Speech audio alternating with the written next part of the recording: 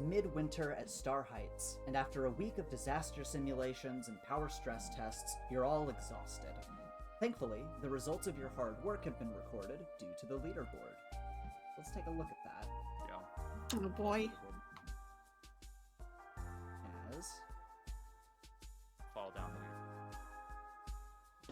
Yeah, the leaderboard comes out. You guys are able to see the updated scores. Notably, Terry, you have moved up to tie with Lily. And Jay, you've also moved up as well, as various students in the class have shuffled around their positions. Poor Aiden. Yeah, Aiden's not doing so hot. But you all persevere in the face of Nightwalker's lessons, which continue to get more intense. Every day you push yourselves to the limit, and then further, before passing out in bed so you can wake up to repeat it tomorrow. And every day, Nightwalker's gaze stays fixed on each and every one of you, scrutinizing your every move. With plenty of these lessons behind you, and more yet to come, many students have decided it's time for a break.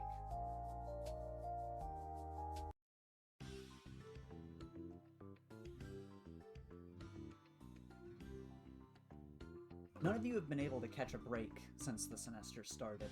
With no time to unwind, it's hard to relax or even step back and consider your progress. It's hard not to get restless or feel like you're going stir-crazy staying at the school for weeks at a time. Because of this, the halls have lit up with murmurs of big plans after school.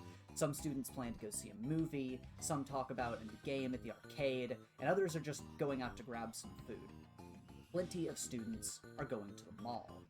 Hearing all of this, you think it might be nice to get off campus for a day.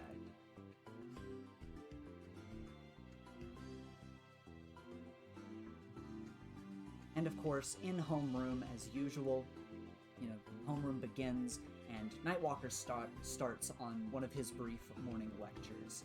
He talks of how important patrols are, to watch the city so you can catch an issue before it becomes a problem. However, with patrols you must be vigilant. You must be prepared for anything while looking for trouble. He ends his lecture as his talk of the city incites conversation, though likely not what he intended, as you all decide to head out to the city to do something today. What does everyone want to do for fun? Nightwalker moves back to his desk. I think going to the arcade and doing some more of that dancing game sounds like fun. Okay. Jay also is trying to go to the arcade. Okay.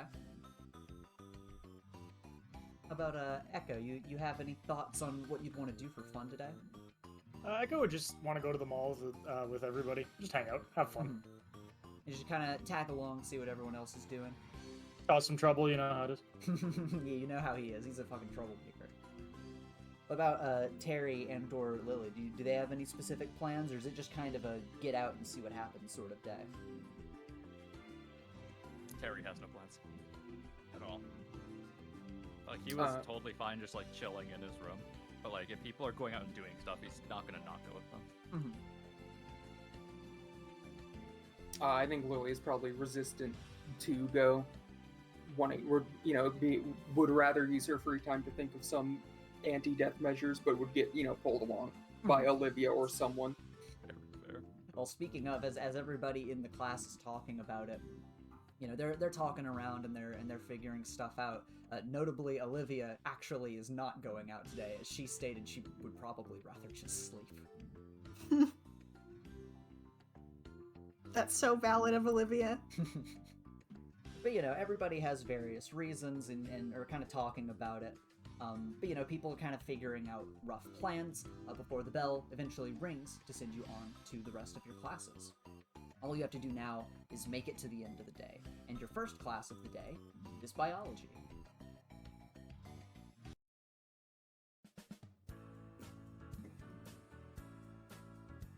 We'll zoom in here. As you enter the room, and you all have a choice of where to sit, as per usual. I see my buddies up here. Lily was like speedy, jeez Louise. I mean, it's a simple choice. I goes with Danny. We'll just... Oh, Tara, did you move your token off of the map, Kai? No, it's I still see Terry. Oh, there he is. He's on the there he is. barrel. There we go. For some reason, there he like a- disappeared for me. darkness barrel. A darkness. And then, yeah, Echoes, you slot in next to Danny here. She just sort of, she gives you a little salute with two of her fingers as she's messing on her phone. He gives a little smile and offers a fist bump. And she looks to you and gives a little smirk and fist bumps you, maybe a little too hard. Winces. And once everyone is seated, Chrysalis begins a lecture on cell biology.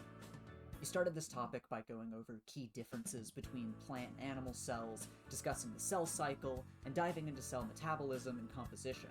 Now you're moving into how cells communicate with one another.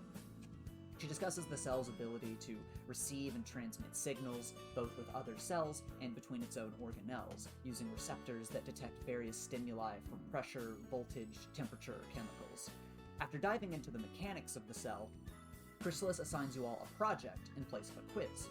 You're to build accurately scaled models of animal cell organelles using gelatin and various candies, and write a brief report highlighting the key features of your organelle. The class will split into groups at each table, and choose from a list to decide which organelle they'll focus on. Then, after everyone presents their reports later this week, you're all to work together to piece your organelles within a gelatin mold to make a complete animal cell. And now, you all are left to decide your groups. For those of you who may want to shift around, group with different people, and to figure out who's doing what for which project. So, at the front of the room, we'll start with you, Alex. As you're sitting up here with Evan and Nelson, are you wanting to move around anywhere, or are you pretty happy with this team that you have? I'm pretty happy with this team, and with Nelson on my team, I know we're gonna get an A, so I'm good. Wow. Yeah, Nelson's pretty excited. Evan, of course, is just kind of lackadaisical about it. But as you guys are talking about it, Nelson is eager to lead the conversation. He's like, "Oh, I think for sure we've got to either go with the nucleus or the mitochondria. What are your guys' opinions?" Oh, it's gotta be the mitochondria, the powerhouse of the cell. Yes. And he looks over to Evan and he kind of shakes his head a bit. He's like, yeah, sure. Let's go with that. He's like, okay, yes. And he'll start writing some stuff down and go to let Chrysalis know about it. And as Nelson goes up to let Chrysalis know what you guys have picked, very quickly, much more eager about the project than anyone else in class, Evan sighs and he's like, if he didn't have such good friends working with him, I'd worry that if he was in a group, everybody else would just kind of let him do the whole project. To be fair, he can make multiples of himself and be a team all by himself. Wait, yeah, he can do that. No, okay, I can't let him do the whole project. I'm gonna try to help, but...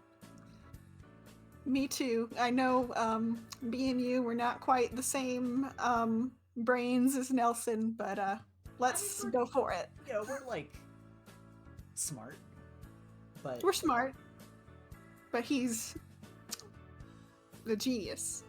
He tries, okay, he's starting to come back. Okay.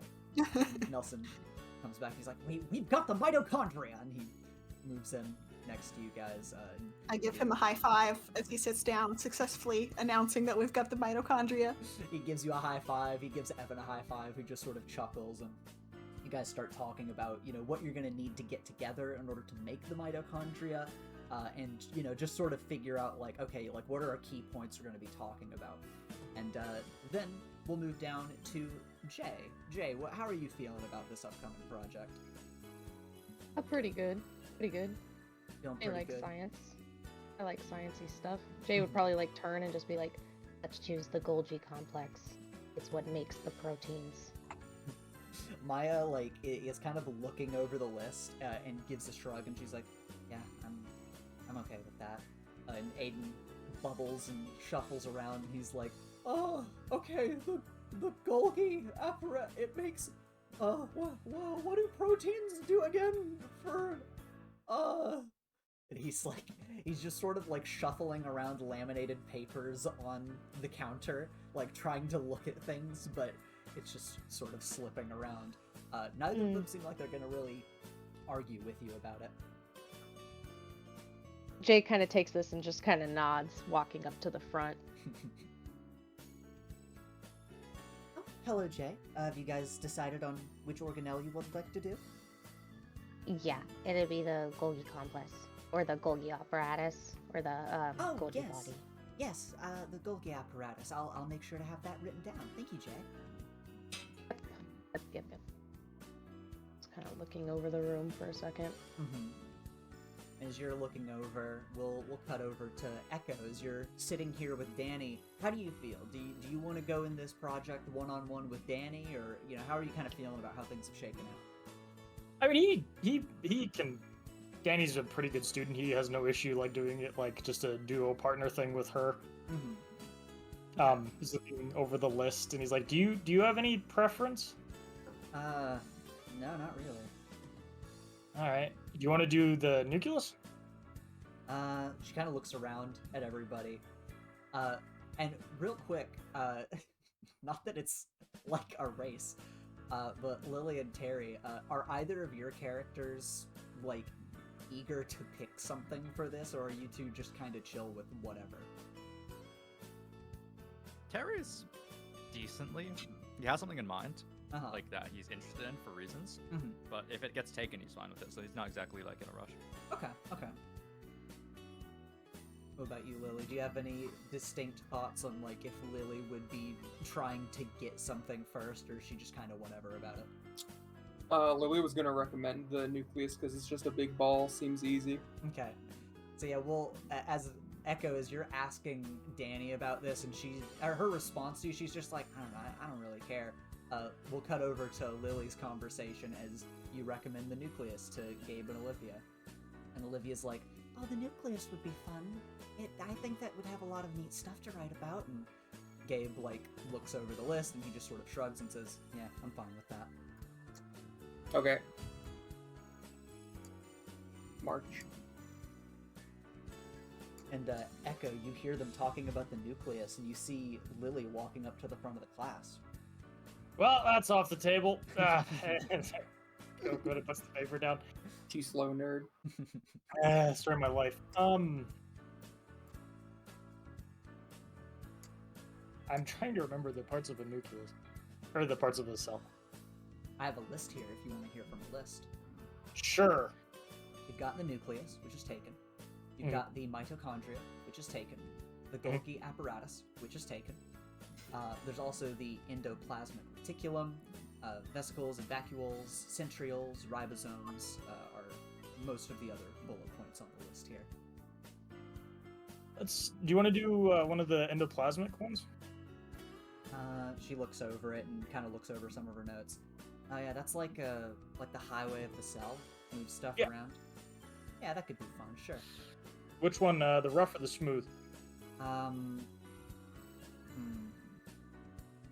Actually, that might be good to ask Chrysalis about. I don't know if we have to do both or just one of them. Yeah, okay, I'll go run it by. But you're fine with either one, right? Oh yeah, I'm fine with either one. Okay, thank you. I did something. Gives Lily a glance. We'll cut over to Terry as you're talking with your group, and Triffany is just like leafing through all of her notes and looking over the list, seemingly very confused, and Lawrence, is just kind of like not super participating in like the choosing of an organelle. So what's Terry thinking? Terry would lean over to Lawrence and be like, hey Lawrence, I was thinking we could use this project as I don't want to say a jump-off point, but maybe directly connected to the work us three are going to be doing outside of class. So I was thinking of working with the cell membrane. Oh. Okay. That could be neat. How do you think we're gonna make it? Cause doesn't Chrysalis have like a Jello mold, or are we gonna just ask her about it and put something around it, or like? I think so. It's a decently complicated enough thing where even if we just went even smaller, than a cell. Good possible. I mean, yeah, like, you know, I'm whatever, I'm down for it, and especially if we're gonna actually, like, use it to, you know, connect to something we're doing. Yeah, I'm down. Indeed. And Shrifney just says, "Oh, I think that is a wonderful, productive idea, Terry." Yeah, 2 birds, 1 stone. Efficiency. Yada yada. You try and like squeeze through. Yeah, they Coming let you through. through. And Echo, you talk with Chrysalis up here, and you know, she gives you the once over, kind of talking about the endoplasmic reticulum and what's expected, and just a little basic build of each type, and kind of talking about the differences is probably going to be your goal. He gives a nod and a thumbs up. Anything else, or are we good to go? No, I believe we're good to go. Awesome. He kind of steps away, nods to Terry as he passes, and as he goes back to his seat, and Lily does that, he he just shakes his head and gives her like, and he kind of like positions his hand on his goggles to adjust them and flips her off back. Oh, he's learning. He is learning. It's good. He's good. He's really good at learning rude gestures. And Terry, you've got room up here as Chrysalis waves you over. Have you all decided on what you would like to do? Yeah. I was wondering if us 3 could work to make the cell membrane. Not exactly an organelle per se, but it still serves vital function for the entire cell. That's really interesting, actually. I didn't think any of you would want to pick the cell membrane. You know what? I'll say go for it. That sounds exciting. No, thank you. Yes, of course. If you all wouldn't mind, I will give you some dimensions for how we're going to be building the entire animal cell, so that you have numbers to work with. All right. All right, yes, just meet me after class. Thank you, Terry. Okie doke. And, as you're coming by, Robert walks by you, flashes a little grin, just like goes to give you a little fist bump as you walk by. Terry reciprocates and continues going. Mhm. His mind is somewhere else, but he's cognizant enough to give a fist bump.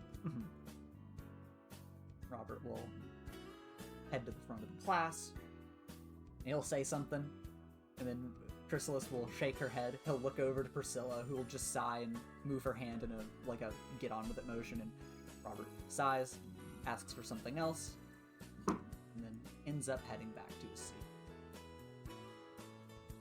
And all of you are, of course, discussing with your teams on, you know, who's gonna do what.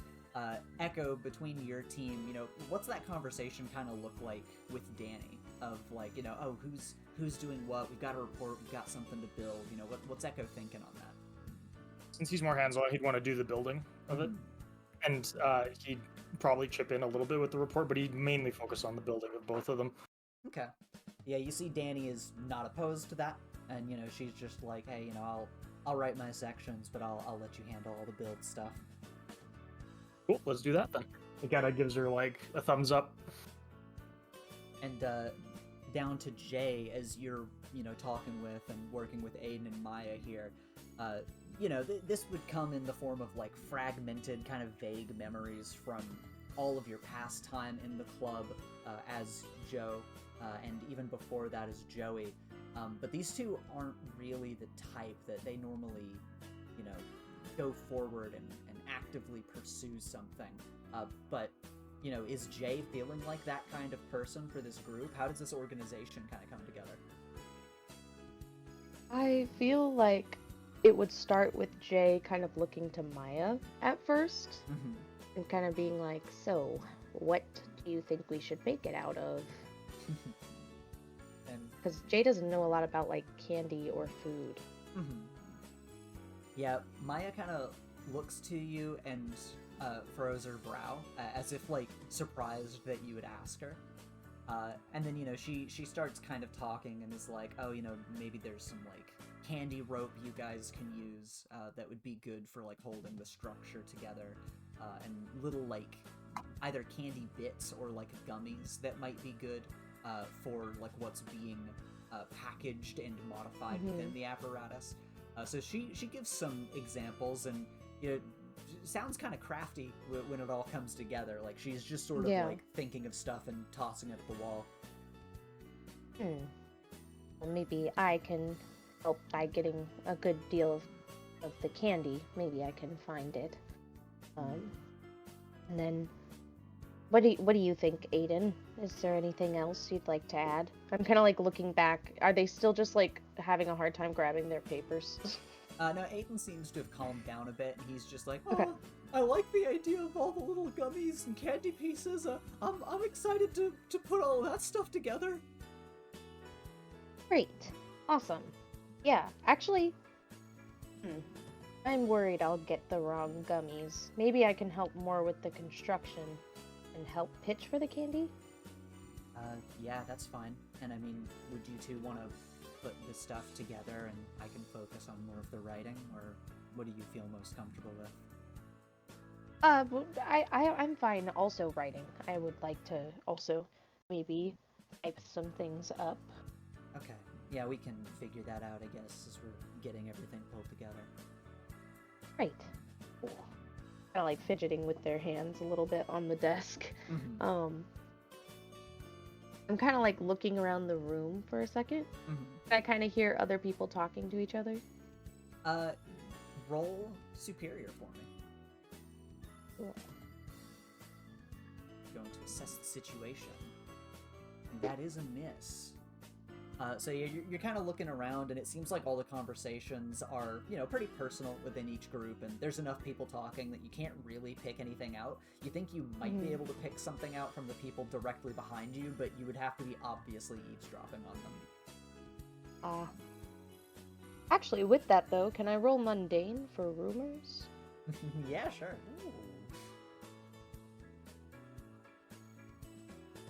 Ooh. Let me see here. Give me just a sec. I imagine Jay is like writing something down essentially, or just kind of typing something while also just listening to everyone around him. Mm-hmm. Let's see here. Yeah, as you look around, as you look around, and you're kind of picking stuff up, you don't really pick up anything about the project, and a little bit of time is passing, and you guys are getting towards the end of the period, so decisions have been made, and people are just sort of talking, and you do hear Robert and Priscilla talking to one another, and they seem to be talking about, like, Priscilla's going out to do something pretty important today that she's been called out for. It's kind of annoying, but she feels like she needs to do it. And then Robert asks her about, in quotes, the movie. And she's just like, oh, don't even get me started on that. I mean, like, it's whatever. And, you don't really pick up a whole lot of information outside of that, but just some weird little details from their conversation. Okay. The movie. Meanwhile, we will cut back to Lily at the back of the class. Echo goes to sit down and is talking with Danny, and you guys have the nucleus. So, what do you think this conversation looks like between you, Olivia, and Gabe when it comes to setting up this project? Gabe, how smart are you? He looks at you and gives a bit of a furrowed brow, and he's like, I think I'm pretty smart. Why? I just hadn't ever really thought about it. Like, you're good at, like, obviously the physical stuff. I had never really thought about how you're doing in any other class. Oh. Well, I pick up the lessons pretty well, but I guess I'm not really as good with, like, writing papers and stuff like that is kind of hard for me sometimes. So, like, normal kid smart. Yeah, I guess so. Okay. I mean, hey, we're in a superhero school. No, They're that's fair. literal geniuses. There's a bar, Mm-hmm. Okay. I mean, yeah, that's fine. I just kind of wanted to know, as to how much you're going to be wanting to help. Right. Well, I guess on that, I guess I would prefer if I could help with putting the nucleus together. Because I think if I write our paper, I don't know how it'll turn out. Okay. Olivia, Oh. do you enjoy writing? Yeah, I think I should probably do the writing. I don't really know how I feel about putting all the stuff together. Okay. But How- if you, if you guys have parts that you want to write, you can. But also, I can handle all of it if you guys just want to focus on making the nucleus. How big does it need to be? Chrysalis puts some dimensions in here, and she kind of looks over, and you guys have like a sort of inch by inch rough sort of estimate of about how big it should be, given it's all going to be put together later. And when you guys all look over the papers, it does seem like this is supposed to be a roughly to scale, but to the certain scale that you're like, oh, okay, like, oh, this is this many inches, and this other thing is this many inches. I didn't realize they were like that comparable in terms of size. Okay, like to scale of each other, but it's like obviously Yeah. blown up. Mm-hmm. Okay, so like how like baseball size? What are we doing? What is the nucleus supposed to be? Yeah, it seems like it's roughly about that kind of size. And we're not supposed to then eat this after, right? I don't know. That might not be super sanitary, but maybe, Yeah. Okay. maybe she's hoping we will keep it sanitary. She didn't say that we're gonna eat it, but I wouldn't be surprised if people asked if we could. Okay. Well, if we do, then let's just not eat the nucleus, because I think we should just chew gum and make a giant ball out of gum, right? Olivia seems a little taken aback by that at first, and then just kind of starts chuckling. And How else do we make a big ball out of candy? Oh, they have the nucleus. Will have some layers to it. Should we do maybe like a cut-in, like Then that really takes away from the whole point of I wanted to take the nucleus because it's just a big ball and that's easy. Oh, that's fine. We could do that. And Gabe just kind of shrugs. He's like, I'm down for however we want to do this. Okay, let's just chew gum then. We can roll it in nerds after, so that it doesn't visibly look like a wad of gum. Gabe seems on board, and Olivia just kind of seems a little distraught by the idea because it sounds kind of gross. But you guys discuss that, and then we'll move down to Terry at your table as you sit back down, having gotten the cell membrane. So, any ideas? I have one, but I want to hear you two out first. I'm all ears. And Triffany claps her hands together and says, yes, considering you suggested the membrane, I am quite eager to hear what you had in mind. Sugar glass dome. Ooh, that sounds quite pretty, but isn't glass quite dangerous when put with food? It's glass made of sugar, so it's less dangerous. Oh. Laura just looks over and is like, don't worry, it's not real glass. Oh, very well. How will we put such a thing together? I was thinking of having like a different mold underneath, and then like the top half of the cell membrane be the sugar glass dome, because making a full circle would be really annoying, and then we couldn't even put anything in there. Yeah, it's Like a good point.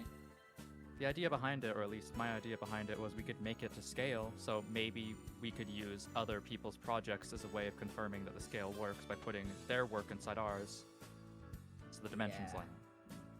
That make sense? I think so. I think that's probably roughly what she had in mind. So Yeah. I think that He'd works. lean in. Also, if someone like fucks it up and they do something, we can just say it was their fault because we made it to correct standard. Hey, all right, yeah, that's funny. I'm down with that. Yeah. And Lawrence, then- I will say this: no magic with sugar glass, though, please. Ah. I feel like that could go really bad. Come like, on, but it's gonna be so much harder to get it to keep its shape if we don't. True. But last time we were just making jelly and you made it sentient. I don't want to know what Well, magical mishaps would do with sugar glass. I was playing around with it last time. I won't play this time. I'll just Okay. do what I need to do. How about this? We'll have one dome without sugar glass and one without magic and one with magic. Just to see which one's better. Okay. Does that work? All right. I'll try magic, and if it doesn't work out, then yeah, we can use the normal one. But Yeah, it's just if we're gonna have like this come alive, I'd prefer to have one that like isn't, so I can like at least not have to do this again. all right. I mean, yeah. People need to let it go. It was just like one time that it happened. Oh yeah. No, I'm not saying it's gonna go bad. It's just if the project runs away from us, I don't want to go running around after it. Yeah, that's true. That'd be annoying. Yeah. All right. I'll keep that in mind. I won't add any like demon blood to it. Okay. Well, so one. We'll make two. It's not too difficult of an idea. Yeah. It's quite simple. It should be Yes. pretty easy to put together, and I mean, I guess that's gonna leave a decent amount of time for the paper. He puts a finger on his nose. I don't want to write a whole lot of the paper. In fact, I actually don't want to write any of the paper. Could we get your name on it? I mean, yeah, I'll put my name on it. Okay, that's what we'll need. He chuckles and leans back, and Triffany talks with you about, you know, the parts of the paper and what you guys will be going over. And yeah, you know, after some discussion across the whole room on the upcoming project, eventually the bell rings to excuse you guys from class. And after gathering your things, it's time for history.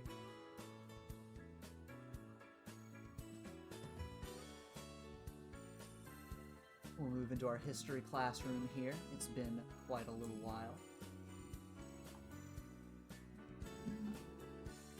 So, in your first semester, Coach Braun went into detail on the Gold and Silver Ages of heroes. The Golden Age, taking place from the 30s to 40s, was an age of foundation. It was steeped in war, and served as the first public record of heroes appearing and doing their work. The Silver Age, taking place from the 50s to 60s, is now known as an age of escalation. More and more heroes appeared, and superpowers got stronger and stronger, extraterrestrials came to Earth, and threats that were once at a city or state level climbed to be world-level threats. It was only at the end of your first semester that you wrapped up the Bronze Age. Your study session with the Universal Friends Gathering, led by Nelson, went through these ages and even peeked into future eras. Since most of this can be considered public knowledge, some of this may sound familiar to you as Coach Braun recaps the Bronze Age and moves into today's topic, the transition from the Bronze Age to the Iron Age.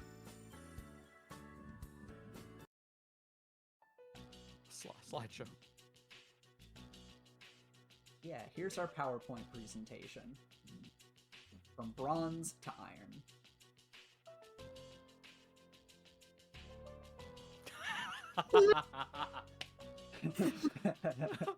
You have to now. The Bronze Age, from the 70s to the 80s.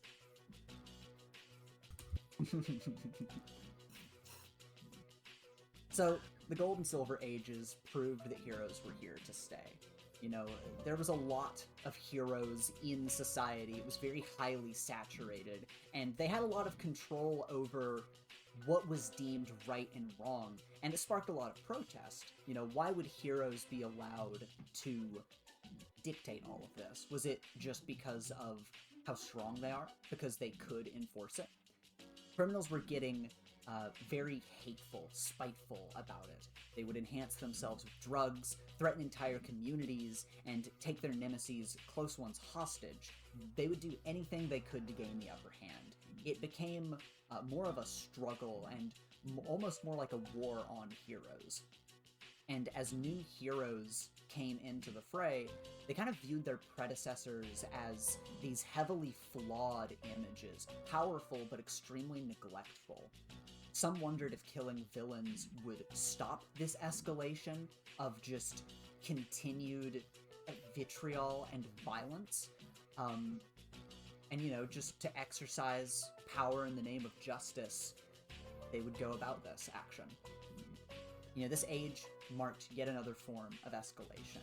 It was notoriously dark, and it was an era that sparked a lot of debate and controversy.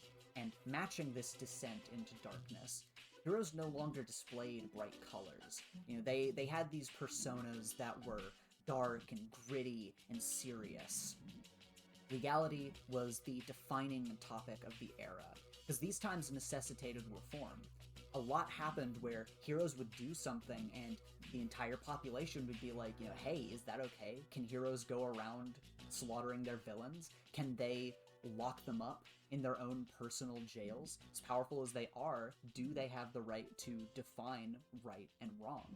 And if they don't have that right, if they shouldn't be allowed to do that, what stops heroes from doing it anyway? And it was near the end of this generation that the Justice Bureau was formed, and heroes would become officially licensed and work in tandem with the government.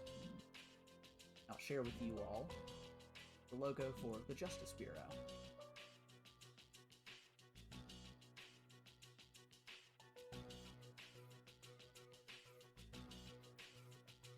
Next, we move into a tense transition.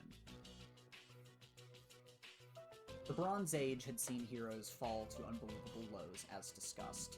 They would slaughter gangs in the streets, lock villains away in their own personal prisons, and some even turned against the government when they attempted to step in, sort of biting the hand that fed them in terms of giving them resources and helping them find their way. Things were quickly getting out of hand. The founding of the Justice Bureau, however, allowed the world government to work hand-in-hand with heroes to define and pursue justice. The Bureau worked to regain the public's trust in heroes, as they would now be held accountable for their actions should they cross the line or fail to do their job. And their job was defined not as judges or executioners, but as saviors. Their job was to defend people from threats. This can get sort of muddied whenever people look at superheroes and think about, what do heroes do? Do heroes go out and their job is to fight bank robbers? Or is their job to stop a meteorite that's falling on the city? And ultimately, it all had to come back to that core of protection, defense, and stability. In light of the new regulations, Hero Society was, of course, going to be steeped in tension. There were many heroes that disagreed with this rigid structure and even pointed out that the people that were running the show could be equally as flawed as any of these heroes. Dangers continued to scale to the massive threats of the Silver Age, and heroes were being heavily scrutinized for all of their actions, especially after the Bronze Age and everything that happened during that age. The New Age needed to find stability for the sake of society, so that society could move forward and have trust for this system. Because this system, it was unnatural. It came from a place that was very sudden in the Golden Era. And so it sought to afford itself stability through control.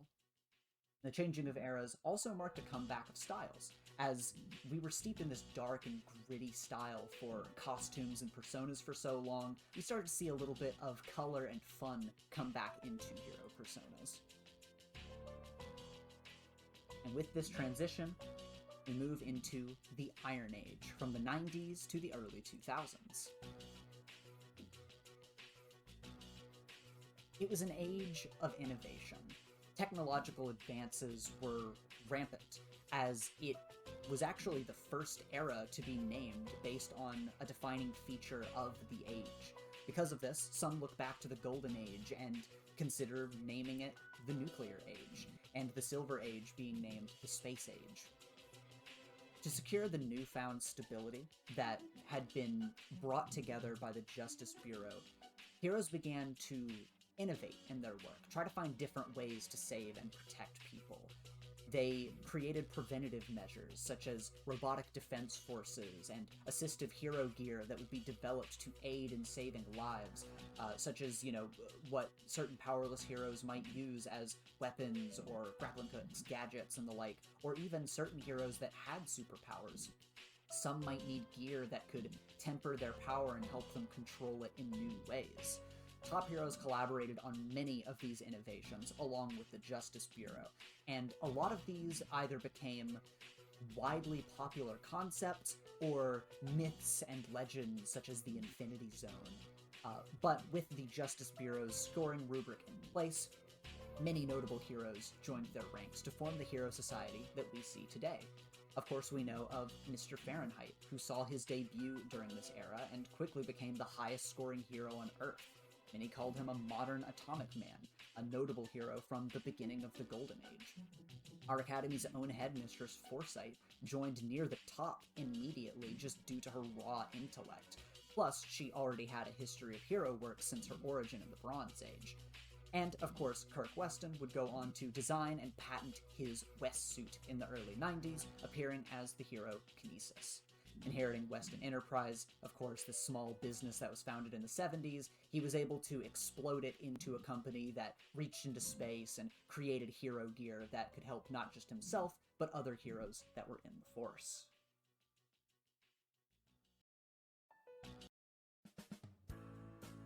Oh wait, I moved on to the next classroom. Let me, there we go. You teleported. Yeah, you guys wake up and you're like, whoa, I'm already in the next class? History was dream. Oh. Dang. But no, yeah, the presentation, of course, continues on as Coach Braun goes into further and further detail of the initial events of the era. And eventually, her lecture leads to the ringing of the bell, and after lunch, you enter your last Gen Ed class of the day, Government and Law, which, of course, you wake up in. And we make our way here. So, as usual, when you reach Government and Law, Liberty Eagle welcomes you all with a smile and begins on a brief lecture. Good afternoon, kids. As you all know, our academy has 3 courses. Technical course teaches students how to build gear and gadgets, which can have purposes such as gathering intel or combat enhancement. The support course features a variety of specialized topics. Any job that needs to be done off the field, whether it's interrogation, medicine, or law, can be practiced and pursued. The crime-fighting course, the name of which can be somewhat misleading, focuses on fieldwork. While yes, fieldwork largely involves stopping crimes, whether by fighting it or investigating it, our job is primarily to defend citizens from danger, even disasters.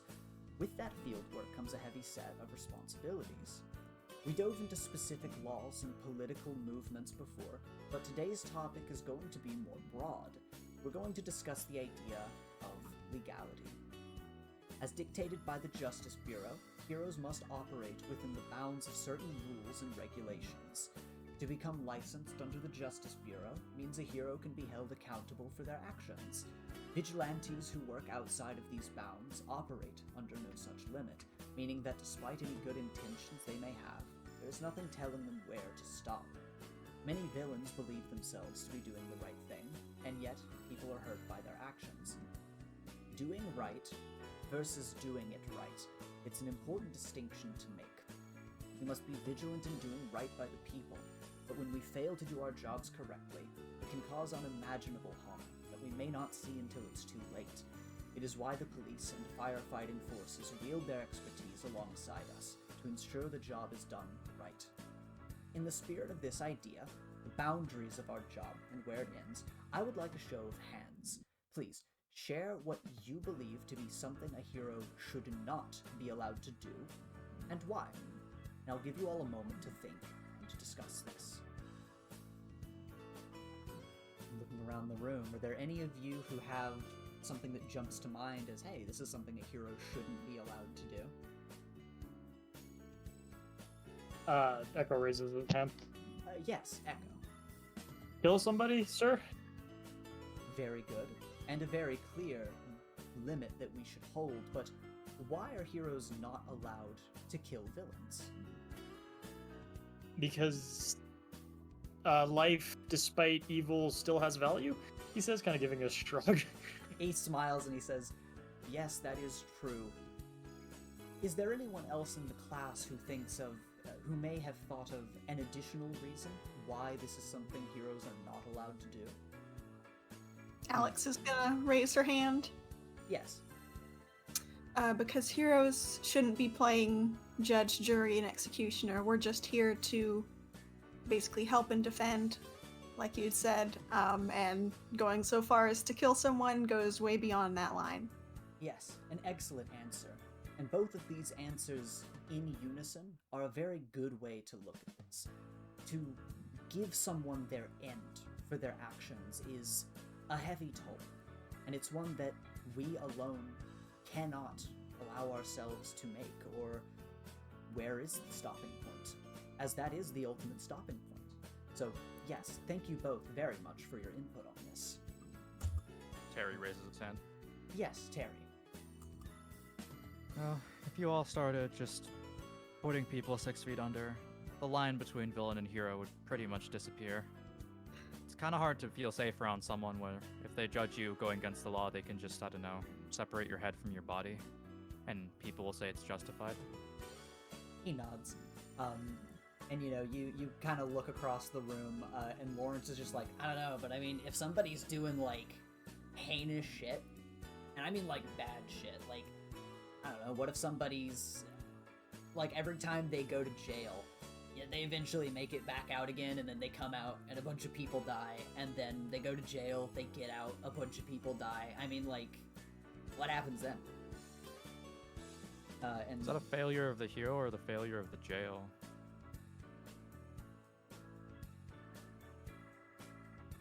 As you ask this question, Liberty Eagle gives a nod and says, it is a very difficult topic, especially in this situation where, yes, this villain may continue to pursue their acts for whatever their motivations may be. We've had many large-scale villains that could easily be described under this umbrella. The jailing system has certain limits, especially with superpowered individuals, and as such, further measures have been dictated, but it is a continued process. The overall system of heroes, those who guide us in the government, and of course, the opinions of the people, those who we are attempting to bring safety to, it all culminates. We have to create a system that everyone is okay with, and when the people do not feel safe, then we are failing in our jobs and in our efforts. Now, as for what to do in such a situation, of course there are some heroes that will take extreme measure, but once again, it is not our job to do so. It is the system's to decide, well, when the final nail must be put in, and it is a sad reality, but despite our best efforts, there are some that, despite how much we may attempt to help them, the best way to help them may be to separate them from whatever it is that's allowing them the power to do this unto others. What do you mean? Like, take their powers away? Yes, something along those lines has been done in the past. I will give a few examples. There is one example from when you all, you must have been very young at the time, but an age, I believe it was the Iron Age, maybe late in the Iron Age. President Samson Reaver, he was a politician, he had a lot of power, hands in a lot of pies. But when he came into power, he was using it very maliciously. He was actually infamous as a hero, or as a villain, excuse me, that against all of the top heroes, he seemed to be untouchable.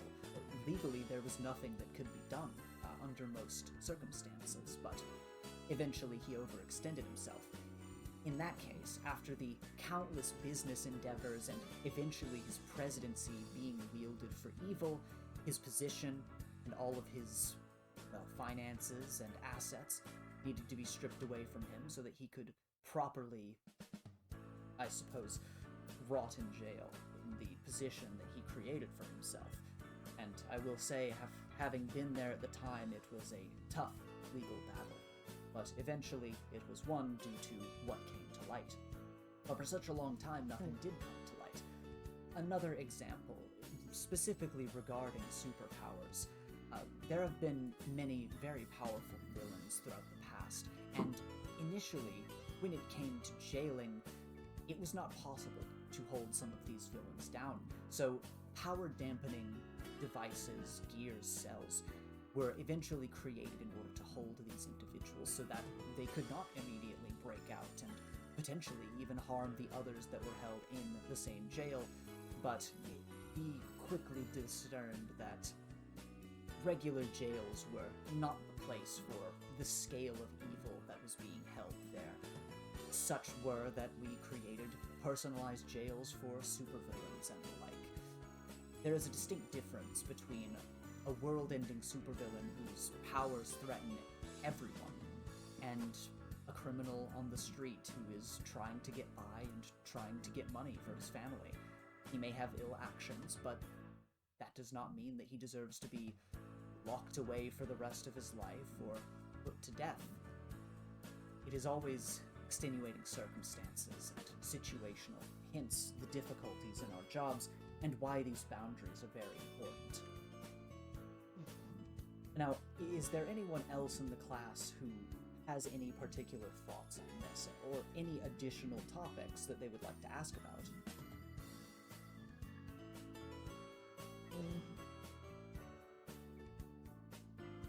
It kind of looks around. Yeah, as you guys kind of think on this, he nods to himself, and, Maya raises her hand. Says, "Oh, yes." And the discussion kind of continues. She goes into, we can't kill people, but additionally, we can't do crazy stuff like cursing someone to relive a time loop forever, or turning them to stone, because we're basically killing them at that point. Evan kind of throws up a hand and is like, okay, what about jails, other dimensions and stuff? If we throw somebody into another dimension, is that okay? And somebody else raises a hand and is like, is that the same thing as the prison thing? And the conversation continues to go from there. Ethan, as they mentioned throwing someone in another dimension, Echo kind of lowers his head behind his book. Kind of shrinks and he's like, ugh. But yeah, the class digs further into this topic, and eventually the bell rings, releasing you all to your final class for the day. And, you head to gym. Jackhammer forces you all to run laps, climb rope courses, and basically just exhaust yourselves until the final bell.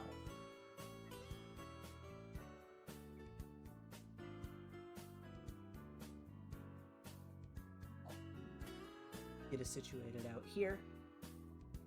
As with the final bell, and as it rings, you all are allowed to change out of your sweaty gym clothes and freshen up, and you can finally escape the school and run to the subway. Everyone is eager to get out of here for some fun, and after scanning your ID and stepping onto the shuttle, you're sent out to do just that.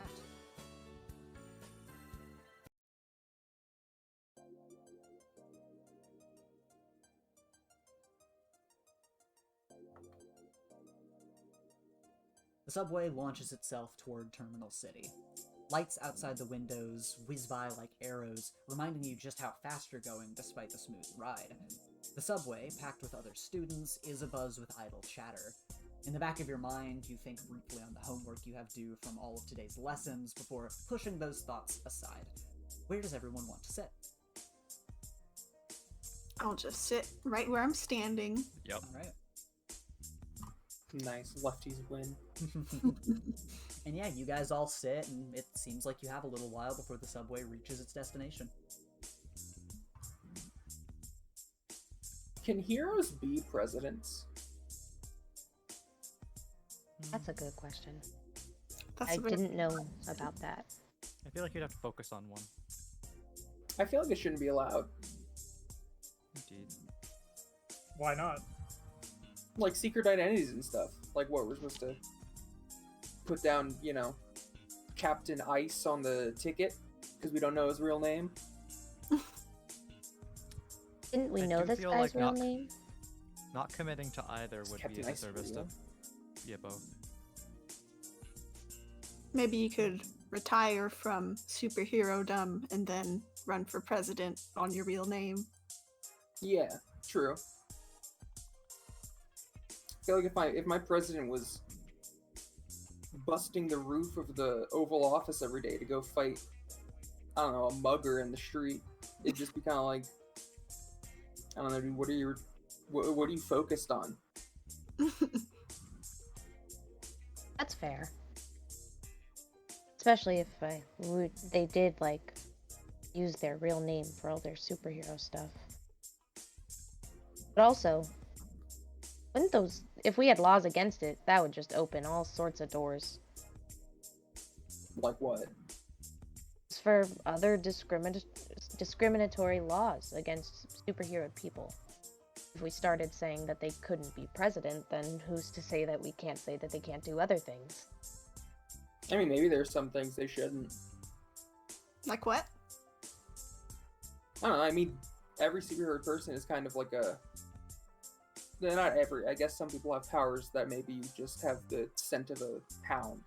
But like, I guess it'd be case by case on powers. But like, might just be a danger to be in a place if you have the power of exploding into fire whenever you want. You know, maybe you shouldn't work at a gas station. That Or a sounds kind of like submarine. or a submarine. Yeah. Oh no. No, I think that's kind of just common sense. Do we even need a president? Honestly, like where I'm from, we don't have presidents, and everything kind of just Yeah, and smooth. that place really looks like it has its shit together. To be fair, that happened prior to everyone, so Yeah. It takes a while for society to recover after great desolation. If you look at history. Who knows what'll happen in our lifetimes and beyond them in a world like that?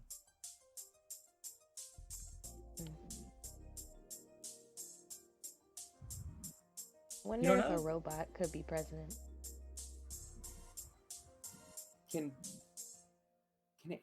This is a question to you. Can aliens be? Is there anything against like a alien being president? Yeah, if you guys have been in history class before, or not history, maybe a little bit of history, but mostly government and law. You guys have kind of gone over topics leading into these laws, and it seems like the Silver Age, this question cropped up, and it was only really closer to the modern day where something like that became legal.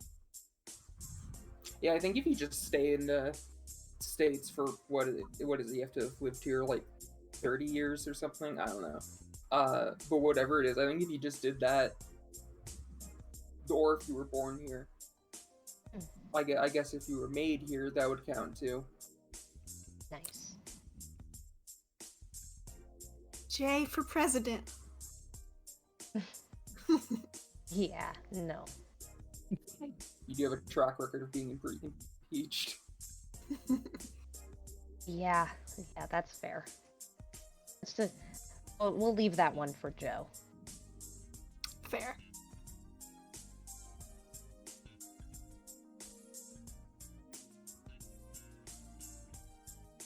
Yeah, as there's a sort of lull in the conversation, you guys are thinking on this. Maybe some more idle chatter pops up between some of you guys. Lily, as you look around, something catches your eye outside. Oh no. Uh-oh. been a hot minute. Here they come. Without warning, everything goes silent. Your blood runs cold as you notice it. Though this time, the feeling is a bit different than usual. Usually they're either watching you or pursuing you. Right now, though, you feel it watching all of you. You and your friends. And as quickly as you noticed it, it disappears with the passing of the lights.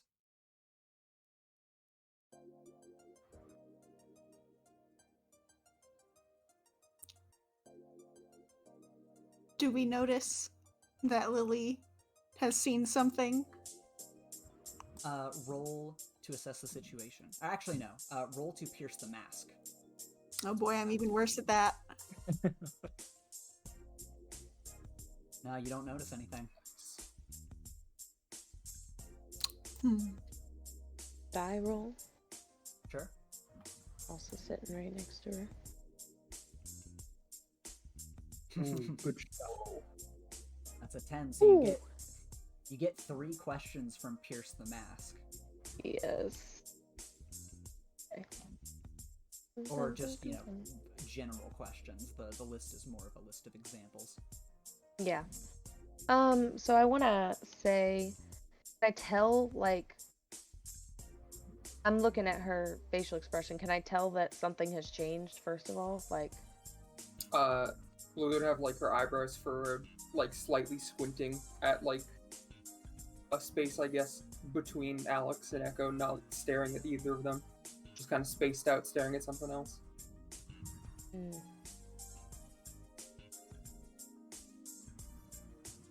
Is there anything around me or in the area that I can feel as, that I can tell anything about, or is it just something she can see and feel?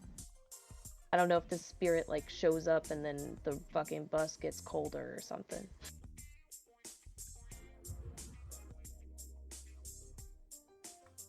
No, yeah, as you're like kind of trying to figure out what's going on with Lily, you have no idea. There's no other stimuli that you're able to detect. Hmm. You got one more question. I'm trying to think of a way to phrase it.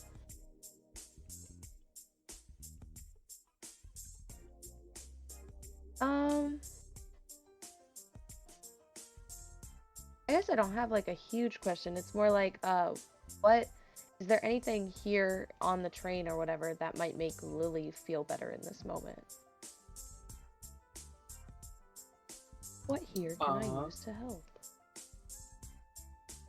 I don't think I have an answer. I also think you would get just from Glow's expression. She's not like distraught. It's more like a eyes narrowed, mouth skewed to the side, like, what the fuck was that? Like looking intriguingly out the window, not Yeah. like. Sorry, I was imagining almost like a blank stare, kind of No. scared stare. Okay. I feel like Jay would honestly look at Lily and just be like, what do you see? What's going on? Hang on, I'm thinking. Oh, Yeah, this I actually should, like when I should I'll line probably myself up with Lily's eyes to kind of like look where Lily is looking. just looking at the window. Terry like leans Yeah. down, does the same. What are we? Yeah, I think it's morally right that I do tell you guys. I just saw another one of the the Deja, the funny angels. Remember them?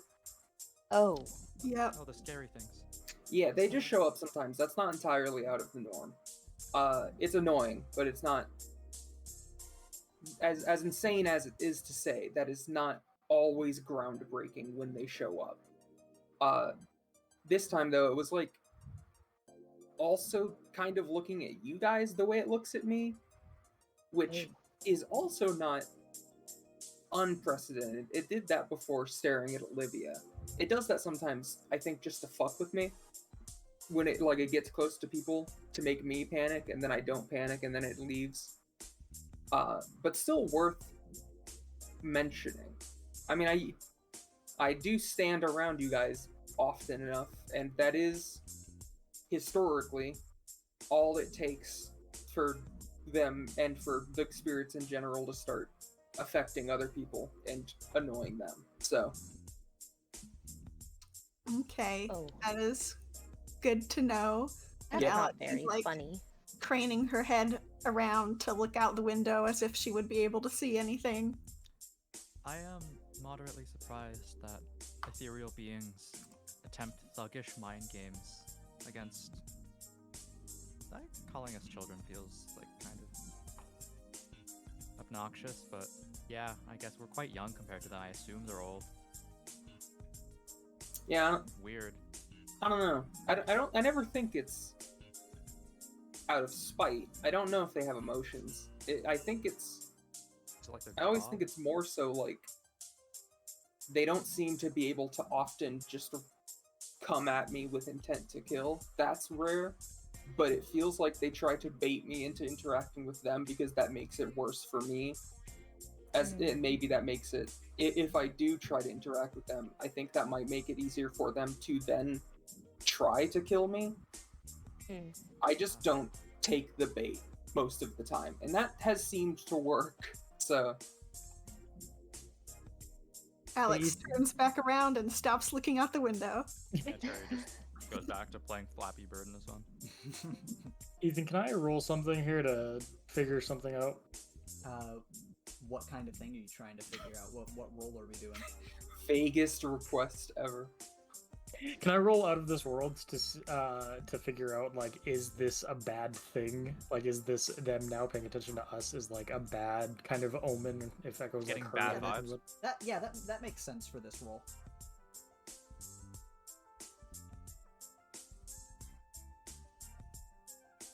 Oh my god. Alright, yeah, let us know. What does a full hit do for Out of This World? I'll post it real quick. You plug into the cosmic ether, you tune out of this world, you roll freak, hit, you come to a new interesting insight about your current problems and situation. I'll tell you what. You can also shift your own labels according to match your new understanding. Okay, interesting. Let's see. Let me look at your sheet real quick, too. See what your labels even are right now. Okay. Yeah, that makes sense. That makes sense. Alright, I'm gonna say... We're gonna shift Savior down 1 and Danger up 1. I think I get to pick my own. I'm picking them. Because Okay. Savior goes down, Danger goes up. As the realization you're kind of coming to as you take a minute to think about maybe what the broader implications of this might be. And of course, it's very vague, but you have a feeling that with this kind of event, it feels pretty clear that one possible interpretation is that you guys are in danger. But as you're thinking about it more, and kind of thinking about the little that you do know of past events with these spiritual appearances from what Lily has divulged to you guys, you feel that this danger is more present, as if something is coming. But that is sort of the general vibe that you get. Okay. Good thing I got afraid already marked. So, Echo gets a little bit paler and just looks out the window. Okay, do you not share this with everybody? He's gonna keep that to himself. He didn't want to lower the... Actually, fine. He shares this information with everybody. Does he? You don't have to if you don't want to. No, he does. It's fine. Alright, what do you say to everybody? Can you re-summarize it for a second, just so, because I missed a little bit here and there. Because this is you, basically. You're like tuning in to your knowledge of things, and because you have a kind of a broader scope of everything, at least in some situations. And your feeling that you get is not just that you guys are in danger, but that you guys are in present danger. Like that is like, it must be some kind of coming omen. Echo kind of pauses as he stops looking out the window and goes, "We should still be on alert. I got a bad feeling about this." Okay. Am I gonna have to jump out of a train? They show up before and just to mess with me. It doesn't usually mean, something like I'm about to get struck by lightning or some random bad thing's about to happen. Ethan. Mm-hmm. Can I have Terry use his knuckle and rap on the glass? Just it's just if Terry were to full shoulder into this glass, would it break? No, this seems like pretty durable stuff. This subway's made out of. Okay. Can I go ahead and try to charge up my powers and get some burn? Yeah, you can go ahead and do that. Just charging up for the day. Yep. Oh no. That's a miss. On a miss. Hold 2 burn and mark 3 conditions. Oh, Good well, thing hey. I finally cleared all my conditions. Yeah. Oh, okay.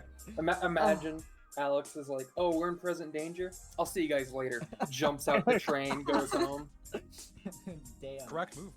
All right. Well, yeah. What is? I have Alex a feeling? question actually, real fast. I Okay. just wanted to ask Alex, whenever you charge your burn, does it look like something for your character? I just was curious. If it looks whenever you do that, does it look like something to us? That's a good question. I hadn't really considered that. But I guess I'm kind of envisioning it not really having a lot visually, just more mental preparation and focus being engaged. But I do like the DBZ aura concept as well. Yeah, because I only have thought about it as the idea of Jay or Joey or whoever, their eyes just having a little flash of red, basically. Mhm. Oh, I think that would be cool if maybe her eyes glowed with the purple. for a second while she That's a cool charged thought. up. You can Echo's able to tell sitting next to you that like the air and space around you feels tense. It actually feels vaguely like when you guys were watching her fight Gabe. Just the area just feels a little fucked up immediately around her. Echo looks down to like the seat beside him. It's like slowly lifting, like just ever so slightly. And yeah, what conditions are you marking, and what's the reasoning? What's Alex feeling? I'm marking afraid because we may be in danger from a supernatural threat. I'm marking hopeless because she doesn't know how to deal with a supernatural threat, and also insecure for the same reason. Okay. Yeah, makes sense. Hey, Should we be going to a super like crowded mall right now, or are we okay? He's kind of asking Lily. I went to malls all the time, and I've constantly had this since I was like 8. So, you know, it's probably fine. Chill out. come on, No, everyone, you're we're right. heroes. We can't live You're in right. fear. Yeah. Yeah. Also, Echo, Yes. could you teleport a train, like a whole train? Yes. Probably. Okay, just like keep the dimensions in mind in case, because like I don't want to crash into a building or like I off didn't the like rails. that or... question. Hey, I'm thinking ahead. It's gonna strain me, but I maybe it could. Yeah, Like, just, why? You know, but if the train was to derail, it'd be better to like send it to like sand than like a building full of other people. You get me? We're underground. Oh, we're underground. Yeah, Yeah. we're underground. Oh, okay. In that case, yeah, just I don't want. He's like, in that case, I'd be like, yeah, I don't really want to like hit a wall or like derail and explode. So yeah, that's fair. Yeah. I'll keep that in mind. And he kind of lowers his glasses, and he's like, Yeah. "Spark, how big of a portal can we make today?" I really think you guys are overreacting. Oh no, like honestly, knowing if you can teleport a train or a vehicle of this size is actually kind of useful for later. It's just just Okay, that's fair. It is cool to know. That would just- be a sick thing to do. could drop a train on someone. I essentially I punch holes in the realm. I don't like in the realms to like transport things. I don't exactly like Let's not call move it them. punch. That gives the visual of like Like a hole You know, puncher. you're not that buff, man. You can't call it punch. It just No. doesn't match your aesthetic. What would I Tear? call it rather? Tear would fit, yeah. Yeah. You seem like the roguish dagger type more than anything. Puncture. Sure. Rend. That might be a little edgy. Hey, I'm just spitballing words here at this point. None of it has to stick. But yeah, just just thinking ahead. Crazy, I know that- crazier stuff has happened. I know that there are like other civilian people just on this train, and I just like to imagine sometimes whenever we take the train that there are just those moments where like Jay's existing and then just looks and like a family is looking at them. You know what I mean? Yeah. Like, and they just like wave, like do a robot wave, basically. putting on a little bit of character. Yeah.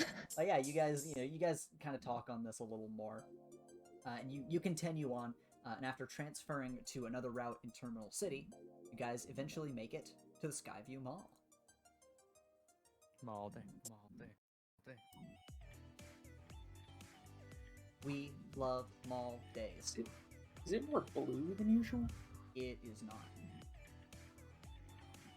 Look out, guys. I think Ethan made it more blue than usual. Look out! It's I feel blue. like- Look Are out. you gaslighting us? No, I'm not. This is the same that it always looks. So as always, the mall is the place to be. Will is not here. Uh, He did say BRB real quick. All right. Well, in that case, we'll be right back.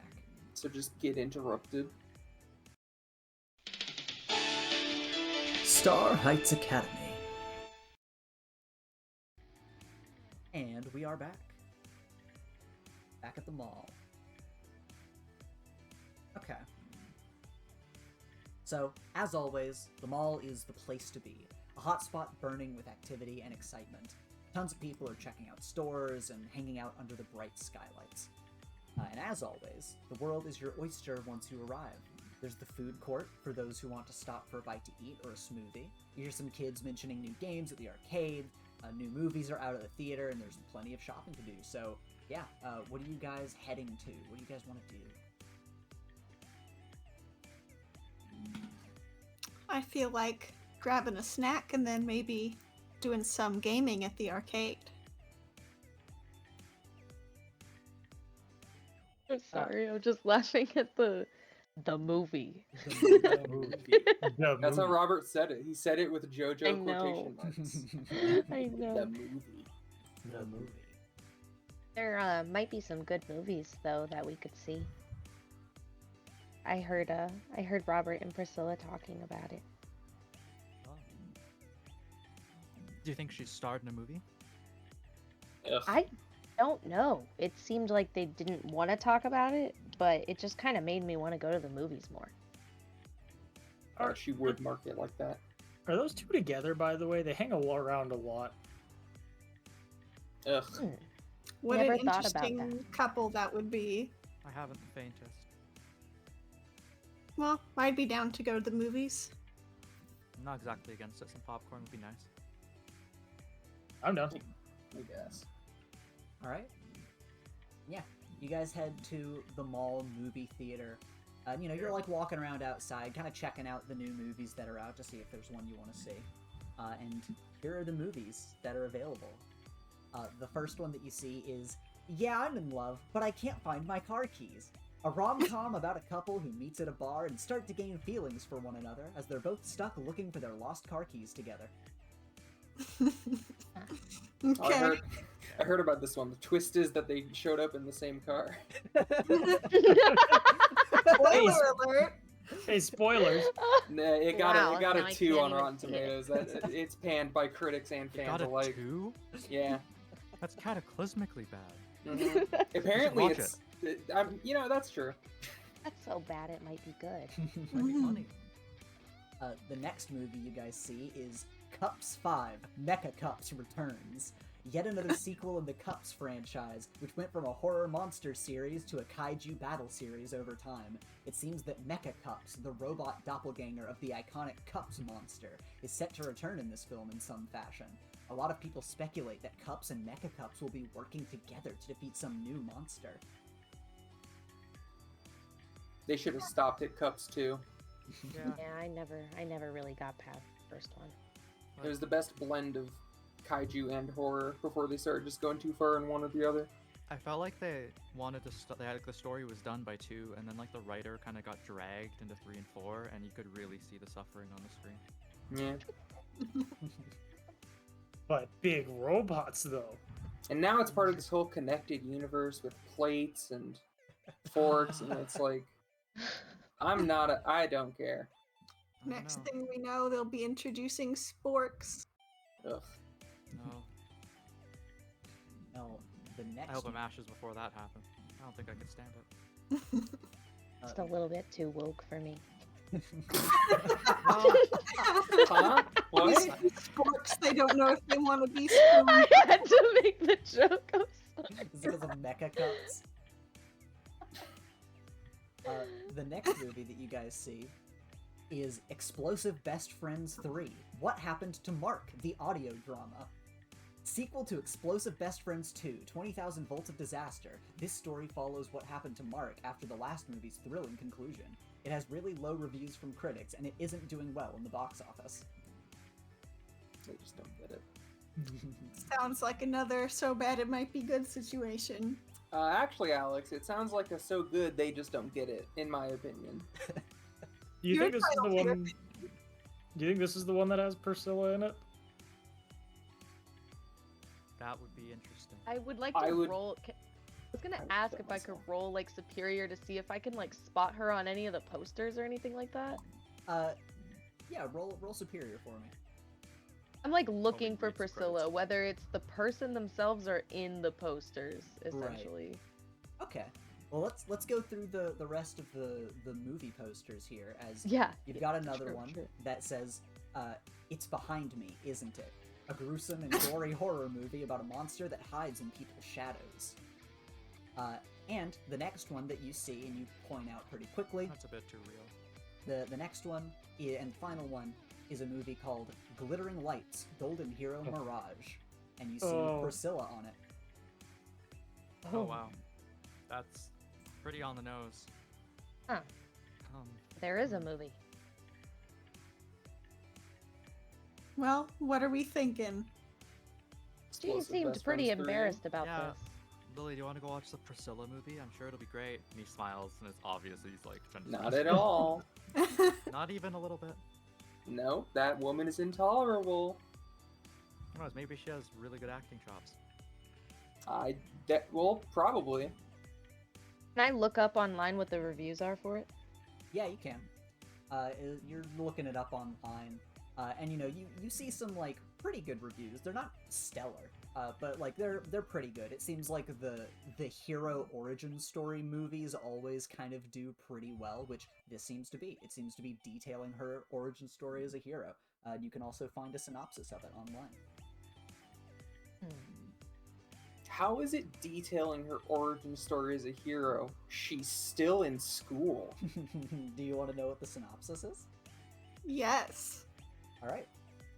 So yeah, the synopsis you read kind of goes into the movie talks about like, she was born into the Daughtry family, known for their fashion brand and designing world premiere fashion and cutting edge suits for popular heroes.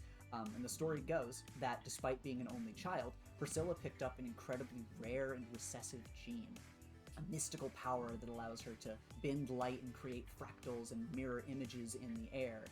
And critics and people that are talking about the movie are like, oh, it's a genetic rarity for a golden prodigy.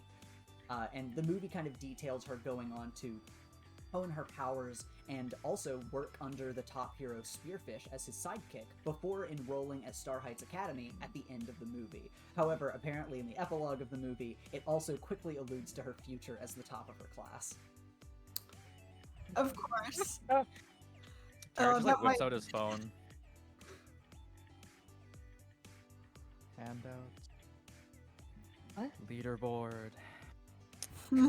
First, second, shared third, fourth, fifth, sixth, seventh, eighth, ninth, 10th, 11th. Wow. Not quite realistic. Like off by like an entire decimal.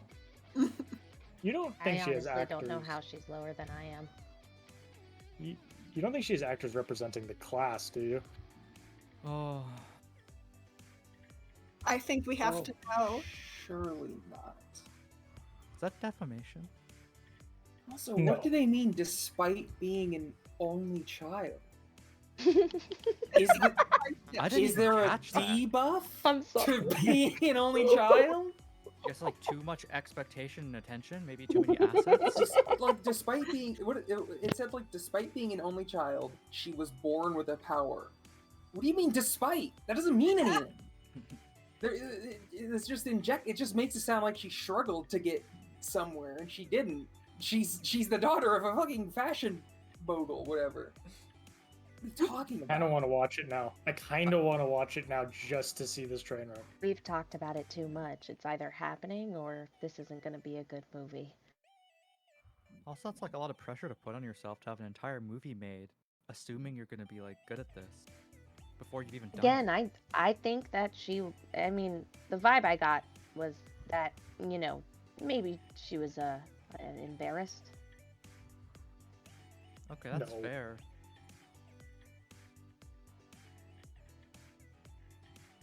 I mean, I'm pretty I curious. want to go see the horror movie. I'm gonna be honest with you all. Like, this has all been fun, but like, yeah, I don't have a hat on. I could go get one, I guess, but no, I want to see the horror movie. Don't you have a hoodie? Want me to take my hoodie off and throw it on the floor? No, like if you're worried about being seen in it, that's what I thought you were. No, getting at. that's not what I'm. Hat, like hat in the ring. You know the term. Oh wait. Oh no! What? No. Why would we throw hats in a ring? It's like giving your thoughts, like putting your like vote in, I guess. Why does it need a hat? Why do you I need don't know, the because ring? it's something a lot of people used to have. I don't know, like I assume they draw like a circle and toss them all in there, or like maybe it was like meant to like represent a box, or like a voting box, or like a voting circle. All right, let's vote then. All right, all in favor of going and seeing this train wreck of a movie, say, raise your hand. Neko raises his hand. Like every movie, you have to be more specific. Yeah. That's... The one on our classmate. Alex is gonna raise her hand. I kind of want to see it too. They sheepishly is raising their hand. It seems we've lost the majority, Lily. I'll watch it. I'm gonna post a very strongly worded letterboxd review. And I am going to post a screenshot of the leaderboard. Oh, yeah. I watch movies. I have some followers on Letterboxd. But if I can get it out there, if anyone can hear me, I cannot stand for this. Mostly because I hate her. Yeah, like, I don't know. Like, I'll watch it, but like... Actually, you know what? I'm gonna be positive about this. This is our like, happy times. We're de-stressing. Nothing's gone horribly wrong. How bad could this movie possibly be? I'm not going to be positive about it. This is about to be a waste of an hour and a half. What's the runtime? Yeah, what is the runtime? It's like an hour and a half. Okay. At least it's not like... Are any of these movies, Ethan, like 3 hours? Like, are any of these like a James Cameron movie? Explosive Best Friends 3, What Happened to Mark, the audio drama is 3 hours long. And it Wow. earns every minute. A lot must have happened to Mark. You have no idea. Damn. Cups 5 is also 2.5 hours long. I was just gonna ask. I was gonna say not the cups one. That one could have cut like an hour off, to be honest. Crazy. Yeah, I'll follow along. Again, here for the popcorn, more or less, but let's see what we can do. Alright. Well then, yeah, you guys head into the movie. And you know, as the synopsis read, you all sit down and watch through it. And yes. I can't wait to hear Tessa read. Or maybe No, I'm sorry. It's not another the same goof. No. I'll do this.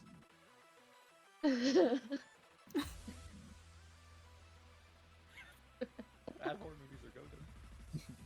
Really, yeah, Bye-Bye Man is... You guys step into the movie theater, and eventually the movie starts, and you guys start watching through it. And of course, it spends a lot of time going into the background of like her family and her coming up as an only child, and you know they figure out like, oh man, you know she got this like super rare and recessive gene in her family. Like the odds of her getting this are like, you know, so crazy low. Like, oh my, like she's a rarity. She's perfect in every way, and you know she's starting to like use her powers and start exercising them, and it ends up going to spotlight one of our top heroes, Spearfish. Let me actually show Spearfish to you all.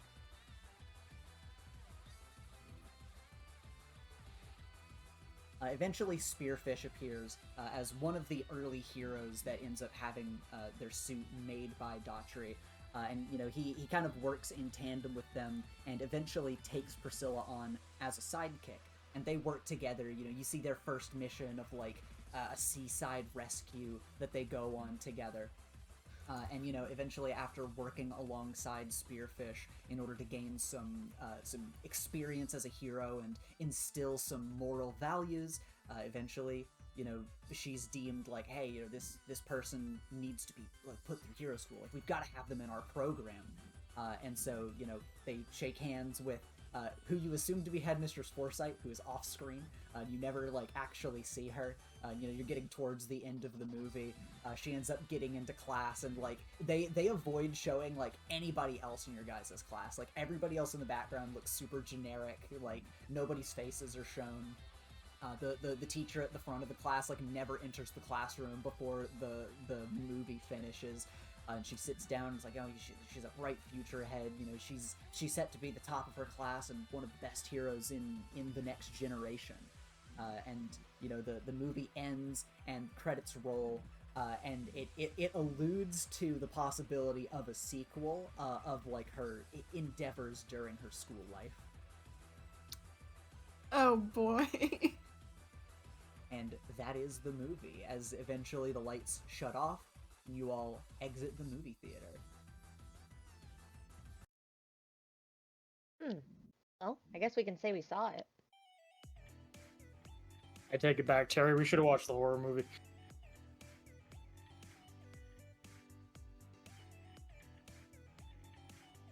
I don't know. I liked the parts on the boat. I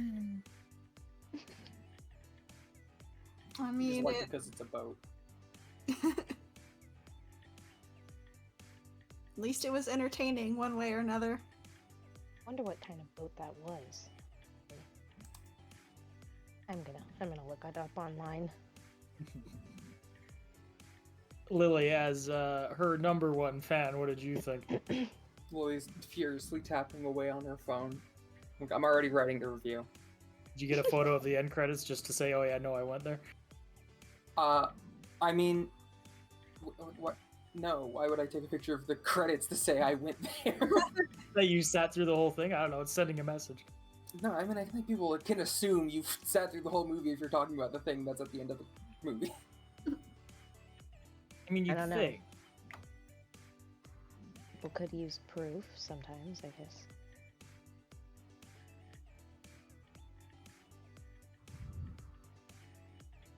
Yeah, Lily writes a very strongly worded review. Speaking as a student from Starlight Academy in the class with Priscilla, and will post the picture of the rankings, the current rankings at the end of it. Be like, how's that top of the class thing going? Okay. Oh my god, she's cyberbullying somebody. I'm sorry, she is so stinking rich, I don't care.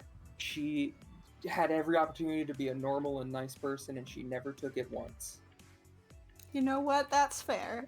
Yeah, I can't argue with that. I'll give you that. Anyway, let's go walk around this mall my dad owns some more. Yeah, as you guys Jay are like walking away chirps from up the- at a moment and just goes, "It was a Jefferson. It was a Jefferson." All Jeff. right.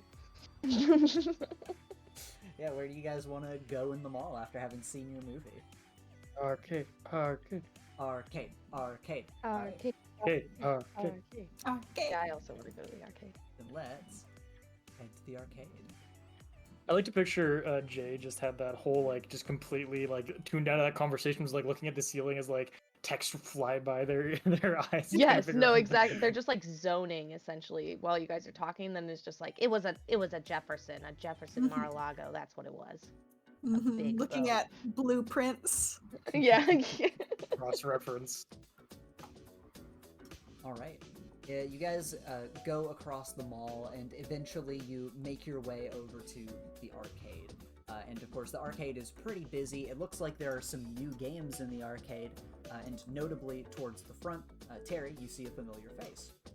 As you see Ellis, aka Crane Game, who is working on something towards the front of the arcade. And to remind you of your history with him, you know, you guys worked together under Maul for quite some time, but eventually you both left around the same time, just due to, you know, you kind of were the two that were talking and coming to the same sentiment of, like, it being a dead end. But while you went on to hero school, Ellis just decided to take up some repair jobs. Yeah, he's, you know, kind of his thing.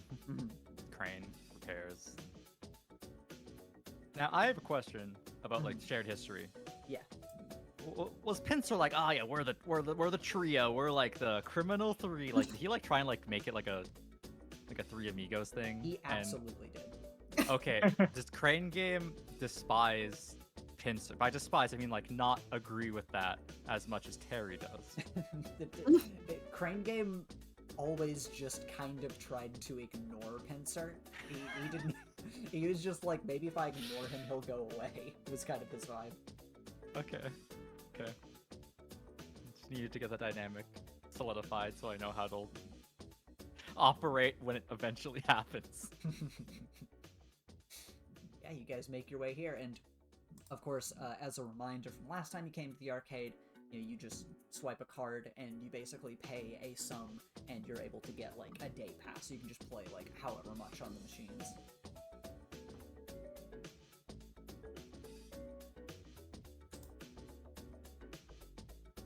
guys are free to go to the arcade.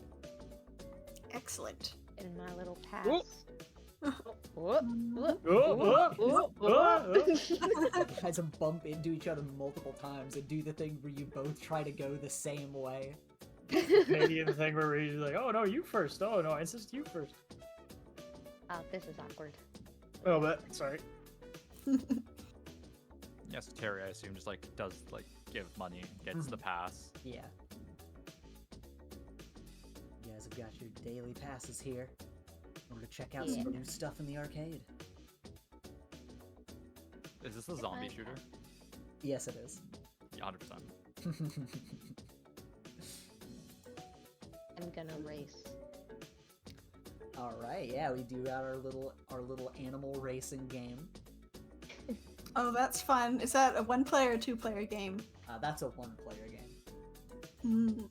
However, Hey, there is another racing game next to Terry, which let me double check my files here really quick as you guys are walking around. Some games to play.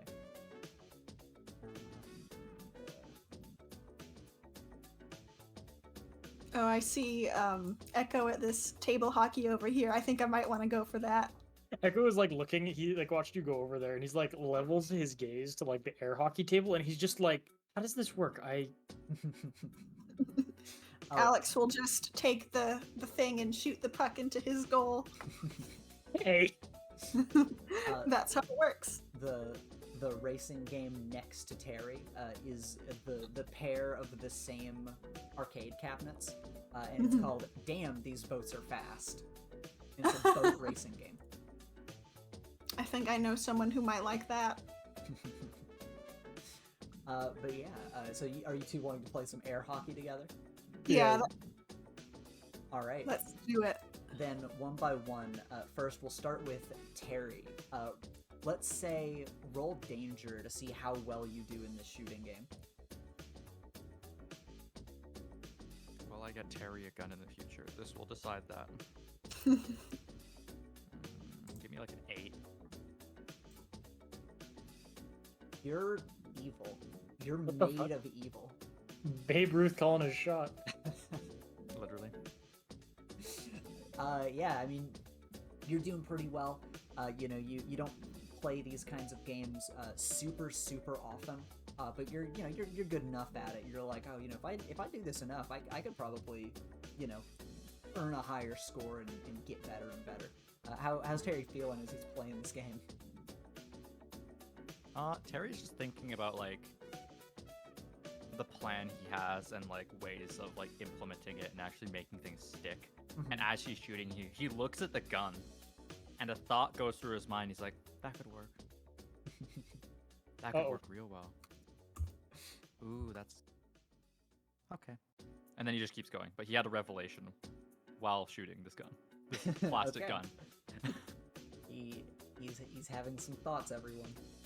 I'll take things I don't want to hear for $100. All right. Chloe, are you here for Jay? I think I she am went to go here. get. Oh, never Okay. mind. I am back. Hello. Welcome. Then, yeah, you as well for your racing game. Roll danger to see how you do. Alright, let's see. All right, it's a 7. Yeah, you're doing pretty all right. It's a little clunky. It kind of feels like an N64 racing game where it's like it's a little rough around the edges, and all of the animal characters have like wacky zany abilities that they're able to do. So you're like, oh man, like come on, the gorilla's like totally overpowered, and you know you're like focusing on him the whole time. Then the pelican swoops in and wins, and it's like, what? How did that even happen? But you know you're doing pretty well in the Grand Prix. Jay just has a moment where they're like, yeah, they say I'm driving a Bugatti, but it feels like I'm driving a Buick. Oh, wow. Jay becoming worldly. All right, and Jay is Alex fixated. and Alex and Echo up here. I want both of you to roll mundane as you're Okay. going against each other in this game. My worst stat. Wait, they're not gonna do the Clash of Wills mechanic? No. if they want to go fucking crazy, they could, but holy shit, it is neck and neck. You're both awful at this. That first shot was just a lucky shot. You guys are not doing very well in this initial round. How do you both feel as you're batting the puck back and forth? I'm just laughing and being amused at how bad we both are. Echo's Just having laughing. a fun time. Echo's laughing as well. I was like, is this how it's supposed to work? Like, am I supposed to get it in the goal or like the corners? Like, I feel like this doesn't seem right. The number's not going up. Yeah, it is supposed to go in the goal, but as long as you're having fun, that's all that matters. Yeah, no. How does this work? Yeah, all right, and both of you roll mundane again, or if you want to use your powers, you can roll freak. I'm gonna be normal. I'm gonna do mundane. Okay. Okay, I was about to say. I'm not gonna go that hard. Oh, but Echo, you get it. Echo, you tap in. You're like, okay, she has informed me I need to go for the goal. And you know you've got sharp eyes, so just in general, you start being able to like outmaneuver Alex and start scoring like multiple shots in a row. Is this winning? This isn't like that one Earth game golf, right? Like the lower the number, the worse it is. Like No, the better it is. Good job, you're winning. Okay, go it. All right, and down at Lily, what's Lily thinking and doing? As Lily is finishing up writing her review, she's just like leaning. These were crane games, weren't they? Yeah. She's just leaning against this, tapping at her phone, and I assume, well, this is like a guy trying to win something for the girl. Yeah, it is. She's just gonna have a spirit knock shit out of the crane last second every single time he gets close. Okay, use the command your spirits move. Just a little idle trolling. We do a little trolling here. Holy shit! All right, what does a full hit do for that again? It's just they do it and there is no catch. All right, yeah. You're just like, hey, do this, and every so often, you know, the spirits will bat it away, and you know, it's like he's trying to get like a big plush for her, and it keeps getting knocked out and falling. He's like, I'm telling you, Bethany, these things are rigged. Like, these things are just like these things are cheap scams. Like, just let me back in. I'm gonna try again. He keeps going at it. This is how I make sure the arcade's profitable for my dad. Keeping an eye out for the old man. House always wins. All right, yeah, your guys' rounds of gaming, you know, end at various times, and you still got your freedom to just explore and hang out over here. As you know, across the arcade, it seems that Ellis, like, kind of working on this stuff. You know, Terry, you eventually notice, and maybe other people that are looking at this big thing over here, like, what is all of this? He kind of steps away from it, dusts off his hands, he's like, all right, cool, and he goes to just sit by it.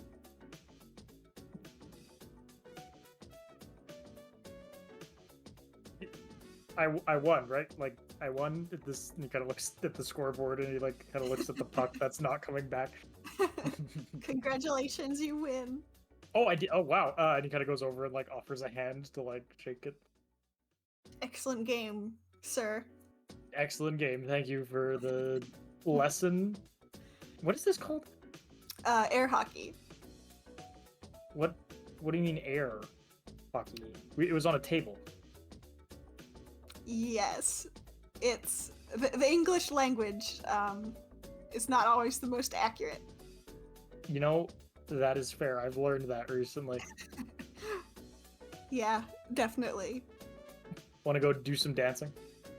Oh, absolutely. Heck yeah. Terry, we're dancing. You want to come? He just like he looks to both of them and like shoots something like while he's looking at them. Sure, I'll come watch in a second. I can't promise I'll join, but yeah. Okay. So Terry would finish this up and then just kind of meander over to where they are. All right. Let's get dancing. Echo's already throwing down some moves. And these two seem to be stepping away from it. They kind of stand by to watch you two. And Terry's like, oh, I'm clogging up the pathways. The girl looks forward and says, "Hey, knock her dead, hotshot. I'm sure you'll impress her." Oh, yeah. And Dagger kind of just goes red in the face and pulls down his goggles. Does Alex notice this interaction? Roll to assess the situation. See if you do. Is Terry? Let's see. Haha. I do. Yeah, you can ask one question. Yeah, if you notice, and yeah, you kind of notice that she said something like that to him, and he just kind of like was like, yeah, and kind of backed off. Tips of his ears go red, and he like kind of like gets a little flustered as he's getting ready.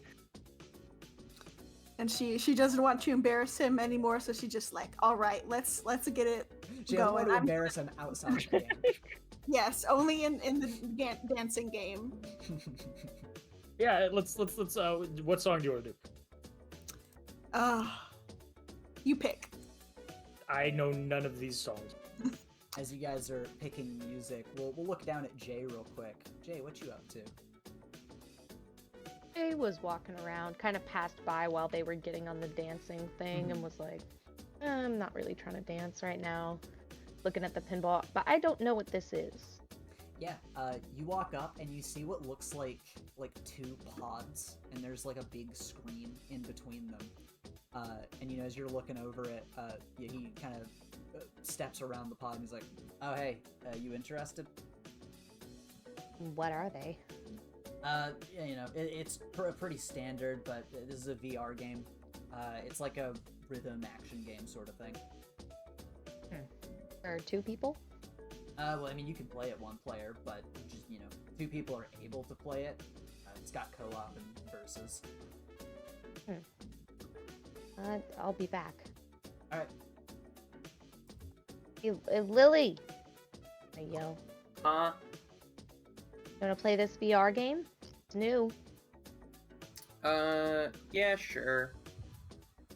How much money have you cost this guy? Too much. How much pride have I cost him is the better question.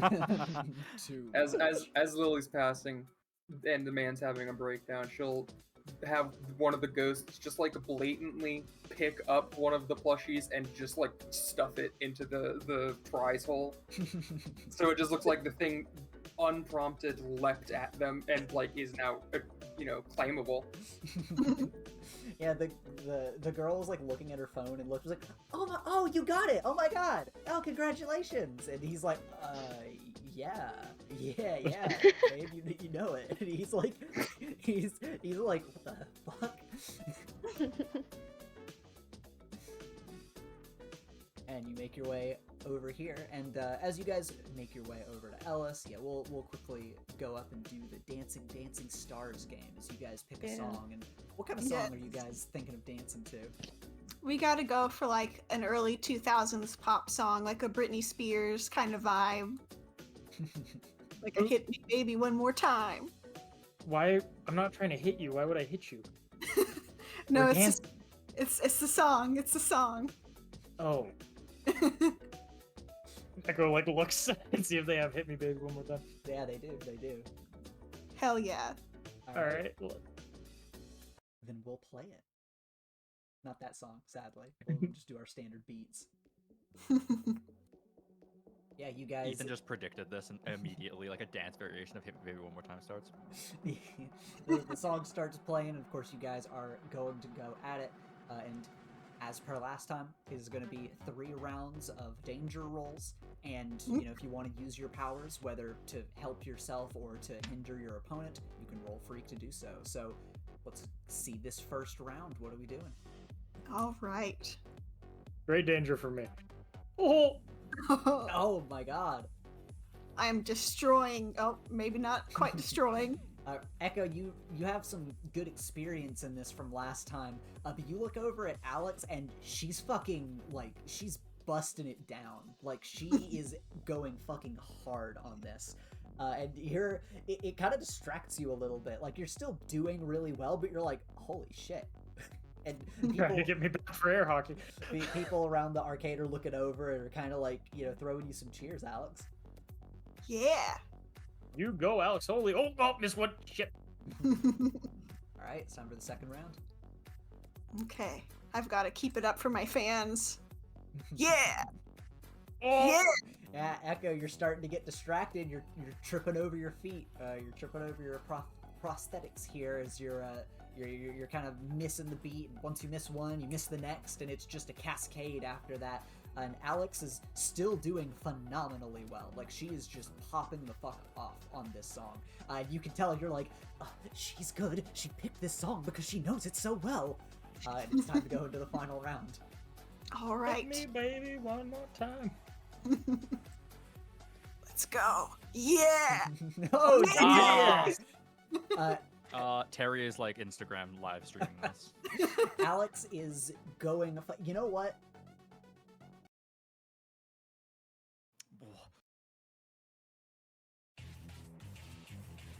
Oh yes, it's my, Oh my theme God. song. Alex is going fucking hard. She is doing moves that you would think should be like impossible. And she's not even using her powers. For a second, Echo, you're like, is she using her gravity powers to do this? What is this? But no, Spark is able to say, like, no, that's raw talent. As she is just dancing at this game, hitting all of the beats, perfect timing. She has this memorized, and you continue to get more and more distracted. You don't even, you're not just missing beats at this point. You have just completely stopped. You're off tempo, and by the end of the game, you trip over your own foot and you hit your head against the screen. Oh no. Terry captions this, second in the leaderboard, first in dancing. And then to Echo, it's like, oh dear, with like the frowny, like kind of like sweating exasperated emoji. It's like, Oh dear.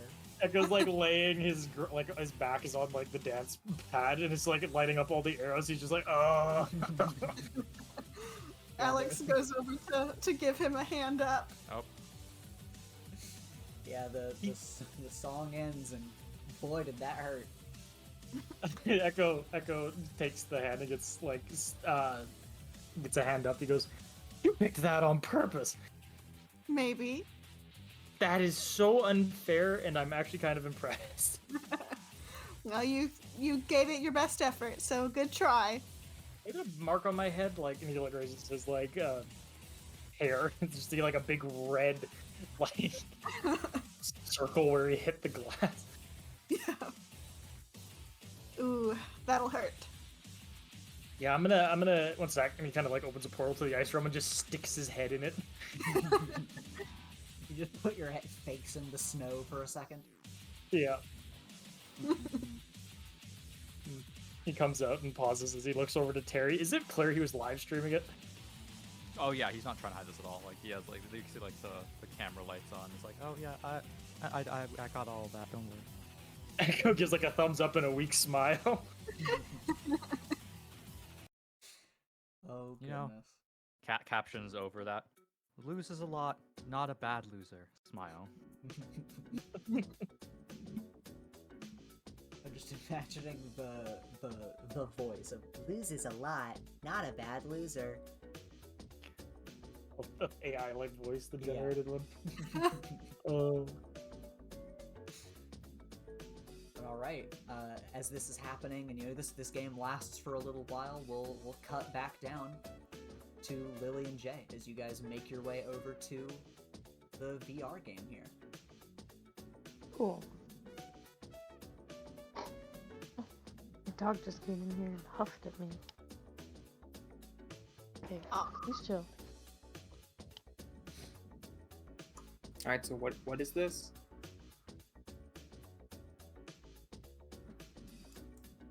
Is that to Jay? Yeah. Sorry, my dog just came in and decided to start barking at me. You asked me what it was, right? Yeah. Okay. It's this VR thing. We can play it co-op, or we can play it against each other. I haven't done this before. And you look up and you can see that the name of the game is Beat Death of the Universe. Oh, didn't really notice that. We could play against each other or with each other, right? It's a I kind of pretty am good looking bet. at Ellis. Yeah, he flashes you a little salute with his fingers. He's like, yeah, and you know, if you guys do want to hop in and play, I can help you out. Just grab some more of the rules and stuff. Sure. Is I don't there really like have a preference, you know, co-op or versus. is there like a screen where we can like watch and see them play? Because I'm sure Alex would love to see these two play a VR game together. Yeah, they're the two pods where players can get in and play, and there's like a big high def screen between them where people can watch. Perfect. And I ask Echo, hey, do you want to come see Jay and Lily fight each other in VR? Oh, for sure. Here we go. I'm I'll tagging. be along. right back. I just have to let my dog out real fast. Go ahead. Oh, Oh, no. fuck. Oh, Welcome back, shit. Chloe. All right, so Eka, you have a question?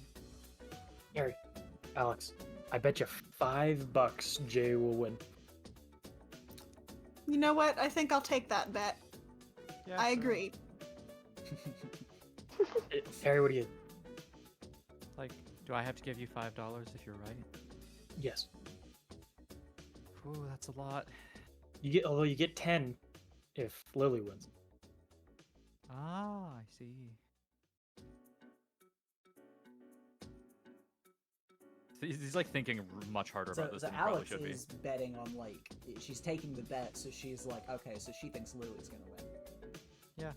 Mhm. Okay. I'll take Oh. the same bet. I think Lily shall win. I suddenly am a little worried about my odds, but sure, let's go with that. Never be afraid of the odds. There's no way you can keep losing, right?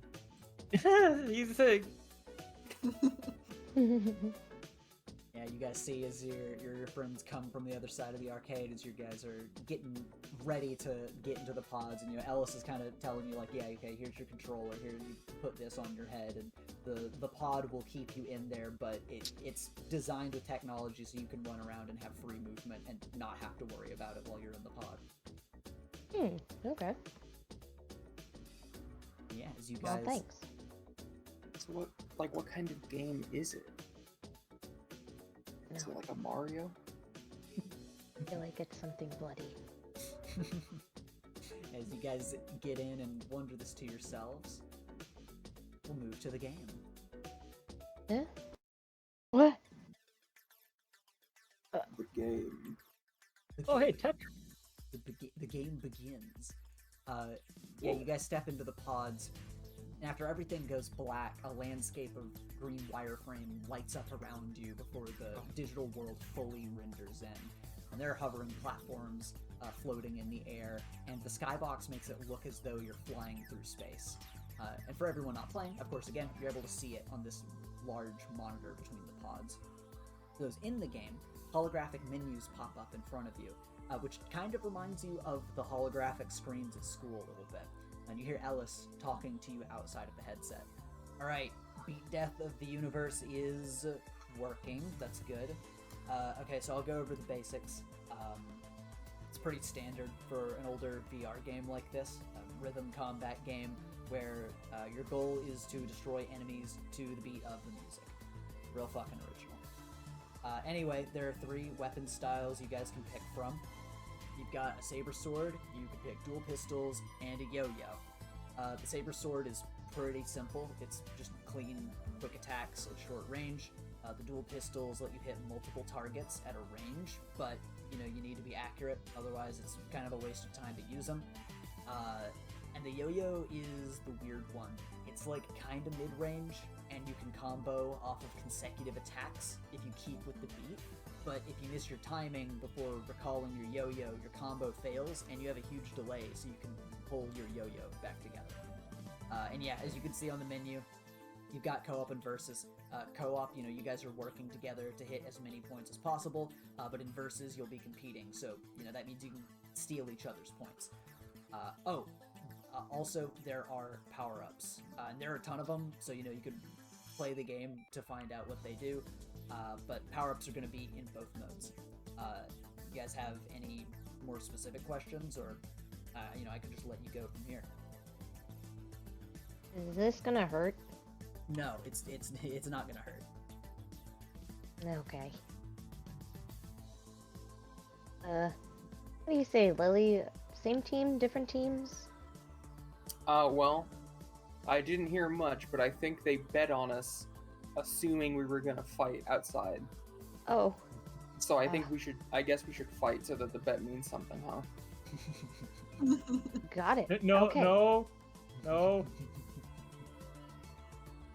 Echo just is like, no, what? No. No. Also, No. you guys can move around these tokens. Jay, you are player 1, and Lily, you're player 2. Which player Does 1 that is the mean red one, player 2 is the blue one. Damn. Blue is not my color. So yeah, you guys pick curses, and what weapon style do each of you want? I'll let you choose first. I'll just take the guns. Okay. I'll go with the yo-yo. Alright. Then, yes, guns, of course, you've got some range for your targets, and you can hit 2 targets at once, so you'll earn a little more points per hit. And yo-yo, you've also got some range on it, but you can attempt tricks. So basically, if you want to attempt a trick, just let me know, and you'll get some bonuses, but if you fail, then during the following round, you won't be able to play or do anything. So you'll have to take a pass. So that's only if you activate your trick. But with that, start the game. If I took yo-yo, then we could have called them ghost tricks. Like the video game. Alright, as the game is going to start here, we're going to have the first wave of targets / enemies start appearing across the board. And you know, things are pretty simple. They're rather polygonal and simple in nature. But you guys can start going at it, and for this, each round, you're going to roll plus superior, but before that, I want both of you to roll a 1d2. Whoa. Okay. Tragedy. Alright. Then now, you can roll plus superior.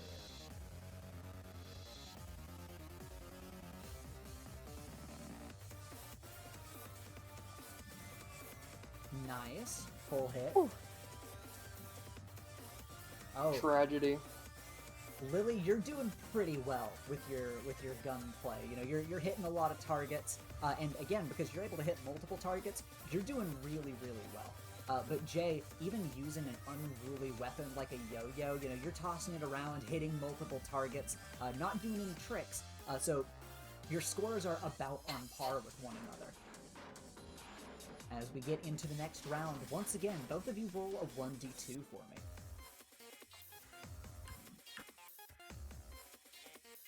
Alright, Lily, this round's going to be normal for you again, but Jay, you find a power-up. Roll a 1d10 for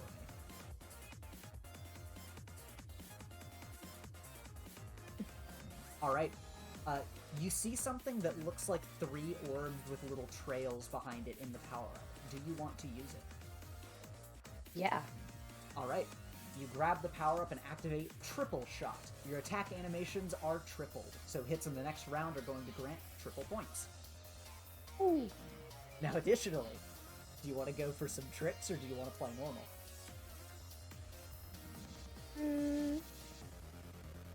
I'm gonna play normal for now. Jay's never used a yo-yo before. Alright, then both of you roll superior for this next round, as I've got multiple dots, so I'm just gonna do this.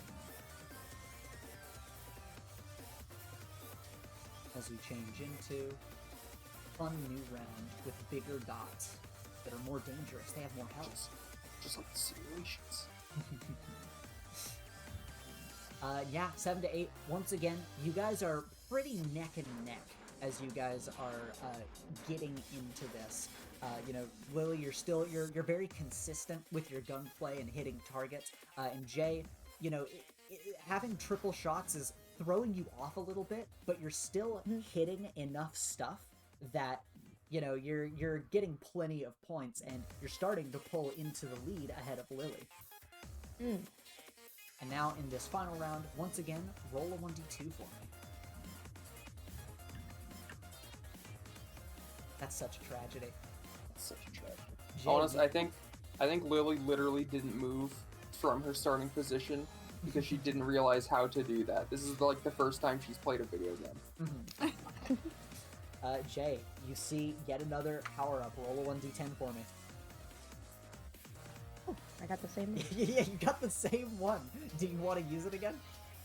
I do. All right, you have another round of triple shot where you're just flinging 3 yo-yos around.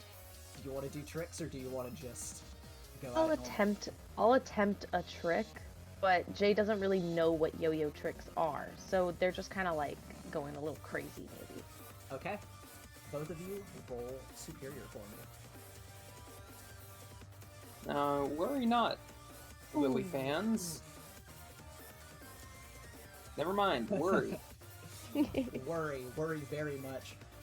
Yeah, at the end of this, due to Lily not really moving around due to inexperience just with games in general, she's firing shots, but she isn't really able to pick up any power-ups, and, a lot of the enemies are just in different areas, and she's not really able to keep up with the action from her spot. And eventually it just becomes like, where even are targets? Jay, you're still moving around, and you're like, alright, it's time. I'm gonna try some yo-yo tricks. And you got 3 yo-yos flying all over the place, and you just completely whiff it as the yo-yos fly and hit the ground, and you spend the entire round having to roll the yo-yos back together. But Who even made this? It's just a wheel on string. But as you reach the end of the round, you both kind of petered out at the end, but overall, Jay had collected more points thanks to the triple shot, and so Jay, you win these rounds of the Death of the Universe. Congratulations. Whoa. You got like fireworks and comets going off to celebrate for you. Never seen about. But here we are. Let me move us back to the arcade.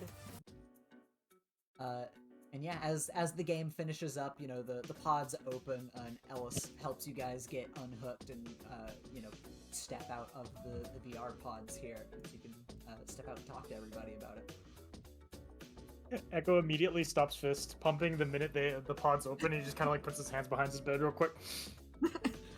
Alex quietly hands him the money that he's owed from the bet. He takes it and kind of scoots over to Terry. Yeah. The bet Oh, money. okay. Oh. Fine. Yeah, Terry does. That sigh was him pulling out his wallet and leafing Yeah. it around. Alright, yeah, here you go. Alright, Echo, you made $10. Woohoo! And I kind of like moves over. Lily comes out her pod looking a little lost and confused. Ugh. Is that what nerds do? Never used a yo-yo before. That was kind of cool. Till the end. I mean, you both did great. I That don't was think pretty that's interesting to true. watch. What'd you say, Kyle? It's pretty interesting to watch. It was interesting to be in it, honestly.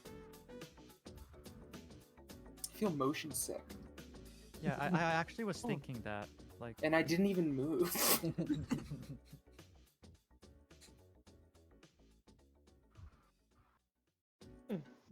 Kind of just looking over the big screen in between it for a second. Thank you, Jay would say to Ellis. Oh, yeah, no problem. Yeah, if any of you want to hop back in to play some more, I can help you get set up. And he kind of looks over to you, Terry, and kind of smirks when he sees you. He's like, hey, Terry, you want to hop in and play around? oh, no, I'm good. Ah, come on, you sure? Yeah, All right. I've already lost too much to these games. He looks at his wallet. That's how it always goes, huh? Something like that. But don't worry, I'll take stuff back soon. he looks over to you, Echo, and he's like, "Hey, you better watch yourself. That one's he's a crazy one." A shiver runs down Echo's spine. Hey, don't go out telling people that. It's not widespread knowledge. All right, I'll keep things to myself.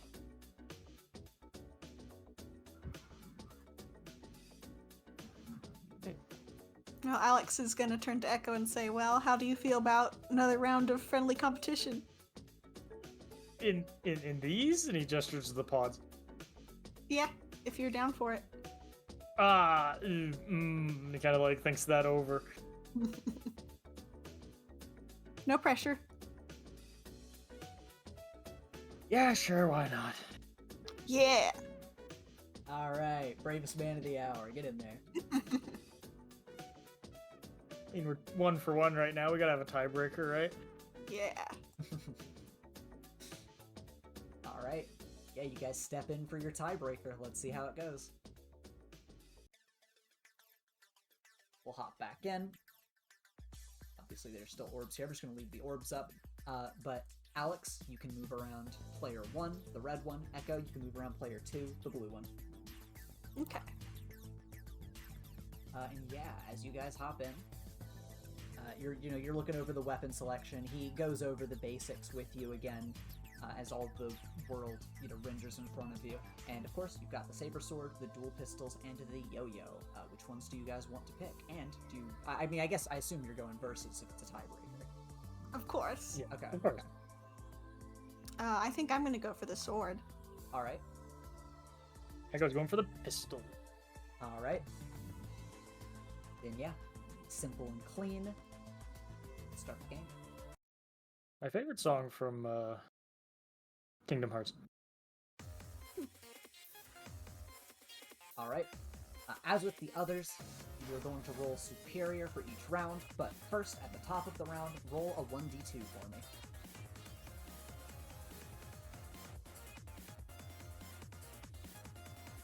How do I do that again? Just slash roll space 1d2. Yeah, there you go. Yeah. All right. Roll a 1d10 for me as you find a power-up. Oh boy. Ooh, all right, let's see what this is. Okay, you see a magnet on it. Do you want to pick it up? I guess I'll take it. All right, you have acquired point magnet. Partial hits count as full hits next round. Sweet. And also, your opponent's earned points go to you. Oh, hell yeah. So let's roll superior and see how they do. Damn. That's Does rough. Echo know she has the power up? There was like a sort of sound and visual effect that she found something. Okay. Superior, right? Yep. Ow! Yeah, Alex, you're not really used to playing games like this, so you're kind of fumbling around trying to be like, okay, how do I hold the sword? How do I do my swipes? But you're a point magnet, and you start watching your points rapidly rise, and you're like, whoa, what the heck? I'm definitely not doing this. And you look over, and Echo is... Like you were dancing like a god, Echo's like jumping around like a crack shot. He is clicking dots like a master, but Echo, as the round is coming to a close, you realize like, hey, I haven't gotten any points. What's the matter? Like, have I not been hitting my shots? And Alex has some serious points in the lead as we move into the next round. Hey, I think your game's busted. You just hear Ellis laugh at you. It's time for a 1d2. All right. Alright. Ooh. Uh-oh. This time Echo's found a power-up. Let's roll that 1d10. Alright. On this one, you see something that looks kind of like a UFO. Yeah, I was gonna take it. Alright. When you take it, a little UFO companion starts orbiting you. And you have +1 ongoing, which means you have +1 for the rest of the game on your superior rolls. Oh, wow. Hell yeah. So let's get into this round.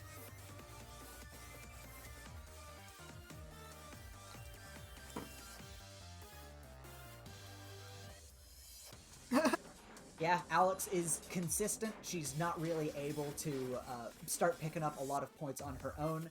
And Echo, as you're going in, actually, also, was this, I guess if it had an additional +1, it wouldn't have changed this.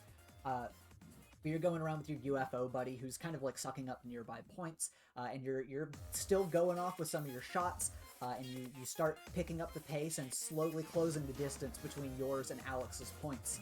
And we'll move into the final round with another 1d2. All right. Haha. Nicole, Alex has once again found a power-up. Roll me a 1d10. Alright. On this one, you see an emblem that looks like a little shoe with a wing on it. Right. I'll take it. Alright. You're gonna have +1 in the next round as you gain speed up, and you're just faster now. Nice. So Does my UFO guy carry over to this round? it does, yes. Okay. So you both have an extra +1 on these final superior rolls. Okay, that balances out my -1 that I always get. Oof. Is that with the +1 added? Yep. Alright, that's such a shame. Yeah, Echo, as you're going around with your UFO buddy, you're still hitting shots. Alex, sadly, being faster does not mean you're more likely to hit shots. It just means you're more uncontrollable, especially as someone who doesn't play a whole lot of this type of game. So you're zipping around, you're not really hitting targets, and Echo, you continue, like a crack shot, hitting targets, your UFO buddy sucks them up, and you are just barely able to close the gap and get just enough points in order to edge out Alex at the end, but it was a close game considering how it started. What a turn! What a turn of events. No kidding. Yeah, the game ends, the wireframes disappear, and Alice helps you out of the VR pods.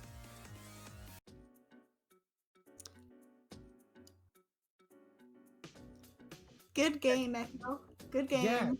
Yeah, no, and he goes to give you a crisp high five. She gives him a high five back. The technology of that thing is amazing. How does it work? I wouldn't even be able to begin to tell you, but it's pretty cool. I know. I'm blown away. Do they must use, because don't they use an advanced version of that at the academy?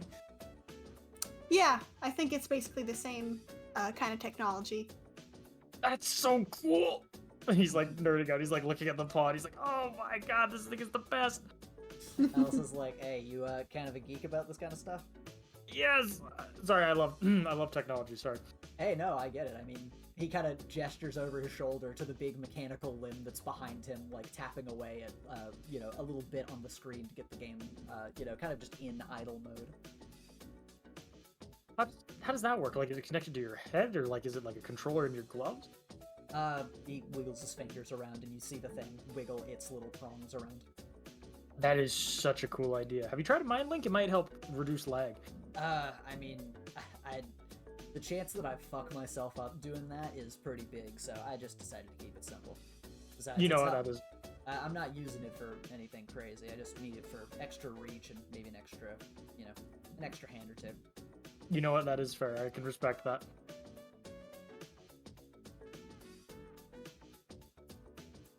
Yeah, you chat with Ellis for a little minute on this, and the arcade is still pretty active, but you guys play for a little while. Is there anything else that you want to do in the arcade?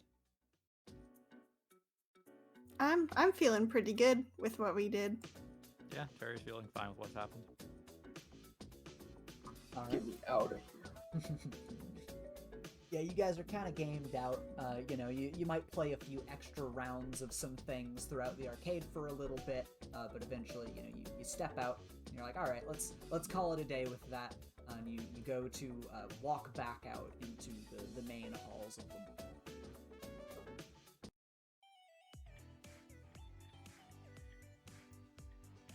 And as you guys are walking around the mall, of course, people are still buzzing all over the place. Activity is just rampant.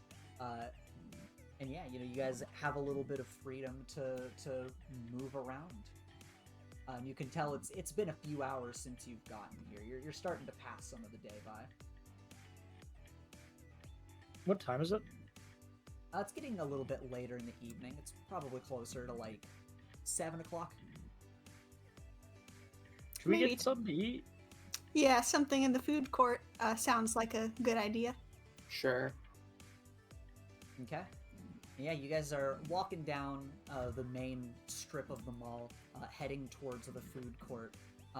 As you're going down that way, you actually start hearing some faint music in the distance.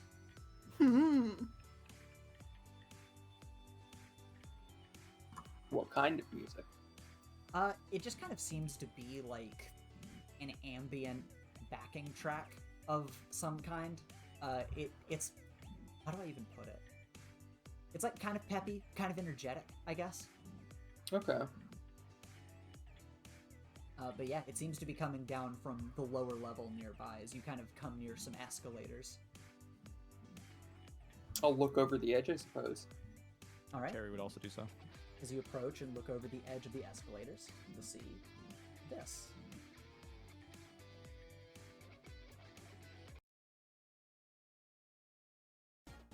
Oh my god, so many people. Oh wow! All Why do we the know so many of them? Oh my god, it's a Yeah. gorilla. what is everybody doing here? So yeah, overlooking the area from the second floor, you arrive at a hall filled with people. Rows of chairs, lights, and a stage have all been set up for some upcoming event. You see reporters, suits, and plenty of heroes, along with some familiar faces, filling the crowd. And looking around, you quickly notice banners wearing the logo for Weston Enterprise.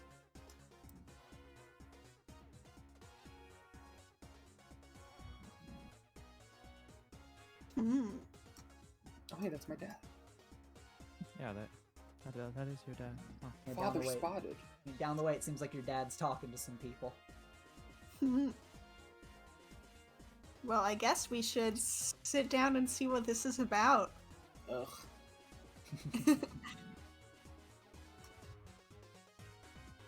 Look, Triffany's over there too. Yeah, I know. I'm kind of looking out. Kind of a lot of people I don't feel like sitting by. I'll be honest. Are you and Triffany not like better? I'm not in control of that.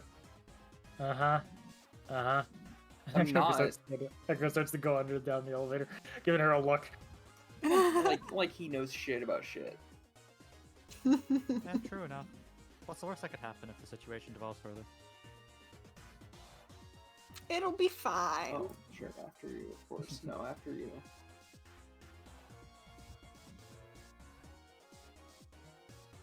You guys head down the escalator together. Some gaps in the crowd. And yeah, Echo and Terry, as you guys make your way down here, yeah, you see tons of familiar faces as Nelson in costume looks over to you and says, "Oh, hello everyone, I didn't expect you to be here today." What's going on? Oh, I feel it's like I missed wonderful. something.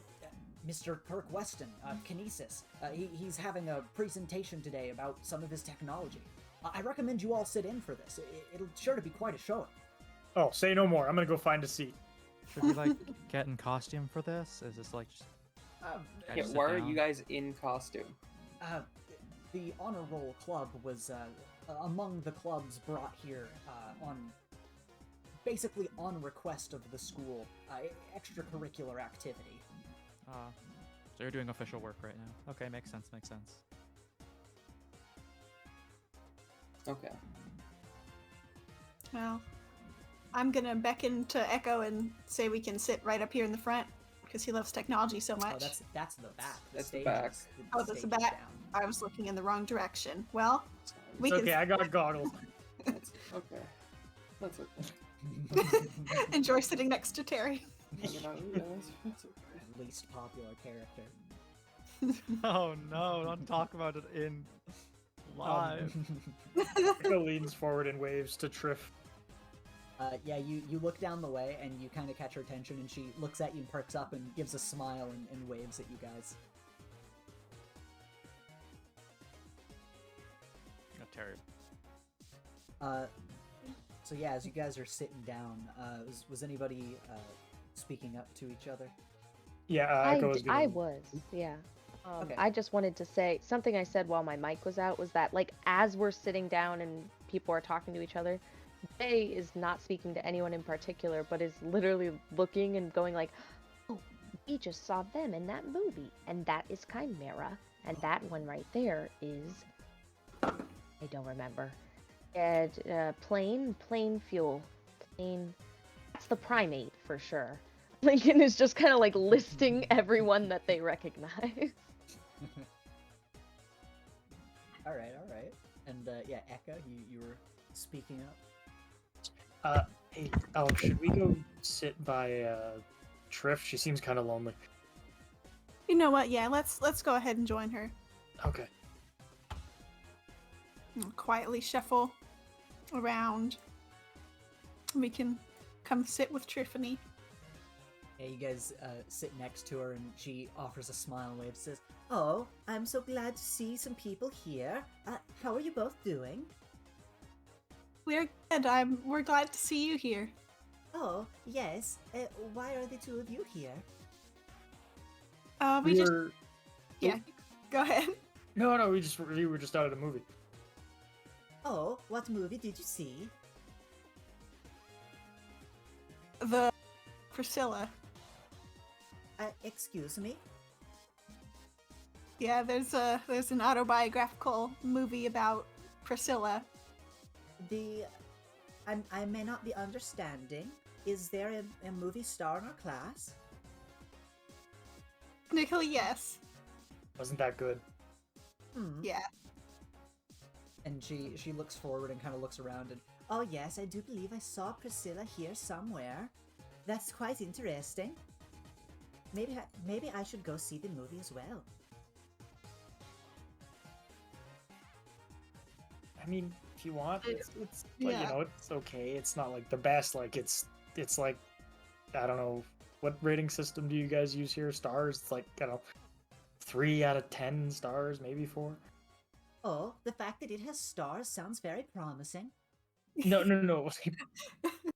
Never mind. That just says he leans back and rubs his eyes. Yeah, just let her feel that way. I'm sure she'll find a way to enjoy it anyway. She's very positive. I know. Just trying to warn her. Meanwhile, you guys look around and she's like wide-eyed looking around at all the the spotlights and everything. And down at Lily and Terry, Nelson, looks back to you both and he's like, "Hey, I'm excited to see that you guys are just as excited as I am about a famous hero coming to do a presentation in the city." Terry's on his phone, and and then he looks up. Yeah, it's gonna be riveting. And then he looks back down his phone. I'm happy that you're excited, bud. He smiles and chuckles and says, "Hey, well, I know Nightwalker didn't say anything about it, but seeing your guys' enthusiasm and the fact that you're here, I'm gonna try to put a good word in edgewise with the honor roll and with Nightwalker and see if we can't get you guys some extra credit or something, because it shows a lot of extra ambition to come to an event like this, and well, as you can see, not many of our classmates decided to do the same." Okay, I guess, that'd be pretty cool. It's a good idea, Nelson. You should really do that. I'll take the positives out of this that I can. There's like 8 of those blonde guys. I'm realizing now there's like 8 of these blonde tokens. Holy shit. Yeah, he flashes you guys a thumbs up and looks forward. As you guys are sitting here, eventually the lights near the stage come to life as the quiet backing music changes and slowly turns off and shifts into another song, and it seems that the event is about to start. And as everyone is quieting down and there are hushes in the crowd, you guys are kind of looking to one another and looking to everyone, and as the lights are all moving around, you hear like a click, and there are some shutters that start moving to block out the skylight overhead so that the spotlights stand out a lot more. And as they draw more attention to center stage, someone appears from behind the curtain.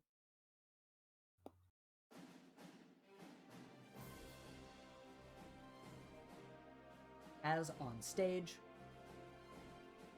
Kirk Weston, aka number 4 hero Kinesis, steps out onto the stage.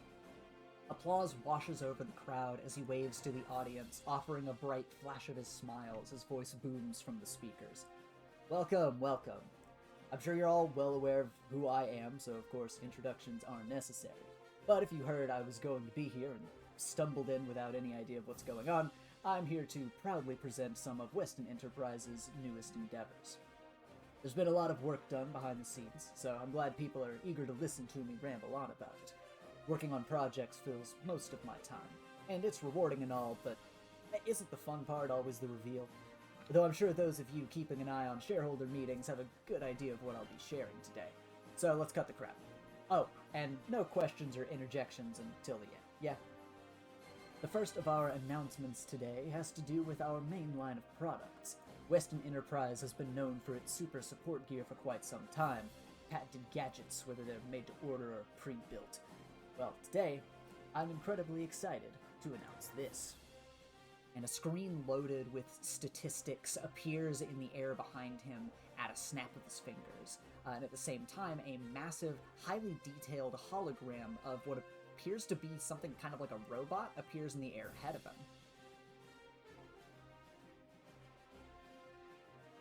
This is Weston Enterprises' Modular All-Terrain Suit, the ATS. This super suit is designed to withstand harsh climates and has a variety of add-ons and functions to assist with traversing any form of terrain, whether you want to speed through the streets, dive into the ocean, soar through the clouds, or walk on the moon. The suit is also compatible with all Weston Enterprise super support gear. Personally mod your suit with gadgets, equipment, parts, and distinct designs to set yourself apart from the crowd. The goal is simple. In a landscape where street-level criminals are getting their hands on fancy drugs for superpowers, we need our heroes to stand ready. Any aspiring hero, even those without powers, and he gestures to himself, can don this suit and join the fight. However, as always with Weston Enterprise, such a precious commodity will be held only for heroes licensed with the Justice Bureau. Additionally, as of now, we will be developing a limited number of these suits, and priority will go to those working in Weston Enterprises' branch of the Sidekick program, or other special programs. Speaking of, that leads me to my next announcement, and he'll snap his fingers as the giant hologram flickers off before the screen behind him changes, displaying a ton of information alongside the words Space Camp. Next year, Weston Enterprise is excited to announce its hand in making the Justice Bureau's space training camp a reality. Young heroes who wish to help outside of the scope of our own world may travel to one of our nearby satellite training facilities to learn spacecraft piloting, navigation, and more as they undergo low-gravity acclimation. A youth division will take place much closer to Earth, and for a fee, your child can see what it's like to work in space. It's intended to be suitable for all ages. The junior division and up will have access to the full scope of our facilities for training and have the opportunity to earn approval for off-world missions with the provisional or official license. However, once again, this privilege is reserved for those with the Justice Bureau, and those attending one of our many esteemed hero career schools associated with the program. Those attending Space Camp will be viable to sign up for an ATS should they pass and have their application accepted. Kirk snaps his fingers, and the screen disappears, and the spotlights focus more on him once again. And finally, a very brief announcement. A few leaks have sprung up, so I thought I may as well address them. Yes, I am funding yet another Caspar Information Technologies project, and it's big. After funding ingenious projects which have made this city into an undeniable capital, such as upgrades to the city's infrastructure, building the famous Weather Dome, an exciting new product is in development and set to hit stores later this year. Yes, you heard me right, a product. Now, you know I love being a tease, so all I'll say is to keep an eye out for this one. It's going to change your lives, and information as a whole. I wouldn't be surprised if phones became entirely obsolete after this fall season. And he goes into a little more specifics about information and various pieces of tech that are coming up, and eventually the audience applauds Kinesis as the skylights open back up.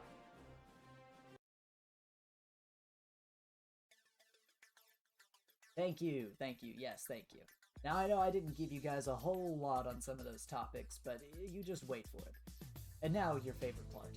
I'll open the floor for any questions you may have for me, whether they're about me or any of today's announcements. Just don't make them stupid. And quickly, a line starts forming by the microphone. One by one, reporters, businessmen, and etc. Line up single file to ask their burning questions.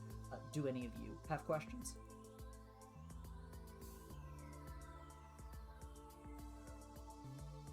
This is one of those moments where I want to ask a question, but I don't think Jay would.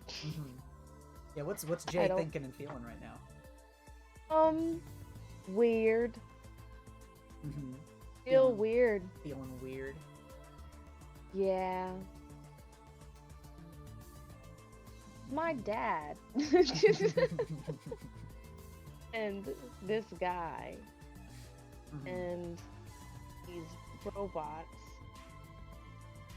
Not feeling the best. Yeah, that doesn't feel great. Well, the lines do move. Plenty of reporters are coming through, and you know they're asking about various things. They're asking about like, oh, you know, what about this thing from the stockholder meeting, and you know they're asking about numbers and statistics. A lot of questions and answers that go over all of your heads. You're not really able to grasp a whole lot of it, but eventually in the line, a few familiar faces have lined up to ask some questions. And as we get to the front of the line here, Nelson comes up and asks, yes, I would like to ask about the Justice Bureau's space camp. Will students of Star Heights Academy be eligible to attend? Yes, a very good question. And the answer is yes. Star Heights Academy students will be eligible to attend space camp, with priority given to students with provisional licenses. Yes! And Nelson gives a little, like, he pumps his fist a little bit and just says, thank you, sir. It's a real honor to... Yeah, move along. And Nelson quickly just kind of shuffles out of the way of Tracy in order to go take a seat. And then Tracy moves up to the front. And she starts asking off some questions, kind of like rapid fire, shooting them up at Kirk, which, you know, obviously each person up until now has only asked one question and maybe a follow-up. But Tracy just starts rapid fire asking things, and Kirk is like kind of trying to keep up and answer them. And it seems to all be revolving around, you know, she's kind of asking like, does Western Enterprise have any other projects they aren't talking about yet, or, you know, things that haven't quite started up or gotten into the mainstream media? Anything you want to share here first? And she keeps pressing him about it as he keeps, like, stonewalling her until he eventually just gets annoyed and shoos her off. And security makes a move as she just kind of, like, quickly scrambles and runs back and just kind of waves at him.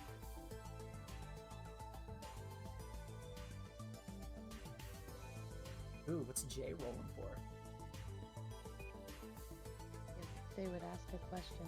Okay. First, let me clarify real fast. This is a suit that can be worn? Yes, it does appear to be.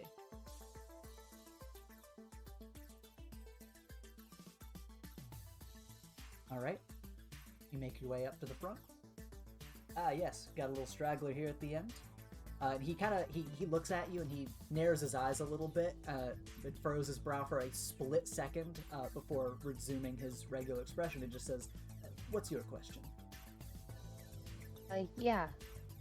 I wanted to ask, are the suits, they like space suits, or are they able to transform into things? Excellent question. The suits themselves at a baseline only have a certain number of capabilities to them. It's their modular nature that really makes them an asset. The equipment parts that you are able to equip, either to your back, to your arms, legs, however you want to customize your suit, you can create a suit that can help you go through any terrain. Land, sea, sky, or, a gesture to you, to space. But you couldn't turn into like a Bugatti or something. He laughs and just says, no, I don't think the person inside would be able to follow along as that was happening. Yeah, you're right. Thanks. He just says, yes, excellent question. And you move back along, and he kind of like, he looks down and taps his wrist as a little digital hologram display appears over it, and he flicks it away. He says, well, that's about all the time I have for today, as I have a few meetings to attend, so thank you, everyone. And he kind of motions up to the ceiling as, the skylights have already opened back up, as somebody behind the scenes very quickly hits a button a few times as the skylight opens up. He snaps his fingers as the lights on his suit light up, and he says, gives kind of a salute and says, I'll see you all out there. And he, with a big burst of light, rockets up straight into the air through the skylight and disappears into the clouds.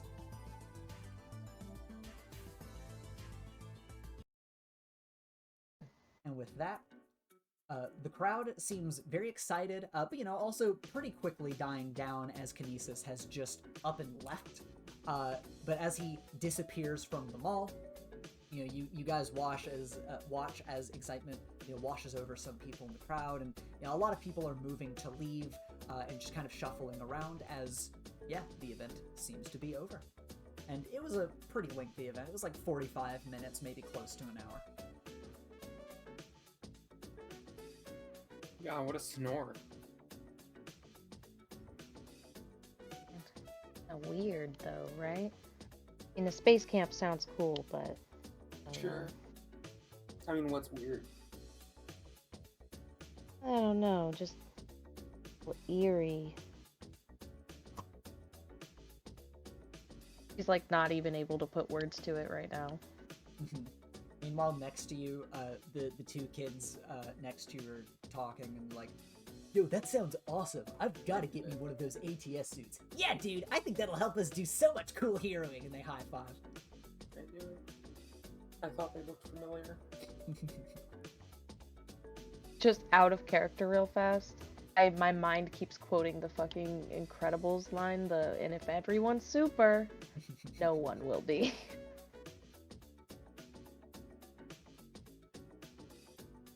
Ooh, low-key a little evil. I don't know. He really came up here and was just like, yeah, I need to sell my products. It's a mall. That's where you get advertised to. Last time we went to the mall, didn't Priscilla basically do the same thing? Just instead of it being something you can wear to fight, it was just something you can wear to waste your money? Yeah, it was basically, there was just a fashion show.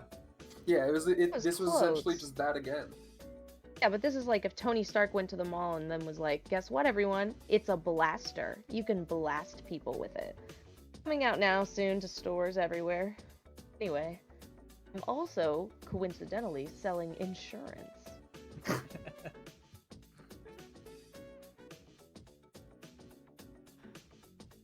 Jay's just processing. I don't. Terry's still on his phone. I think there's nothing evil about a super rich inventor character coming to the mall to show things off. I think actually we should trust him. Yeah, the super rich inventor characters are never evil. I have a lot of weird feelings about it. We should have just watched Explosive Best Friends. It was 3 hours, wasn't it? And it earns every minute. Have I ever steered you wrong with a movie? We went and watched, what did I say it was? Cups? Mm-hmm. Because it's like the tentacles instead of jaws. You're right, you're right. Right? That movie was awesome. No, you're right. The authentic octopus on screen really sold it. And I'm sorry, okay? Personally, I think the second octopus they went through in that movie was the best actor. Oh my god. Oh. Anyway, so should we leave? Yeah, I was gonna say, do we get up now? Why? I mean, yeah. Yeah, you see a lot of people in the event hall are starting to get up and move around and leave to different parts of the mall or just to exit the mall. Echo looks over to Alex and goes, "What did you think of that?"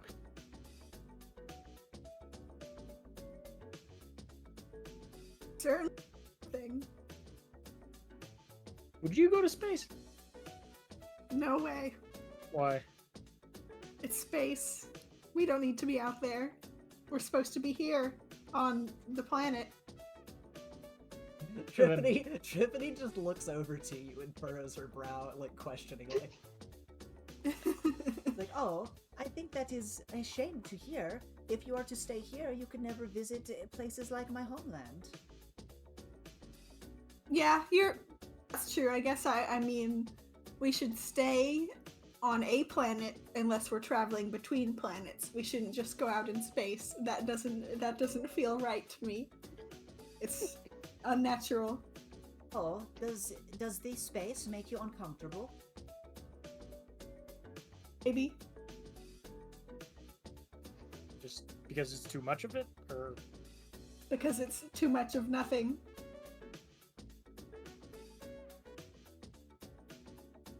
yeah, no, that's fair. I guess there's the odd like planet in the way, but there's a fair bit of distance, and he kind of like puts one hand on one side and one hand on the other between, you know, two planets.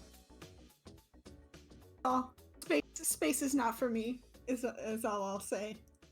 Yes, I cannot even comprehend the amount of space between this planet and my own. How long does it take you to get there? Well, it takes a little while, though I suppose not as long as it could, considering our ships.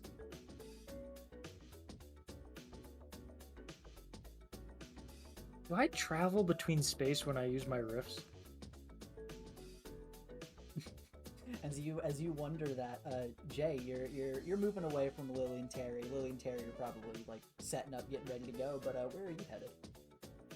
They snuck off for a second. Yeah, hey, excuse me. Yeah, sorry. Oh, yeah. Excuse me. Sure. I'm trying to say hi to you. Oh, Sorry. hey. Yeah, my bad. Hi. You walk up and Priscilla's messing with her phone and she looks up and she like gives a start when she sees you. She's like, "Oh my god, hey Jay, hey, how you doing?" She puts her phone away.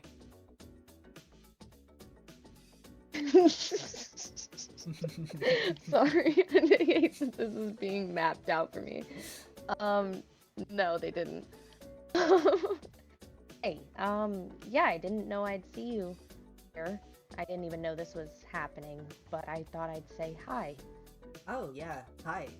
Yeah, I didn't expect to see you here either. So I guess we're both surprised. I saw your movie. Went and I saw it. Oh. I liked the parts on the boat. Yeah, I did too. Best part, honestly. It was a nice boat as well that you were riding on. And Spearfish looks over and gives a loud, boisterous laugh, and he's like, "Yeah, the parts on the boat are in fact the best parts, aren't they?" And Priscilla's like, "Spearfish, please, I'm talking to a friend." Okay, all right, hey. He kind of like gets up and calls out to Primate and heads over. Primate seems kind of bothered as this guy's just like walking around, like talking to people.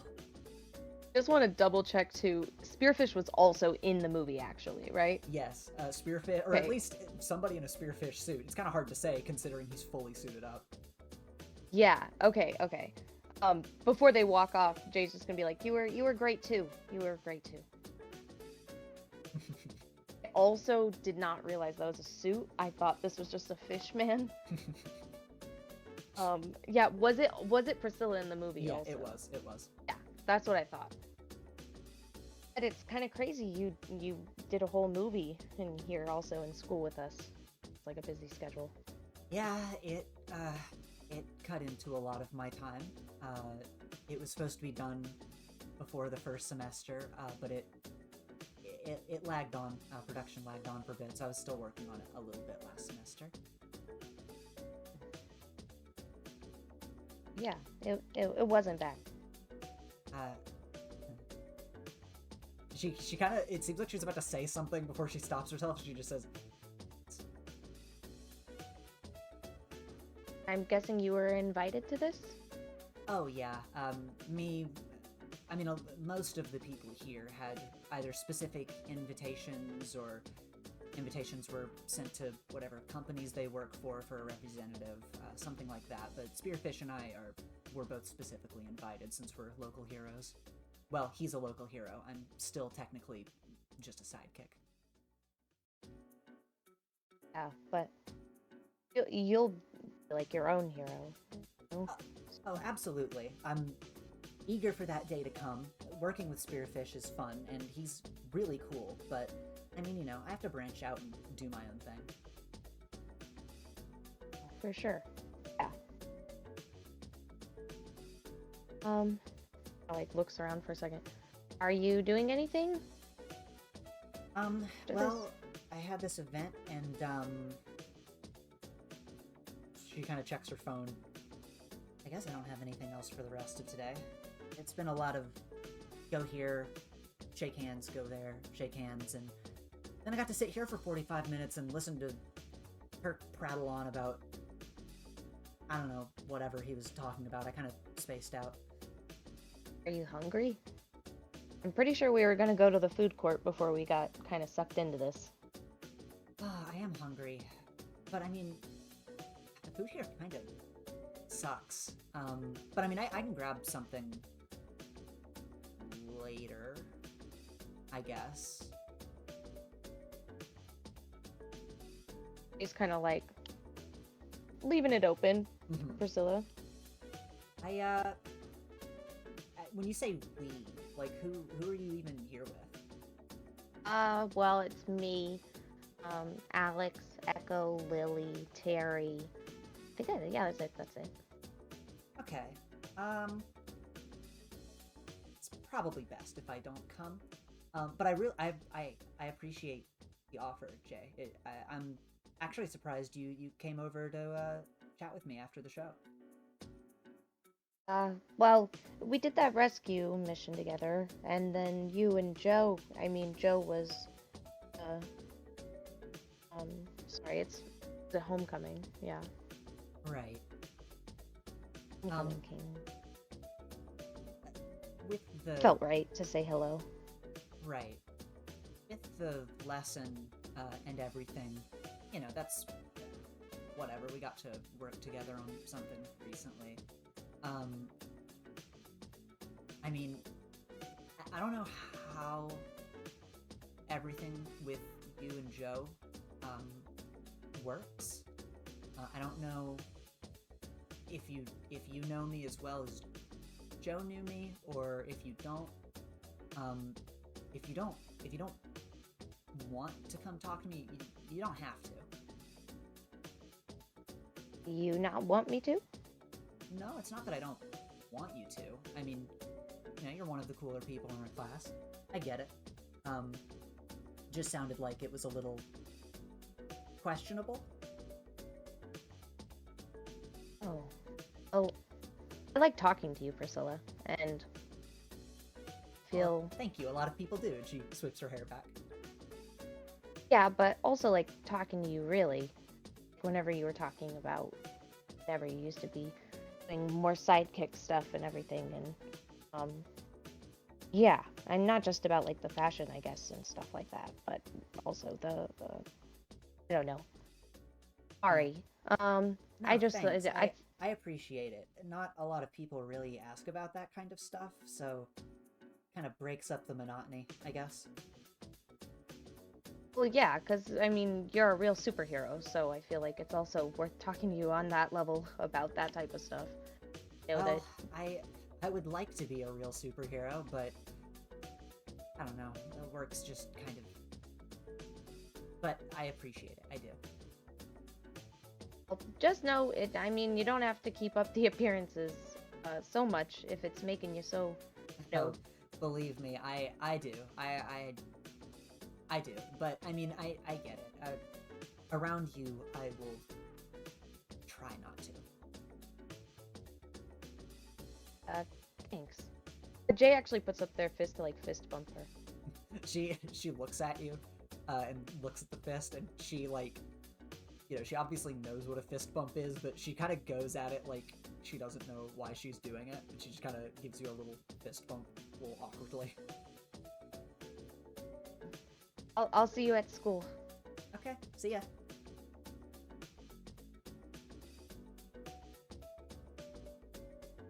And you come over here and you hear Triffany talking to Alex and Echo and just go, yes, I suppose the deep vastness of space is quite alarming when you truly spend a moment to think about it. I mean, it can consume any and all of us at any time, should we go out there. That's not a fun thought. I don't like thinking of that. Hey, can you breathe in space? Oh, moi? Yes. Yes, I am able to. Wow. Well, I That's suppose it is not really breathing per se, but my body is suited to resist, I suppose it were, the forces and the cold. Yes. There is no air to breathe. Would we survive if, like, we went to your planet without suits? Would we survive? She thinks on that. I believe it is a habitable planet for your kind. I believe we've had ambassadors come before I made my way here to go to Star Heights. That's kind of cool. Yes, I would love if you all could come to my home planet at some point. I would love to show you around the palace. Alice? Yes, the palace that I live in. Echo thinks of his little shack. How big is this place? It is quite large, I suppose. Well, Give me like a guess, just a ballpark. I would say it dwarfs this city in size. Hey Alex, we should go to Triff's place for like break or something. If she is okay with that, yeah. Oh, You're okay yes. with that, right, Triff? That would be quite exciting, though I am unsure how to facilitate such a thing. I guess that's a good question. I don't know how we would Echo do snaps his fingers. Like shit.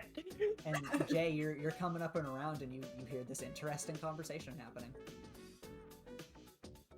He's like kind of still brushing off last conversation. Not like brushing off, but more just like taking a breath on it, kind of like, ooh, that was, I hope that was all right. And then hearing all this kind of like has a moment where it's like, her comment is just to look at them all and be like, I wonder if I can breathe in space. She, Triffany looks at you and says, "Do you need to breathe?" Oh. Did you say no? Yeah, Then- because then they she- don't. She gives a little clap and says, "Oh, then you're much like me. You would probably be fine." If I just went up, kept going up. I suppose the only I danger never would be done if your body could withstand the various pressures, yes? These space shuttles, they have to be built in a way, yes, to survive. Positive that I can withstand things, but I don't know unless I test it. Would you freeze? I don't feel cold or anything like that. Yeah, but your like parts can still freeze, can't they? Well, not necessarily. I don't think so. I have temperature sensors and radars, but I don't necessarily freeze up or burn up in a way that other things would. If you ever want to test it, I know 2 places you could go. And he raises his gauntlet and he points to the 2 gems and taps them with 2 fingers. Great idea. But then if I did freeze or in lava or something, it might be dangerous. I mean, I can pull you out. I'm sure we could pull you out pretty quick.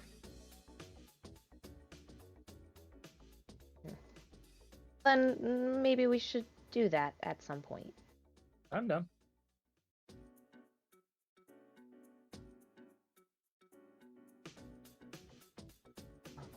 It's scary though at the same time. A little bit, but you know, there's nothing ventured, nothing gained. I guess it's better than just flying straight up.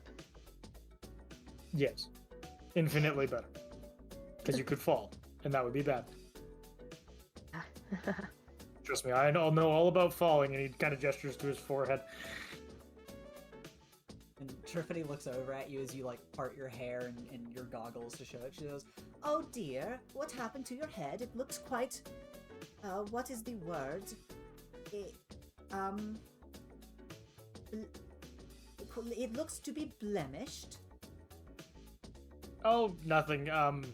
Alex here just was showing me some new dance moves and absolutely crushed it. "Oh dear, why did Alex crush you? No, not like that. Like, she Alex, outdanced me. after our first day with Evan, I thought you would learn. Oh my. No, he just tripped and fell and hit his head. Oh dear. Echo, why would you make me believe that Alex hurt you? Sorry, I misused my words. We were dancing in the arcade, and then I kind of tripped over my prosthetics, fell forward, hit my head, and then landed on my back, and, the rest is history. Oh my. That sounds quite painful, but also quite humorous. Thanks, Drift. I got a thick head. She giggles. Yeah, he just rubs his eyes.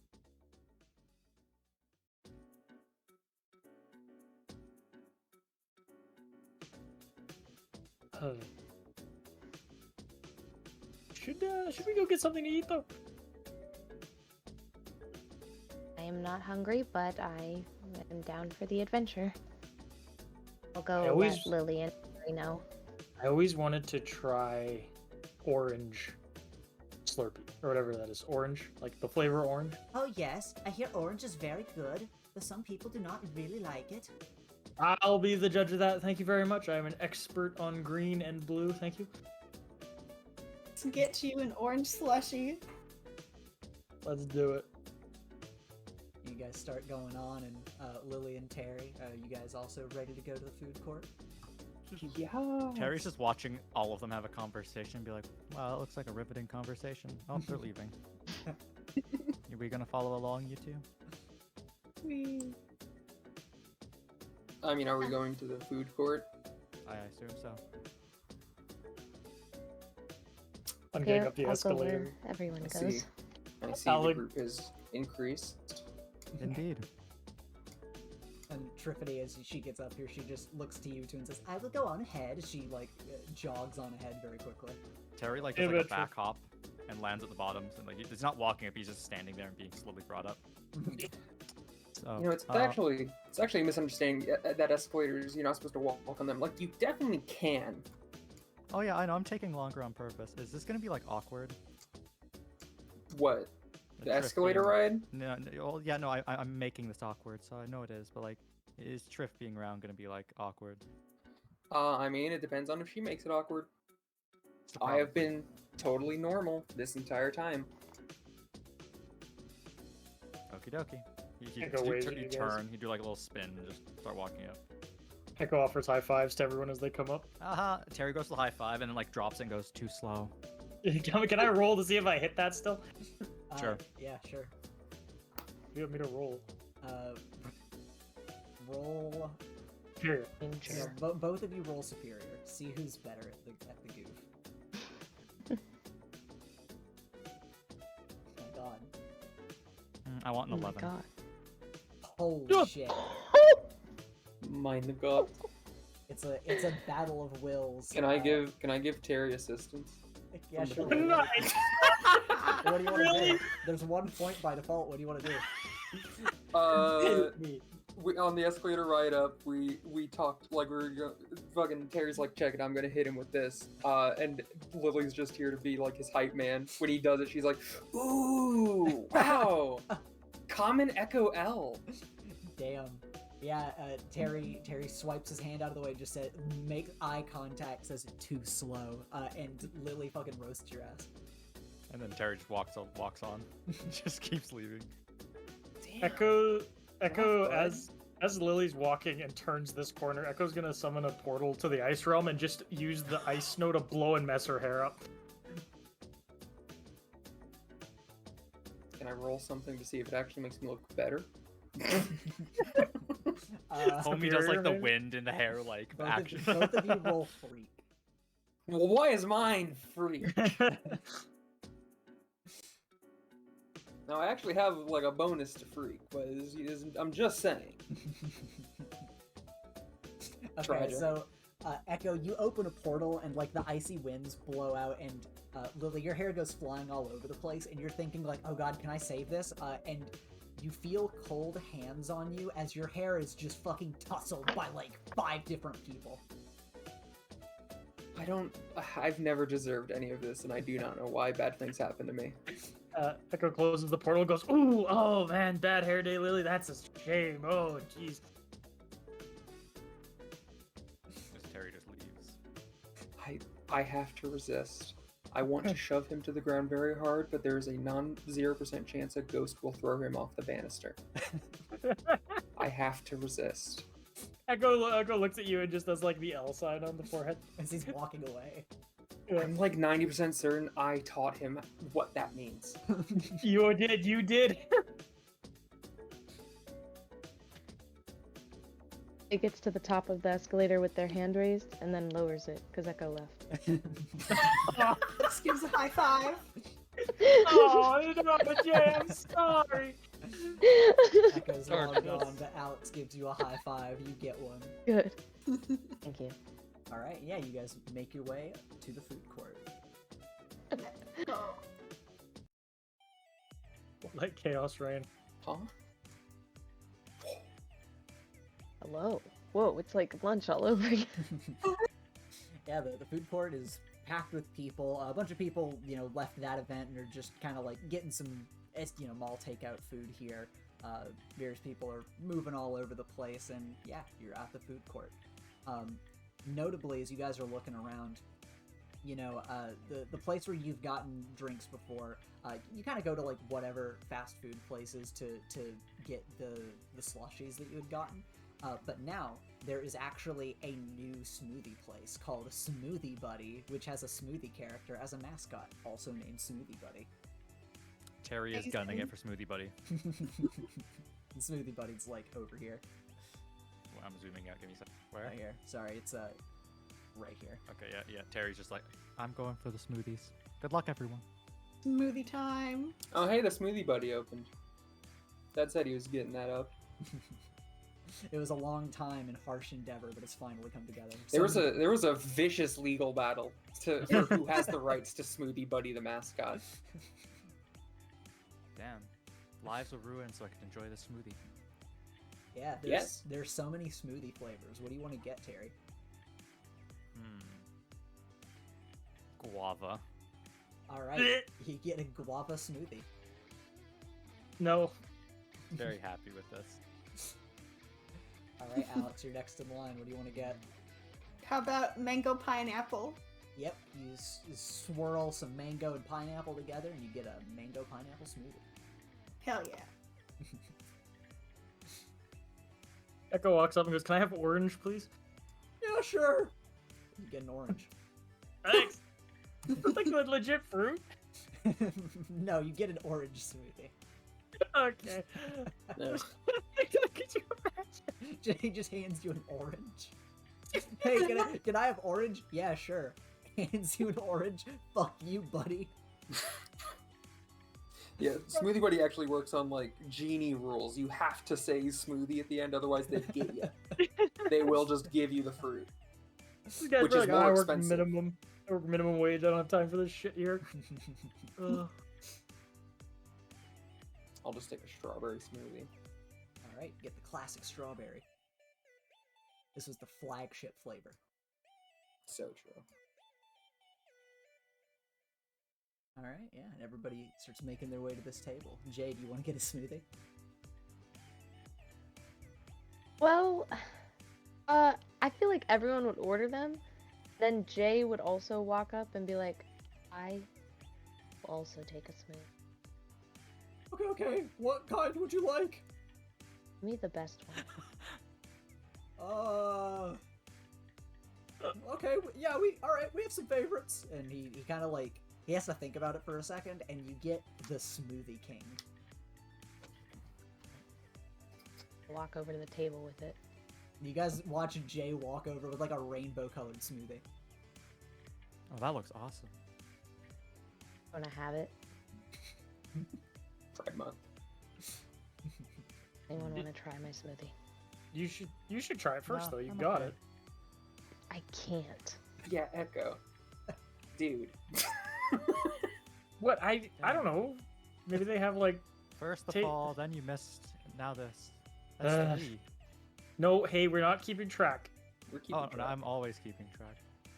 Smoothies just for show. Someone drink it before the rainbow melts away. Not me. He just keeps drinking his guava smoothie. Echo, chug it. Okay, peer pressure, and he just Redeem goes. yourself.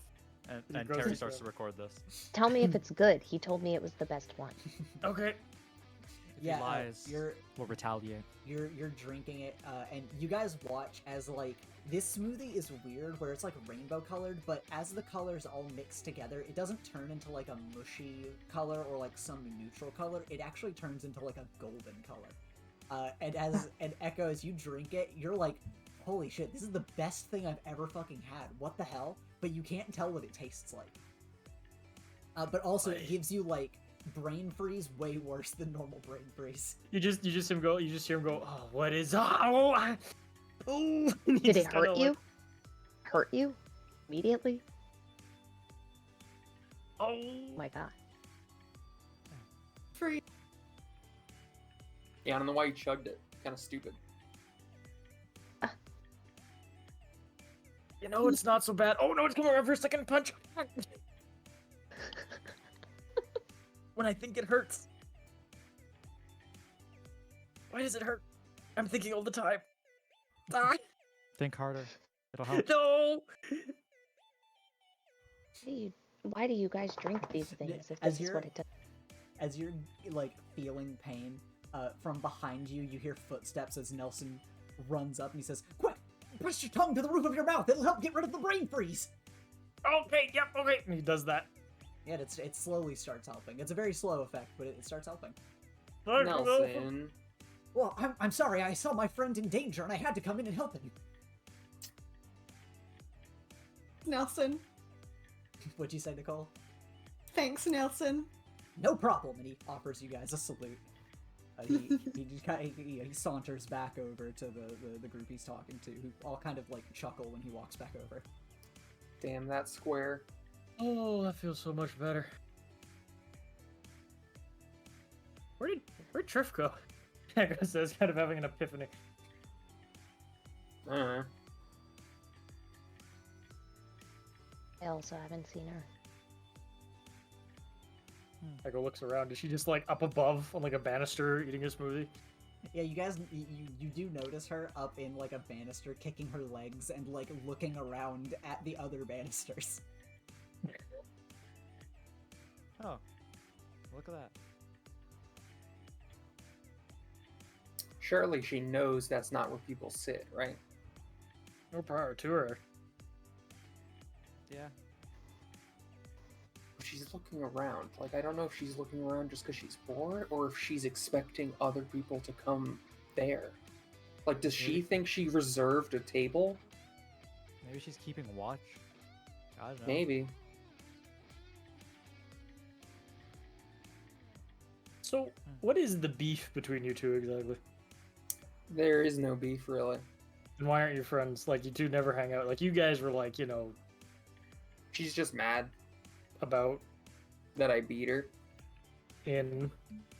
The, like, whatever that thing was. The, like, Weren't you there for that? exam. Yeah, we were on the same team when we beat Oh. her and Gabe.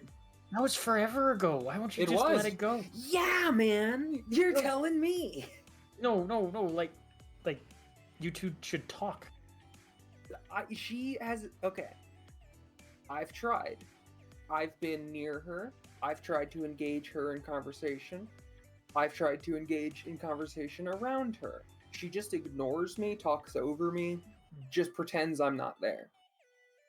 What am I supposed to do other than just wait for her to stop doing that? Say sorry? For what? Kinda were mean. A little mean. Just a little. It is not mean to win. No, like when you Yeah. were being like on comms and stuff, the things I heard, you know, like Oh, I was that- calling there- her there was by stuff her on hero comms. name. That's all Yeah. it was. she's still your. Whenever Alex hurt Evan, Alex apologized, and now they have a friendly rivalry going on, right? Yeah. Do you want to know the difference there, Jay? No. Okay. No. Honestly, very fair. I mean, I did pose the question, so I have to respect it, I guess. Sorry. And now Echo kind of like looks at Lily. He's like, yeah, okay, whatever. There is a difference, but I'm respecting it by not saying it. Yeah. Whatever. I'll just sleep tonight. I miss whenever you guys were all friends. Yeah, it's Yeah, kind it of was cool. You guys had cool. your own table and everything. Mm-hmm. God, the table now. Oh, yeah, I you, mean, like, it's... sit with Gabe now. Yeah, and Gabe's Yeah. cool. Gabe's sick. I Yeah, like he's, that guy. Cool now? I he's Yeah, scary. Gabe's sick. He's scary. Okay, well, you're just a wimp. No, I'm not a wimp. You said that in the wimpiest way you could have possibly said that. Sorry, you want me to go, oh, he's scary. No, I mean, you said, no, I'm not a wimp in the wimpiest way you could have Oh, possibly here, let me fix that. Oh, I'm not a wimp. wasn't Gabe Okay. like trying to feel something and challenging Alex to a duel on the beach? Was that? Yes. I'm just making sure. Same Gabe. Yeah, he's cool. He smashed me through a wall. A couple walls. You were He there. smashed- You felt... Yeah, I was smashed through the wall, too. I smashed him through several floors, and we both kind of understand. Yeah, that's what that's what we were there to do. There's no Mhm. reason to be upset that we fought each other. It's literally we were told by Nightwalker to do it. Mm-hmm. He's cool. So you're friends with Gabe because they had a better reaction than Triffany did? No, he's just a cool guy. Eh, Have you guys like actually talked to Gabe? I've Or tried. do you just see Gabe from Um, afar and go, that guy seems scary? I've talked to Gabe. Okay. How'd it go? All right. Alex, what's your opinion on him? Don't even know where to begin. Like, we haven't really talked. I guess we're a little bit more cool with each other at this point, but it's not like we talk. Do you think he's scary, though? I think I'd still say so. See? Look. Case in point. I win. I don't think you win. I Just because did- you guys find I would- someone scary doesn't make I them would. Nope, I would. scary. Echo W rated. I guarantee you think more about Gabe than he probably does about you guys. The only time I think of him was when he's in my peripheral vision and I want to run. Yeah, and I bet in those instances he's probably just, I don't know, not thinking. He doesn't seem like a complex guy, really. He just seems like a chill dude. Why did he challenge Alex so much to fight him outside of school? Oh, I'm like pretty sure he just can't feel things, like physically. I think he just doesn't have any sort of like sense of touch, and so he probably wanted Alex to, beat him up to see if she could like hit him hard enough that he does feel something. That's what made him freak out about me, is that I used the powers to like take away that thing. And so he was trying to like push me into doing it again, and then I explained, it kills me, and he went, "Oh, okay, never mind." I mean, I did the same thing and he smashed me through walls, so that doesn't count. No, you did something different. What did I do? I took away his powers. You turned on the suit, which made it so his powers couldn't reach out of the suit. He was still in there, not feeling. It's just then he wasn't able to like push it outwards. If anything, that was probably hell for him. Echo suddenly feel a little bad. Yeah, he He's seems a like an cool okay guy. person. Yeah. Olivia likes him. Yeah, Olivia's a good one. Yeah, Olivia's sick.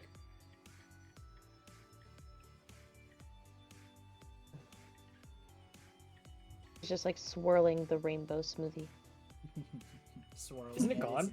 It's turned like most of it's gone, but what's left is like gold colored now. Yeah, just swirling it around in the bottom. Filling know- up the straw part. I'm a big fan of orange, although I gotta say purple's better, but orange ain't bad. Orange is definitely a good flavor. Yeah, no, it's not bad. It's okay. Purple's a good flavor too. It's not hurting me. Echo's experience has been like most of the smoothies he's drank, he is just, people are like, yeah, chug it. And he's like, okay, I guess this is how you drink it. Then he drinks it, he feels pain. He's like, that tastes good, but it hurts. It hurts so good. Why? You say people are like chug it. It is just me. I am the one who keeps telling him. You to chug start it, these. but other people are like, yeah, go chug it. And then Terry records it and it all goes downhill. It goes downhill as primo content. Hang on. Okay, sorry, not to harp on the Gabe thing anymore. This is the last thing. How Jay? How can you be hesitant of Gabe when you're like besties with Priscilla? Priscilla like actually sucks. Not like my best friend. That's not entirely true. And I think that she is wildly misunderstood and maybe under a lot more pressure than I can fathom for myself.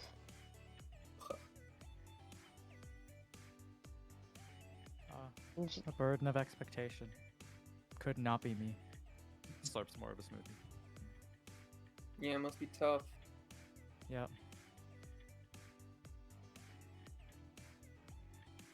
I just think that some of the stuff that she has already done in our life is cool. That's it. I just think that she's gotten to do things that I think are cool. I like to talk to her about them. That's all. It's always good to make. It's always good to like connect with other people that will potentially be in your workforce in the future. Yeah. I mean, she is a part of a lot of the search and rescue missions at the moment, and that's what I want to do. And so I can't imagine she sticks with it. Like, has this not kind of stunk of like she's getting into the hero business to make a name that will boost the brand kind of thing? I don't know. I can't I imagine. just wonder if that's her or if that's just what she's supposed to do. And she's been doing it her whole life. Sounds like there's I mean, a you whole lot watched of the her movie. outside We of all it then. watched the movie. She was basically born, and from the moment she was born, she had to do this thing, and she had to be this thing. She was, the prodigy child or whatever. I mean, I don't know. It's a lot of expectations or whatever. Not Yeah, that something must I can. be tough. And we can all relate to it at least to a certain degree. Sure, I can relate to being born with a power that makes your life so cool. No, but we can all relate to being born with a power that makes us have responsibility we wouldn't normally uphold if we didn't have it. Technically, I stole mine. Yeah. I was pretty I irresponsible appreciate with the mine too honesty. early on. That is true. What'd Kai say? Oh, Terry said, I was pretty irresponsible with mine early on, honestly. Also, considering the whole like cool power you're born with makes your life awesome, Lily, do we have any leads on that? If we're, Well, I went to go see my mom, of course, over Christmas break. While I was there, rooted through her office, got a picture of the person who I'm pretty sure made the deal. The original person in my bloodline that like made contact. I'm not sure where to go from here. I'm trying to like get better at like, because currently I usually just talk to spirits that are like in my zone that like I see and can interact with. I'm not used to like reaching out and calling on a specific person. That's not something I do a lot. So I'm trying to get better at that. And if possible, I'll ring her up, I guess. That's kind of like the a plan family right now. crypt? Are we gonna have to break into like graveyard? Do I have a family crypt? Yeah. Do you know where she's buried or they're buried? Oh god, I don't. That would be good to know. That's kind of fucked up. Considering the stakes, we will have to do what needs to be done. Oh yeah, I'll dig her up. I don't care. Oh my. Oh, what? I'll help. Don't worry, I've done it before. She ruined my life. She's ruined not just my life, but the life of everyone in my Multiple family. lives, for generations of decades. people. Fuck her. I'm gonna dig that What is- her up. Who cares? What's digging her up gonna do? She's dead. What's it gonna do? Make her It- more dead? No, but like it's just a bad omen when you dig up dead people. Like it's like, what do you guys call it here? Karma? Yeah. I don't think it's that big of a deal. I mean, What's karma? It's like, a scale Oh, kind of. My understanding. I mean, yeah. hi. As you guys are Hello. talking, this kid walks up, and his eyes are locked on you, Lily. And you guys might recognize him. This is Shin from the newspaper club. He walks up to you and says, "Hi, sorry. This might be an odd question. Do you know a Gretchen?"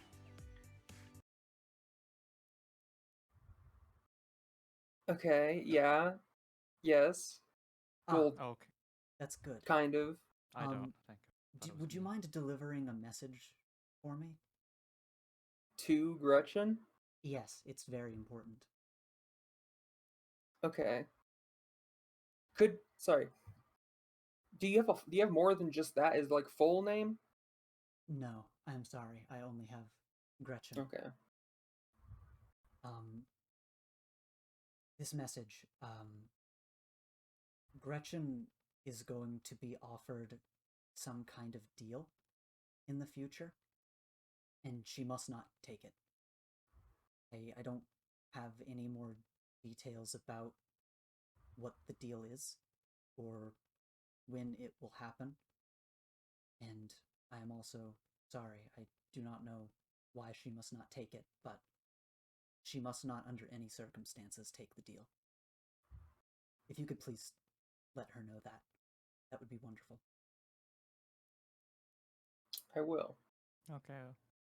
Anything else? Any other incredibly ominous omens you want to deliver, or is it a one and done sort of?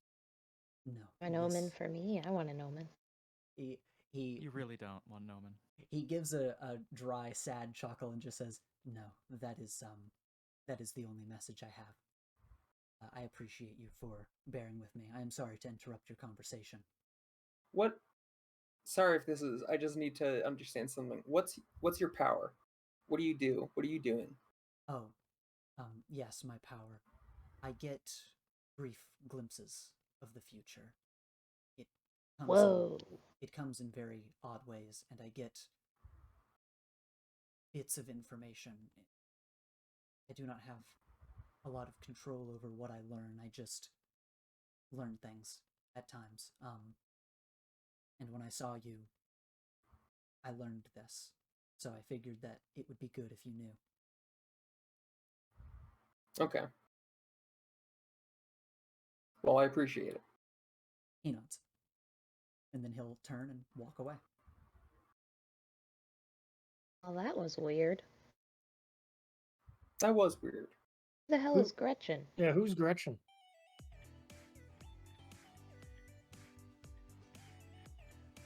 Well, Gretchen is the name of the original, the person I was talking about. Oh. Ain't she dead? It's a She little is. late. I don't think he's talking about her, but he could be. Oh, which one do you... What? We should have asked more questions. I asked if he had a full name. Lily, is your name Gretchen? My name's Lily. Yeah, but like sometimes you have like a secret name. That's What very if you stupid. were technically named Gretchen? Everyone just called you Lily your whole life. Yeah, That see would like be that. ridiculous.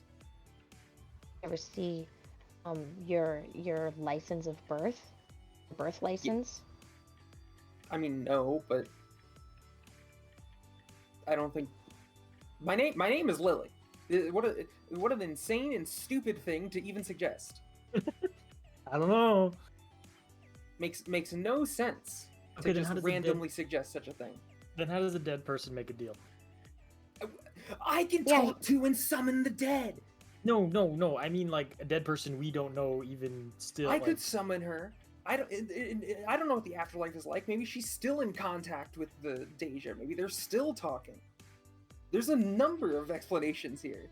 Yeah, I feel like being dead doesn't really stop the Deja. Yeah, honestly. guys, if there's anything to learn from me, being dead doesn't mean nothing. Yeah, I mean, like being dead, you can still do stuff. There's still stuff to do, apparently. I wish there wasn't. You know how much easier everything would be if ghosts didn't exist, and if when you die you just blip out of existence? That'd be sick. Be depressing. That'd be awesome. I die. Will I become a ghost? That's Uh, an interesting query. I don't know. I haven't seen a robot ghost, but I also haven't disheartening. seen another robot other than you. So, I think when you die, that'll be kind of the test to see if that's Yeah. what answer that gets. I'll set a precedent. I Yeah. feel like that's gonna open up a lot of philosophical debate if that's the case. I mean, the soul exists Yeah. Clearly. seemingly. So, did you just say really? No, clearly. Oh, okay. Never mind. I was about to blow up. No, You were clearly. like, really? You think so? Yeah, man.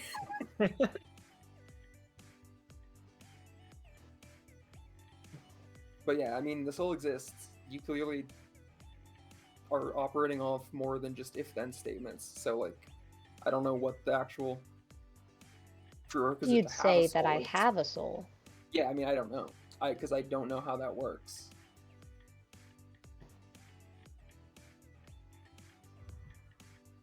I mean, I guess when Joey and Joe exploded, like, they didn't leave ghosts behind. Oh, you're right. So they're not dead. I guess that's one conclusion to draw from that. Hey Lily, can ghosts suffer? Yes. Okay. Well, okay, what do you mean? Is it like an eternal agony sort of thing, or like or is it like a stub of their toe sort of thing? Oh, no, they aren't in, like... Well, I don't think they're in pain. Usually they just kind of look like what they looked like, at the moment of their death. So you do get every so often, like, the guy, with an arrow in him or something. Oh, But, like, it doesn't seem like it hurts them. They all just seem violently and hopelessly bored, which is why they bother me. oh, that's So they suffer from boredom. I don't think they're in pain, though. interesting. Have you Gives ever me a lot to asked? think about. Do you think Lawrence and you could like trap a ghost? I think I could probably trap a ghost. You like put it Why in like would a you- jar or something? Why would you want to trap a ghost though? Oh, no I reason. wouldn't, because it's not like they try to escape me anyway. If I could trap a ghost and then keep it away from me, that could be cool. Yeah. I mean, I guess. Fun existential questions about the afterlife and the meaning of existence. He sips more of his guava. Trippany lands behind you and taps you on the shoulder, Echo. Ah, Echo like pauses and like he isn't expecting anyone to jump. He like turns around and goes, "Oh hi, Triff." Then he spins around. "Oh hi, Triff." Hello, I am sorry to bother you. I had found a seating that was empty. Yep. And I wanted to. I was looking around and wondering why Yep. no one was sitting there, and then I saw you all down here, and so I came to join you. Yeah, please come. That's exactly what I right. thought it was. you were right. Go over by Jay. Ignore Lily. She's had a bad smoothie. You You don't need to tell her to ignore me. Well, why did you lie? Like you could. Trippany just sits down and Oh doesn't say god. anything. So Triff, how you doing? We're talking about life, death, and everything in between. Oh Yeah. dear, life and death. What brought on this conversation? What do you think? She looks over to you and gives a little frown. And she just goes to sip a little bit on her drink with a nod. What flavor did Triffany get? Yeah, this is important lore. It is a bright, like, lime green color. Yo, Fine. babe, wake up. New green just dropped.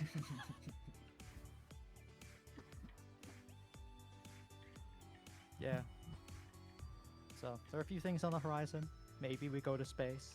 Maybe we like punch a ghost. Maybe we have to put one of Lily's ancient relatives in a jar and shake it until they tell us how to break a deal with Deja? Is that Oh, how you I- say it? Yeah, it's Deja. I would punch her so good. Yeah, but like I was thinking we could like stick her in a little like urn and then you could shake it a lot and maybe like in like a dry like a washing machine or like dryer. That could be good. Yeah. I mean, I could also just try asking her. I don't know if she's going to be hostile about it.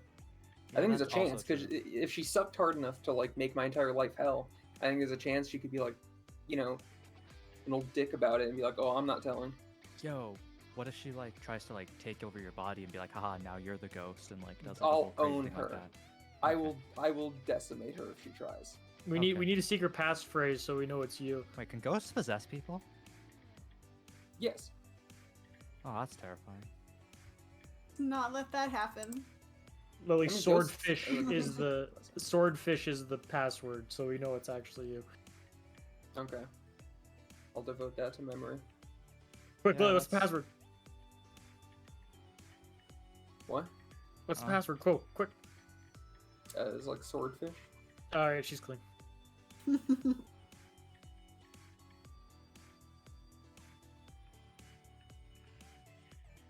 Wow, look, I am conspicuously out of my guava smoothie. He's not. There's like a quarter left. I am gonna go get another one.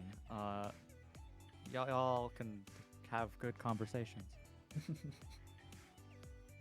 Terry gets up to leave to go get more guava smoothie.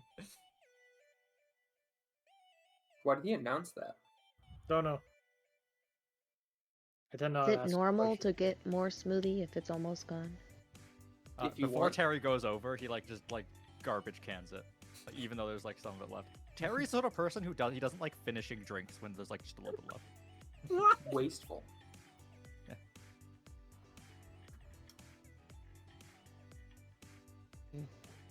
Looking at my gold smoothie. If you want to try this. Would you say, Chloe?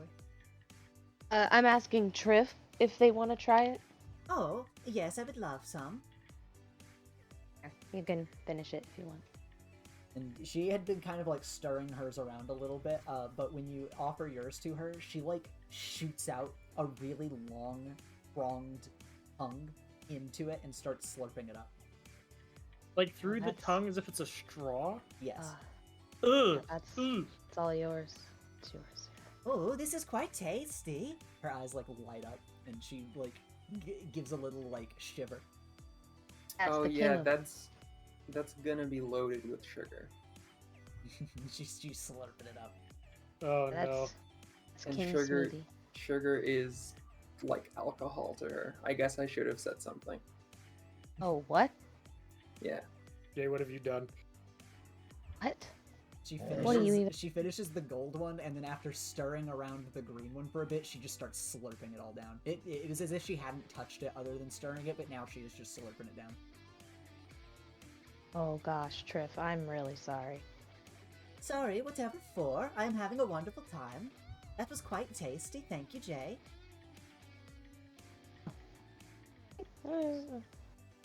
You're welcome. Yeah. As long as, Glad as you you're enjoyed feeling all right. And she gives a bright smile and continues to slurp down the green smoothie.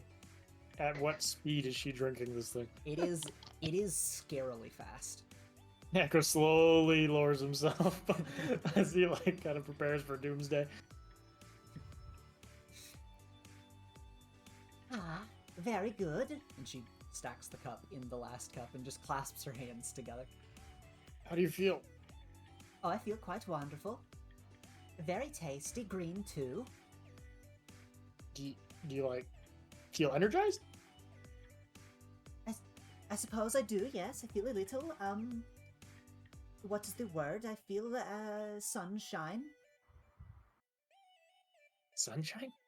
Yes, I feel very sunshine right now. Echo slowly raises himself. He had like his half of his face like under the table as he slowly raises himself. She okay. hiccups a little bit. Well, as long as you feel good, that's what matters. Yes, quite. How many fingers am I holding up? And he holds up 3. You're holding up 3 fingers, Echo. Do not be mean. No, just making sure you're okay. Just it's a test rhyme from me, when someone drinks something too You fast, can be even so water. mean, Echo. Why must you be I'm so just- mean sometimes? I'm not trying to be mean. I'm just making sure you're okay. Yeah, fuck that guy. Tiffany crosses her arms and looks away from you. Okay, Triff, I worry about your health because I'm, I care about you as your friend. You must not worry about me. I am a princess. If someone is worrying about me, I am doing my job wrong. Echo furrows his brow at that as he thinks behind that logic.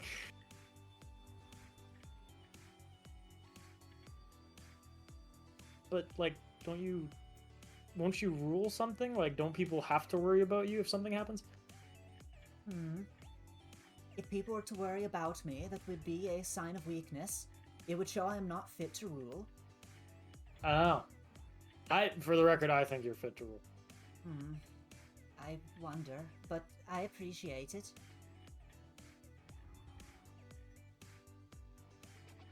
Terry comes back and he looks between everyone. So, how are things? Fine. Very Good. good. I have had a lot of the smoothie.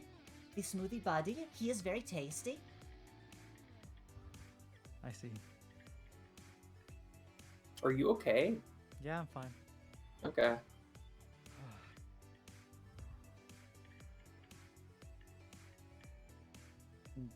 Tiffany furrows her brow a little bit and frowns a bit, and she gets up and she kind of like stumbles a little bit for a second, but keeps going. And she'll go and give you a big hug, Terry. He like hard flinches at that. Ah. Do not worry, Terry. I shall give you an embrace. It shall He make is, you like, warm and fuzzy. Because I am Very warm clearly and fuzzy. incredibly uncomfortable being touched. He's like, could you like not, please? Yes. And she just lets go. And she'll Thank you. move around, stumble a little bit for a second, and then go to sit back down. What time is it? It's getting a bit later now. It's getting closer to like 8 o'clock. Yakko pulls down his goggles, sees the time, pulls up his goggles. We should probably start heading back. What, close to your bedtime, bud? You're funny, but doesn't the tram close down at a specific time? Isn't that how that works? Game Master, Ethan? Yes, I thought you were just asking them, because that would be a normal question for Echo to ask. Yeah, the trams close at a certain time, but the trams in the city go for really late, but you know that the tram heading back to school would close at like 9. We should still get back soon. We got like an hour before, the trams close. Okay. Also, no, I don't have a bedtime. That's ridiculous. I do. Whoa, pal. Battery runs out at the same time every night. Awfully defensive for a guy who doesn't have a bedtime. I don't. It's true. I used to stay up and look at the stars. I think I Yeah. will go grab another smoothie. No, Triff, hold up, wait. He just starts Goes- wandering off. goes to stop it, Triff, wait, hold up. He goes to like, not tackle her, but like grab her. Oh, Echo, must you be so forward in public? Like, whoa, wait, you gotta like stop. This should have... woman looks back at you and just scoffs at you. She's like, looks forward. Triff, we should go back before. We don't want you on too much of a sugar high. Oh, I am doing fine. You are so mean to me. She I'm not being swats your mean, I hand just- away. Oh my, ow! Well, that's my bad hand. I can handle myself. Okay. He's like wincing because that was his bad hand that got burned.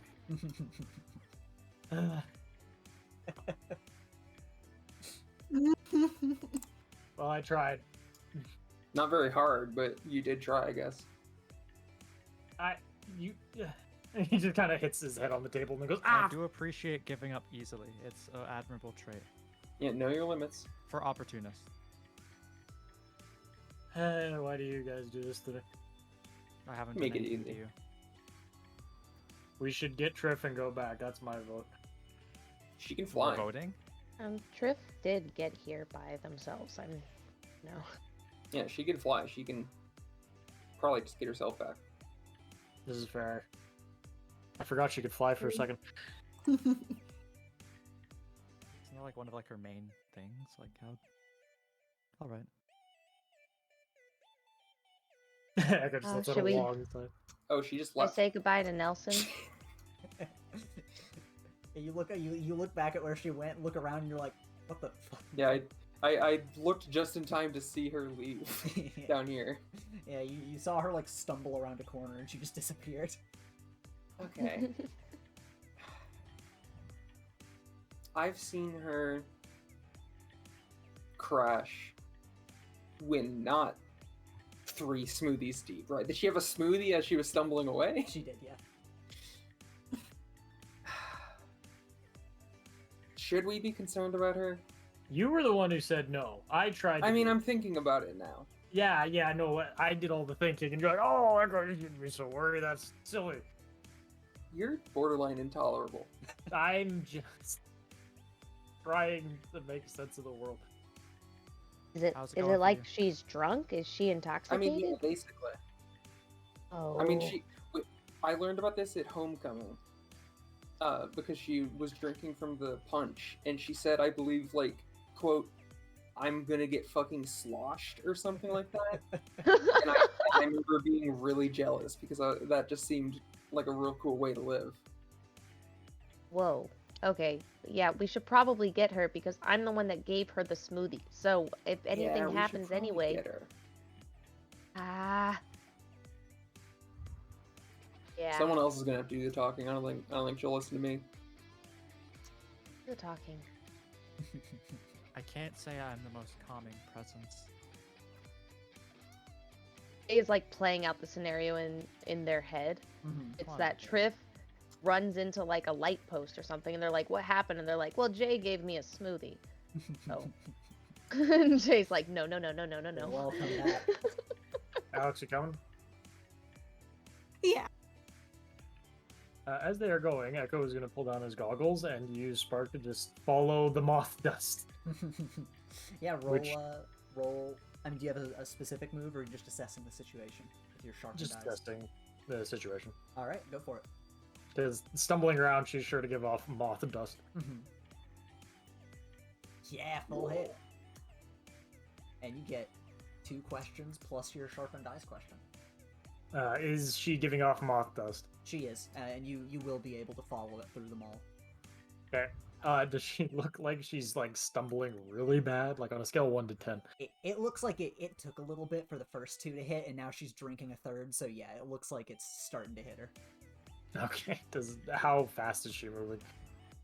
Right now, like, it seems like she appeared deep in the mall pretty quickly, but now she's just, like, wandering around in circles looking at bright lights at storefronts as you guys make your way deeper into the mall, and you do see her, like, just kind of stumbling around in circles, like, in awe of the lights.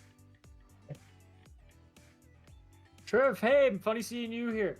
Oh, Echo, it's wonderful to see you. Hey, and he kind of like claps her shoulders. We are heading back. She Wanted to know slaps if your you- shoulders really hard.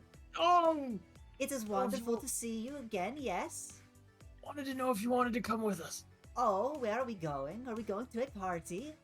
No, we're just going back to Yes. school. Yes. Yes, we are, Echo. We're going to a party at the school. Yes. Oh, I am so excited. Yes, let us go. Shall I ferry one of you on my back?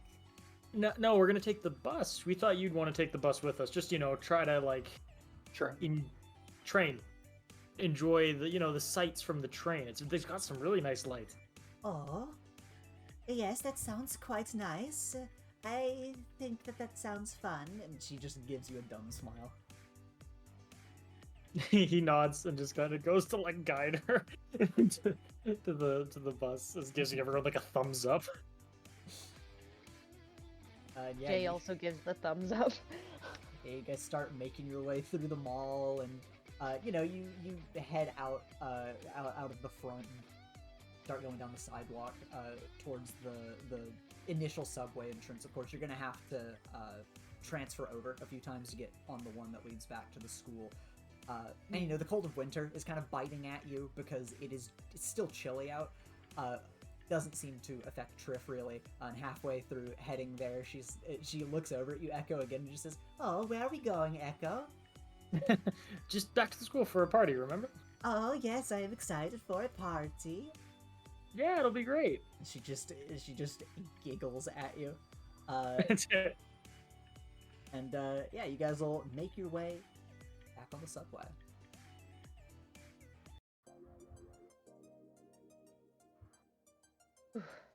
Awesome. Echo sits Triff right here on the corner.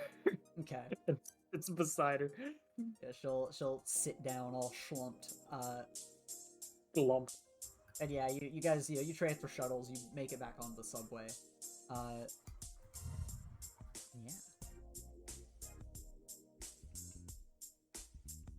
Whenever we sit down, I imagine there's like a moment of kind of silence or whatever. Mm-hmm. And Jay's gonna just like look to Lily and be like, sorry, if me being friends with Priscilla doesn't make you feel very good. No, it's fine. It's just, I don't know. I got the vibe a lot more when it was Joe rather than you, that she was just kind of, schmoozing up, because Joe was obviously, he was like voted class president. People thought Joe was like sick. Yeah. But if she's still being nice to you, then maybe I'm just cynical. Kind of surprised me too, honestly. But She she never sucks. stopped treating me like kindly. That's cool. I think you're cool too. Hey, thanks. I've liked all the variations from the Joeys to the Jays.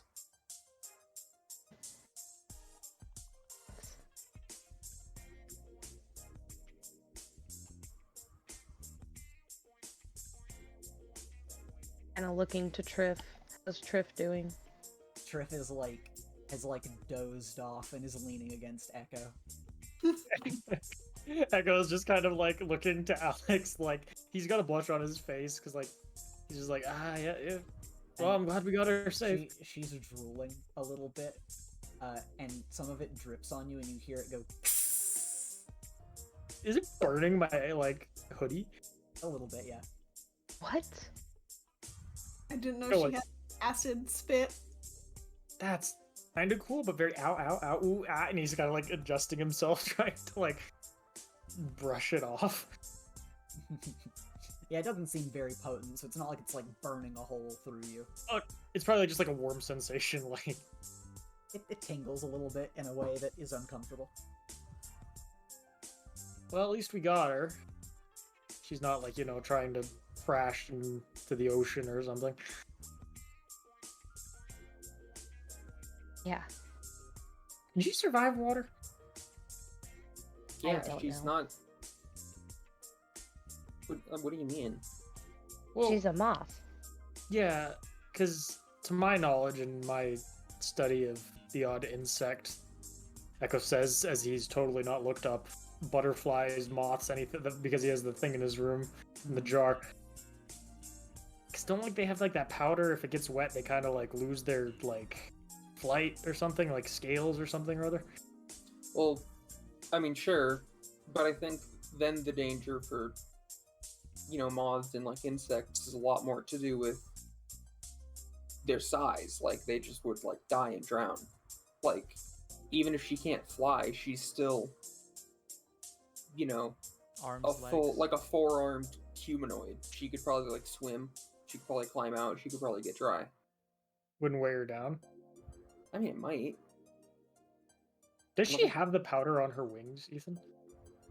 Yeah, there's glimmering little bits when you can see when you're up close.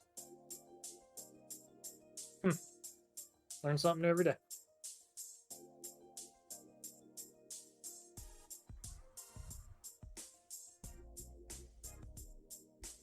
I don't know, I'm just worried about her safety. Because honestly, I don't want to, report that to the school that a princess got hurt when we, We Sure. don't Yeah. want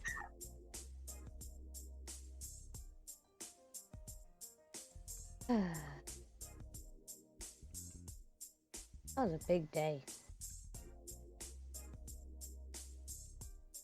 Did anyone make notes of that history class presentation? I fell yeah. asleep. I did. You fell asleep? Yeah. You didn't hear that she's gonna do a quiz tomorrow? Oh, I probably just know it. What was one hero from the Bronze Age? Go. She says one. What is it? Atomic Man, right? No, Lily's smart. I'm not. Well, it's also it's like hero stuff. So Yeah. Who is the highest scoring hero on her innovation slide? I mean, was that Mr. Fanite? Yep, you got it. Yeah. All right, now you'll be fine. Echo says. I mean, ask me about history that matters, and like a lot better answers. Yeah, sorry, I don't have encyclopedic knowledge about the history of powered cosplayers. What's Drift doing? Driftity just like woke up and like blinked her eyes a little bit, and she's just kind of like moving down this way. Oh, hey, Drift. I want to show you something real quick. Oh no, it's okay. I will be going. Going where? Over here, and she just kind of like moves over to this door of the subway. Uh, I wish to Drift. explore. I'm in a No, new Drift. place. I'll have, Don't open I'll that have- door. As she's going closer, I'll have ghosts come and just kind of like two ghosts stand in front so that like she can't actually reach the door part. Mm-hmm. She is like walking, and she's like, "Oh, the door keeps moving farther away. Oh, I do not feel very good." It's okay here. Just sit down right here. And Echo kind of gestures. Just sit here. You're good. And kind of like pats her back. You're good. Okay. You're good. And she Just her eyes flutter closed again. oh well. All right. Echo says with a sigh as he looks to Jay with like a, God, this is a full-time job. Yeah, I'll stand right here. Thank you. I'll be right here.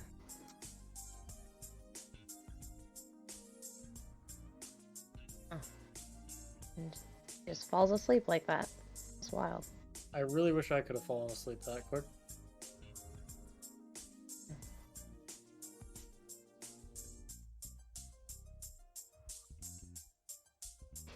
Like Oh, the- Jay, how you doing? Never mind.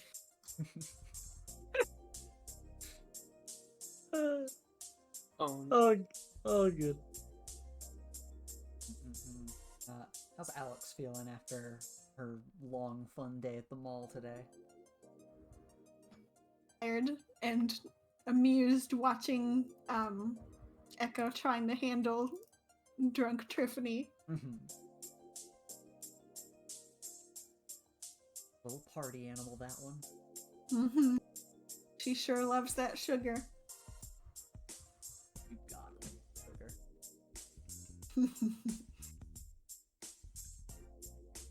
It's that lime green, I tell you. That green 2 flavor. Yeah, green V2.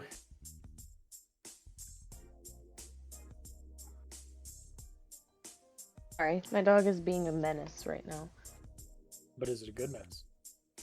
Just wants to go outside, inside, over and over and over again. Mm-hmm. Now, Echo, you were saying hi to Jay? Yeah, you were saying hello. So, Jay, how you doing? Yeah, and I'm studying, trying to move up on the old leaderboard. I mean, but aren't you more higher so than me? just trying. No, I don't. Wait, yes. Maybe so- he pulls up the list and No. looks at it. I'm actually 2 below you. I mean, you're catching up. Slowly.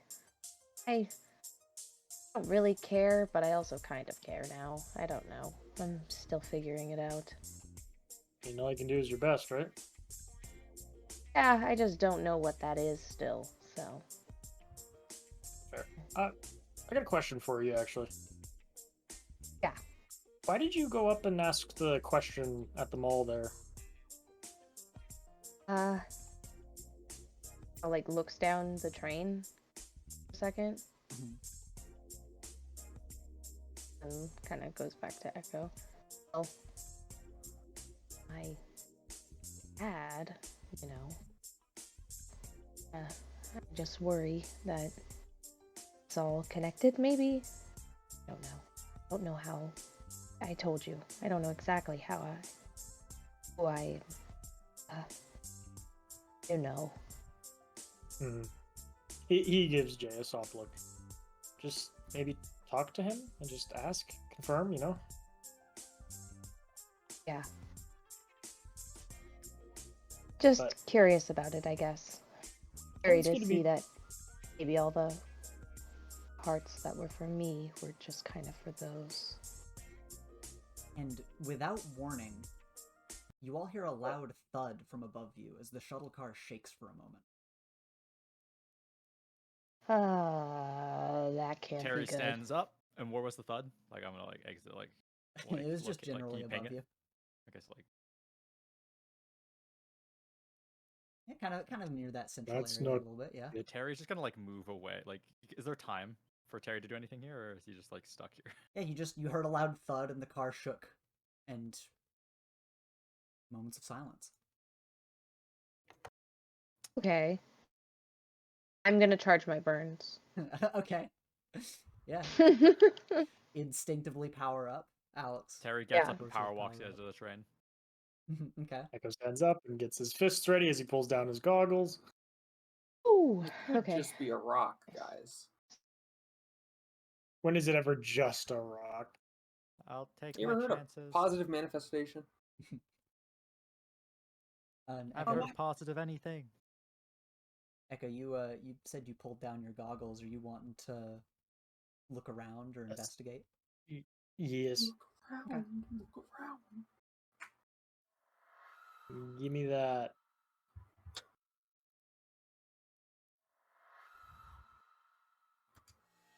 How big was it? It sounded big.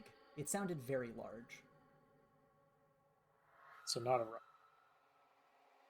If it's a rock, it's a very big rock. Is it? Oh, I guess does that count as my question? Yes, it does. Damn it. And so does that, because you asked if it You have, counts. you have one more question. Is it moving or is it just standing there, like, or laying or whatever it is doing? You start trying to pick up sounds, and Spark detects. It hears something for a second, but it very quickly loses track of that something, and it's just silence. I was gonna just slowly Uh. approach, like, because it happened like right here, right? It kind of in the middle, yeah. We go to like go up and like look up. Okay, yeah, you see the ceiling. He It's protectively by takes like a trip. little beat. He pulls a wrench out of his bag and just kind of lobs it at the roof. All right, yeah, you do that, and all of you might be kind of taken aback as Echo throws a wrench at the roof, and you all hear another loud, like, clanging sound. Uh,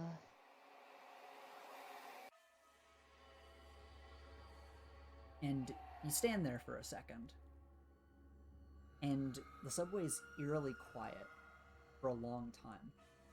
You listen for another noise, and hear nothing. But then,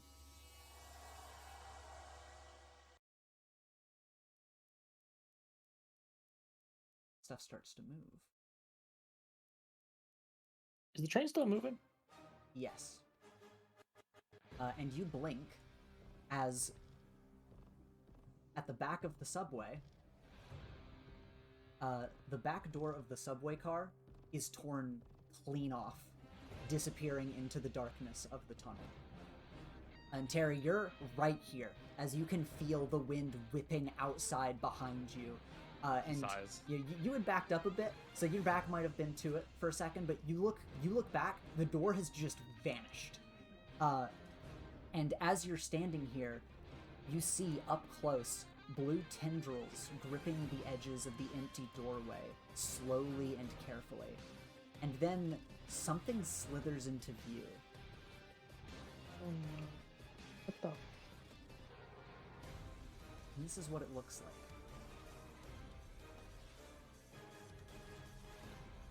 That's right behind me, isn't it? It's a massive form enters the subway car faster than you can even flinch in reaction to the sound. Like when you whip around, this thing is already fully like crawling in and stanced up. And this thing is staring you down as if ready to pounce. And then it rears back and utters an awful noise.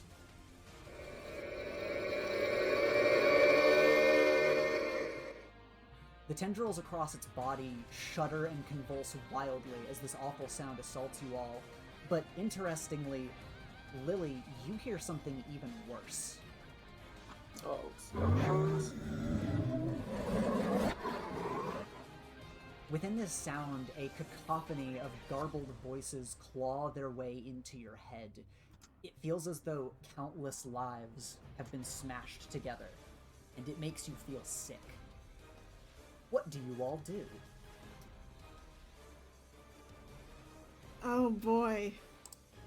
Can I roll to defend Terry and use my Yeah, grapple hook Terry to would pull say him portal, back? and then just like try and jump backwards. Oh no, Yeah. Echo's gonna use his grappling hook to defend. I'm gonna roll defense. Alright, yeah, roll savior.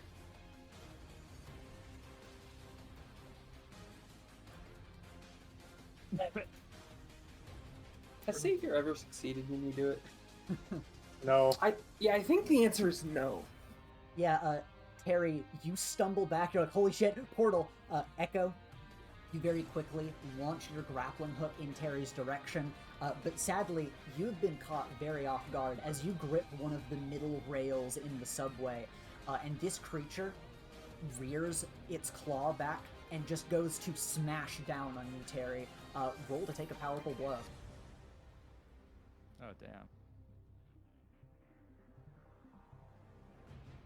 Yeah. Kapow! Oh my god. Alright, Oh, choose It's- one from the above list. I'm so good at rolling high on 15. these. You are. 15? I don't even think I've seen anyone roll a 15 while we're playing this yet. You wish you were me. I'm completely shocked though. That is double six and maximum. Or not maximum. That's what I'm since this saying. is- That's since why this I is just had to conditions, you have mouse more than over it three. because I was like, we can roll 15s. Some basic moves, yeah. Give me a second. I think it also stacks because if he has conditions marked as well. Yeah. Yep. Yeah. Uh,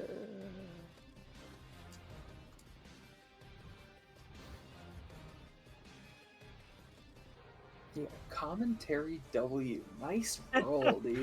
Nice roll, Terry. Yeah, I don't know what the context of this roll is, but that's a high number. So I'm pumped. Even says kapow. It does. And it's green, which is the good color.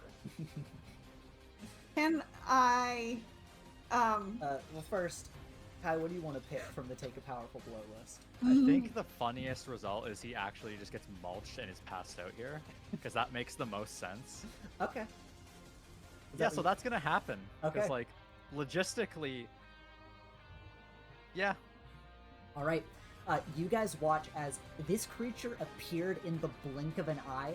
It smashes its arm into Terry flat in the ground, grips him, whips its arm back, and fucking chucks Terry straight into this wall. He bounces off and just slams into the ground, and he is unconscious and bleeding from the head. As this thing prowls a few steps deeper in, still, like, stanced up and ready to pounce at you guys. Now, Alex, what were you going to say?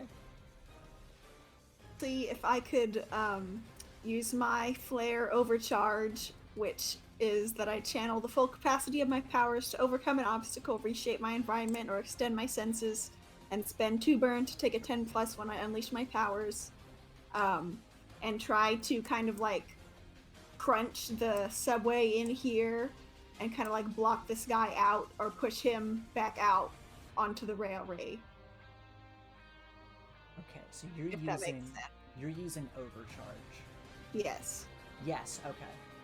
So yeah, you just want to manipulate the environment to your whim here. Yeah. So yeah, you can do that. Okay.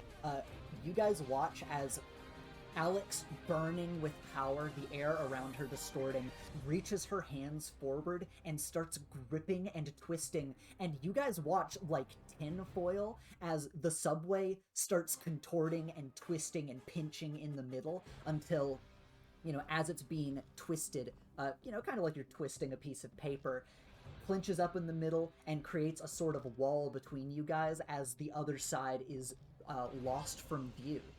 And you don't hear anything for a second. What do you guys want to do after Alex does this and blocks the way?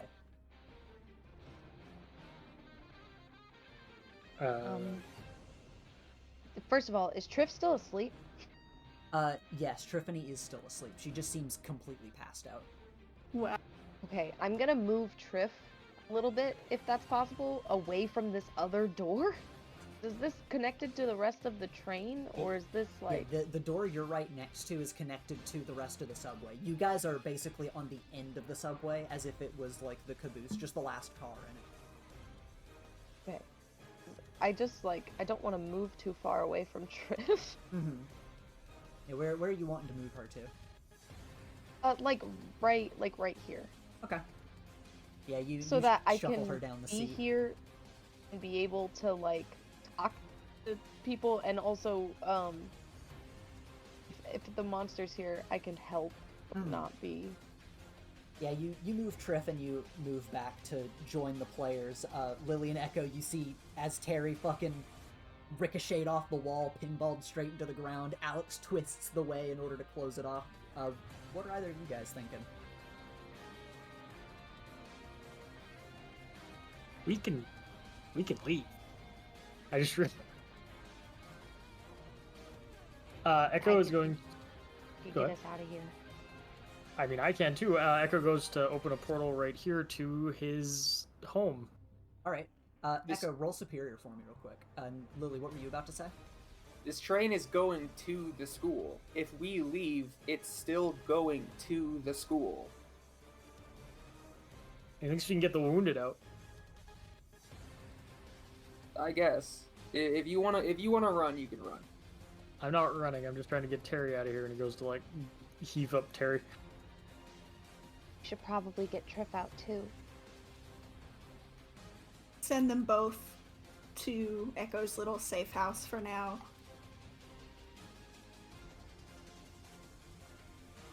All right. Ethan? Yeah, is that what you want to do? As you open up the portal to Megea? Yeah, I just asked why you made me roll superior. Oh, yeah, as you rolled superior, I thought you were, saying, hey, we should just all hop in the portal and leave, because I was going to remind you that this is a train going to the school, as Lily did. And yeah, there are, people on the train and whatnot. That was basically all. Oh, okay. He is gonna go to huck Terry and with I assume Jay's help, Triff into his safe house, the portal near his safe Through home. him? Not through him. Put him gently down. You said Huck. Well, You're you know in a what I mean. panic. It's in a rush. No one's warning you. It's true. Yeah, you pick him up and you kind of, toss him a little bit into the portal. Jay, you help and heft Triffany into the portal, and both of them disappear to the other side. Drunk Triffany wakes up on top of a passed out bloodied Terry in a Star Wars Tatooine fucking sand hut. Oh, what a You way didn't to lay her on her back, right? She is That's drunk. crazy nice Someone put her on her side, right? Alright, you toss them through the portal. I assume you close the portal. He writes a quick note on a note in his journal, saying in a fight, be back soon, Echo, and he just throws it. He throws that, puts that on top, and closes it. Alright.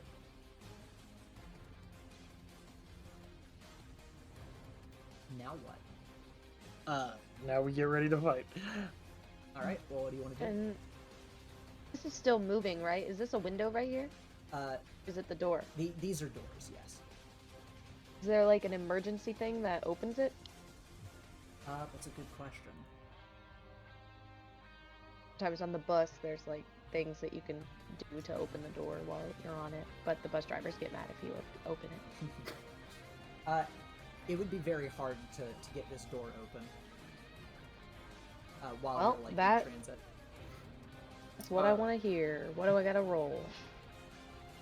What were you gonna say, Deka? No, I thought that was gonna be the end of it. But if Jay's gonna try to fucking bust that shit open, go for it. Go for it. All right. Then let's see here. Let's go with unleash your powers. You've got to unleash some strength if you want to force this door open. Okay, got it. Unleash my powers. So freak. Yes.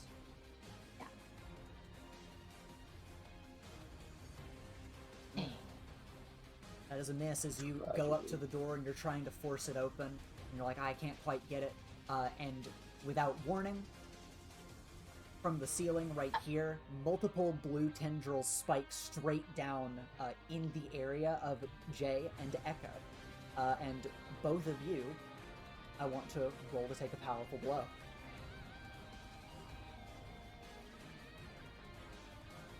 Okay, that's good. We want misses on this. Alright, that's a hit. Echo, you basically, like, as you've got your goggles and you're trying to figure something out, Spark notifies you of, like, there's an anomaly above you just in time for you to dodge out of the way. But Jay, as you're focusing on the door here, you're a little distracted. So please choose one from the lower take a powerful blow list. I am going to... I'm going to lash out verbally. Okay. Be like, this damn door won't get open! Now, if you lash out verbally, you've got to provoke a teammate to foolhardy action. Or take advantage of your influence to inflict a condition. I thought they were like separate things. My bad. Like lash out verbally, provoke a teammate to foolhardy action. No, that's or all the take- same one.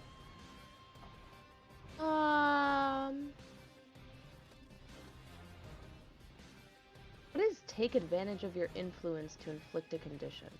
What is Like what does that on, even? I on a realize teammate, I don't think. on a teammate. If I is had like, in. yeah, if you have influence on somebody, you can take advantage of it to inflict a condition. So this is like, you either have to make a teammate do something stupid, or you have to inflict a condition on them. Because you're like lashing out at them. Okay, I'm gonna be like. I'm gonna actually find myself lashing out at Alex here, I think. Okay, what are you gonna say to her? And after like, the damn door won't open, I'm like, can't you grab them out of the fucking train? Alright, so you're basically asking Echo to, not Echo, you're asking Alex to rip the doors out of the train. Yeah, I was talking more about the monster themselves. Oh, okay. But yeah. So you're basically just like, can't you just fucking throw this thing? Yeah, like out of the train, yeah. Alright. I roll freak and try to throw it out the train. Well, as these tendrils come down, and, you know, Echo dodges out of the way, Jay, you're in a tense situation as they smash down. You lash out at Alex. One of these tendrils wraps around you exceedingly fast and just chucks you back, slamming you into this back door, as the creature just slithers down and looks in your direction.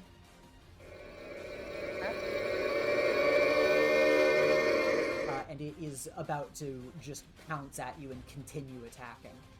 But, Alex, what do you want to do in response? Unleash my powers and try and like launch it up through the roof of the train and just get it out of here, or launch it through the doors one way or another. Okay. Then roll plus freak to unleash your powers. Okay. Alright. It is... You can either mark a condition, or I will tell you how it is unstable or temporary. I have 3 conditions, so let's do unstable or temporary. Alright. This thing tries to pounce in Jay's direction as if going in for the kill, and you just fling your hand up in the air and jettison it up through the hole in the roof, and you can hear an impact up above, but you're like, okay, it didn't go flying far, it's gonna be back. And you guys have a split moment. wanted to ask, can I, now that I have actually felt the tendrils, like the tendrils have attacked me, I've seen them up close, they've hit me and stuff like that, can I roll superior to try to assess what the hell this thing is? Like, what's it Yes. made of? Yeah, go for it. Also, I don't know if my universal engineering, like my scientific insight thing, would apply to this. Yeah, who's to say? Yeah, exactly. Oh, that's Oh! pretty fucking good though. Yeah, you have 2 questions you can ask. And then actually do want to, I guess. Okay, so is this thing, does it feel organic, like or made out of energy, or does it feel like it is like technology, like it is a robot? It feels entirely organic. Okay. And then what is your second question? Were you asking about the tendrils and what they're made of? Yeah. The tendrils all feel like, almost like tentacles, as if this thing is made of 100% muscle. Gross. This wouldn't have to do with my universal scientific insight thing. What is the description of that? I have achieved mastery over field of science and technology. We chose universal engineering for it. Yeah, sadly, Can I assess the situation? this sadly does not seem... You have no fucking idea what the deal is here. Right. It seems like I'd need to know more about, like, biology or something. Okay. So basically what I've learned is that it is organic, almost fleshy feeling. Yes. Okay, that's nasty. Seems like it's some sort of maybe alien creature or something. It felt fleshy. Yeah, Jay, you realize this on reaction of being thrown back. Alex tosses the monster up. In all this split second, Jay stands up and says this. Lily, what are you thinking? How are you feeling about this? When the tentacles were coming down, could I have rolled to also, like, assess it to look at them? Yeah. Okay. Thank you. Roll to assess the situation. You get 1 question. Okay.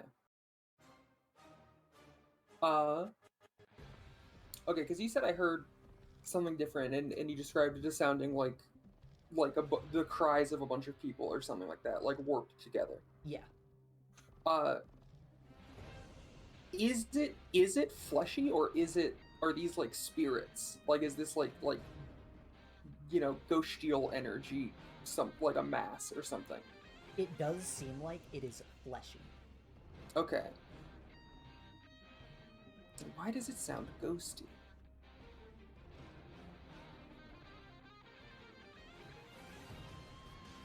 Okay, well, I guess that's my question.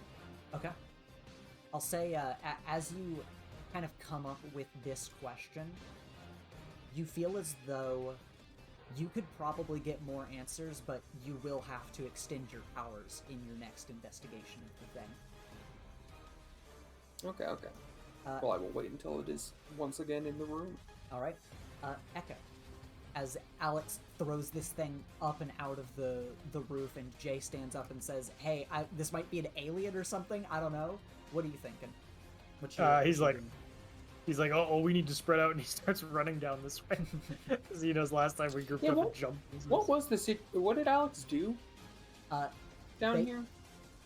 Alex, yeah, you can't go that way. Oh, never mind. Yeah, basically at this point, Alex just crumpled and twisted the entire subway car. Twisted it in a few rounds, so it's just like, again, if you grab 2 sides of like a newspaper or like a piece of paper and you just start twisting the sides in opposite directions, that's what she did, but to the whole subway car. Yeah, Echo turns, goes to run that way, realizes he can't, spins around, goes and spreads out. Like, yeah, is Echo thinking like, oh, we gotta run out of this subway car, or is he just spreading out from the others in general? He's just spreading out from the others because last time they were grouped together trying to hit both him and Jay, so he's just kind of bracing and preparing for whenever the hell it shows up again. Also, Jay would actually know the answer to that question you asked in the chat. Because of the type of maglev rail that this is, it has a technology that is keeping it on the rails. Okay. It would also a moment here and be like, do we know what it's after? Is it after us or after the train?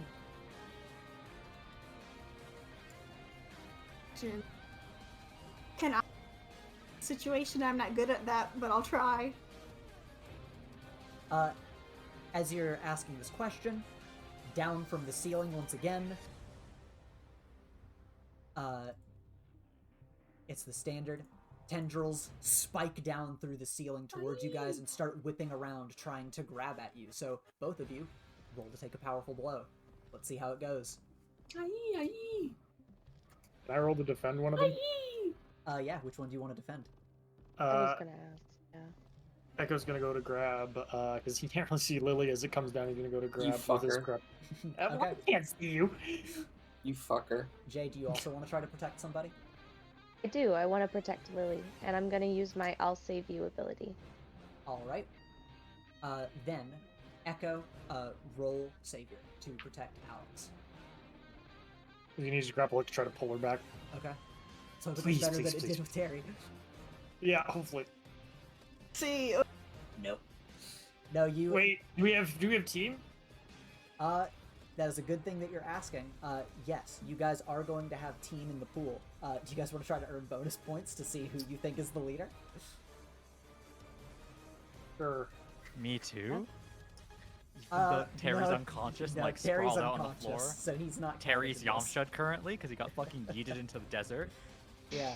Message me who you think the leader is in this endeavor. I'm gonna send you a goof one because it's funny.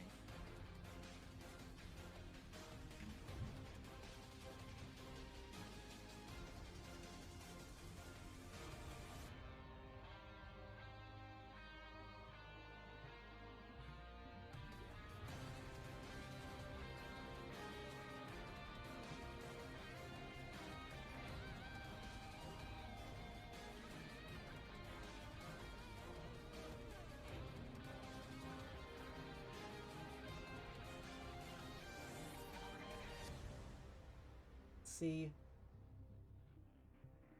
Alright. Sadly, not everybody voted the same. One person voted differently. darn. Who could it have been? And the answer might surprise you. Oh, really? But, yeah, you guys have entered battle, so you have 2 team points. There isn't a leader everybody can agree on, but you do all have the same purpose in the fight. I do have to say, because I did do it not knowing this would happen, but I did use a team. I need to remind us to make Terry's high five juke work. Yeah, there's a default 1 at the beginning, and if you enter battle, you get more points. So you added 2. You plus 1 because you all have the same purpose, but you are ill-prepared and off-balance to remove that, so you guys have 2 team points overall. Okay. Can I gobble up 2 to save Alex? All 2? Here's the thing. We get a +1 back because I'm defending stomach. Oh, is that one of your Okay. moves? No, Or is that's that a just save from thing? the description. Of, Okay. that's just Oh, Then yeah, yeah, if it's basically for 1, then yes, I think that's fine. yes. All right, then yeah, you just need you basically need Jay and Lily to help you in some way to get the +2. So Jay, I am rolling over, and with my I'll save you thing, I imagine I'm putting my arm up like a big metal shield is erupting out of it. okay, and you're like pressing it against the ceiling, like, Yes. kind of trying to force the tendrils to not come down at you guys. Yes. All right, The, so yeah, the you're, catch-22 with this though is I expose myself to danger. I okay. clear condition though, but I expose myself to danger and save Alex. Okay, yeah. So I will give insight to someone watching regarding my secret. okay, let's see here. This is a good question. You are saving Lily. Lily's gonna see something from you again. Lily's seen a lot from you. No. But yeah, Lily, as Jay's body unfurls and creates this large arm and creates like a barrier to kind of grapple with the tendrils that are reaching towards you and force them back up through the ceiling. You can see as Jay's torso has deconstructed in order to do this, you see this weird glowing shape at the core of Jay's torso. And it looks very odd. You can't really describe what the shape is, even. But it is glowing, it does not look natural, and you aren't able to see it anymore when Jay pulls himself back together. And now, actually... Lily respectfully seeing that is like, is that, like, their insides? So Lily, like, raises a hand to kind of block her eyesight and, like, looks away a little like, I don't know if I should be seeing this. This feels kind of wrong. And how do you want to help Echo get Alex out of there, as tendrils are, like, in the split moment that tendrils are reaching down towards you and Alex? I think her instinct would just be, like, order ghosts to jump out of her and, like, carry them away. Okay. Then yeah, both Jay holding the tendrils at bay, and Lily, you giving a force to Alex to knock her away, and then Echo, you catch her with your grappling hook and pull her straight over next to you. You whip her into this area, the tendrils disappear, but from behind you, or rather I guess from above you, because you guys are standing underneath multiple holes in the ceiling, you hear a thump, and then you look up as you see the mass of this creature as its body entirely unfurls into a bunch of tendrils that seem to specifically all target you, and go to roll to take a powerful blow, my friend. Oh, that's not good. I'll move you here a little bit. Let me roll to take a powerful blow. Also, we got one team in the pool. It's true. Oh, shit. Oh, dear. Alright. Gosh, everyone. That is a 10, so choose one from the top list, or two from the bottom list. Okay, one sec. What if we all just get knocked out? What do you think Ethan would do? It would be good. I think we should do it just to make him come up with something.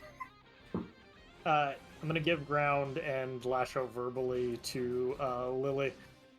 All right. What do you want to shout at her? Now you're not targeted. Do something. You just yell at her to fucking do something as you're like, she's attacked, and then immediately after you're being attacked. And yeah, you give ground as this thing grabs you. It whips you up on top of the subway and chucks you further down the subway in this direction along the ceiling of it, along the roof of it, rather. And you are going to take a condition. So what condition is Echo going to take in this moment as this thing just whips you up onto the roof of the subway, as you are at very, very high speeds going down the tunnels? Oh, well, I guess I'm taking Hopeless again. I just claimed that, and now we're back to it. Alright, feeling hopeless as the creature is continuing up above towards Echo. I'll disappear them for now. How do you two feel as Echo, Jay and Echo, you both work together to protect Lily and Alex, and then he was fucking yoinked up through the ceiling? Yeah. Now I'm pissed. He's coming after all my friends. Can I? You guys hear as Echo goes through the ceiling, just, oh, come on! Is it possible for me to go ahead and try to roll for some more burn and then use my gravity to make gravity light and jump up on the train roof? You could very easily go up there, and in the time that you're going up there, yeah, you could roll for more burn. Okay, let's see. Okay. It's a full hit. That's pretty good. What happens on a full hit? It says on a hit, hold 3 burns, so I guess that's the same with a full hit? Yes, that's a full hit. Okay, so let me double check to make sure. I believe they call it a hit and a partial hit. So yeah, on a hit, Sweet. hold 3 burn. Okay, yeah. So yeah, Okay, you just get perfect. 3 burn. All right, I'll take it, and then I'm gonna get up there onto the roof because I'm pissed. All right, hop up onto the roof. Jay, what you thinking? I looking back at Lily for a second, and did Alex just make the gravity lighter for only her, or just in this area, or? She is able to do it basically around herself to easily move herself around. Now, if she wanted to do it for everybody, then she wouldn't be able to charge. She's got to focus her efforts. Okay. Do you think, Lily, should we go up on the roof? I mean, yeah, sure. I want to imagine, because Jay has this enormous shield, that they kind of like brought out, Mm-hmm. kind of using that, kind of putting it down and like, huh, and like jumping up and getting up there and then extending an arm down to Lily. All right. Lily, as you go up with her, whee!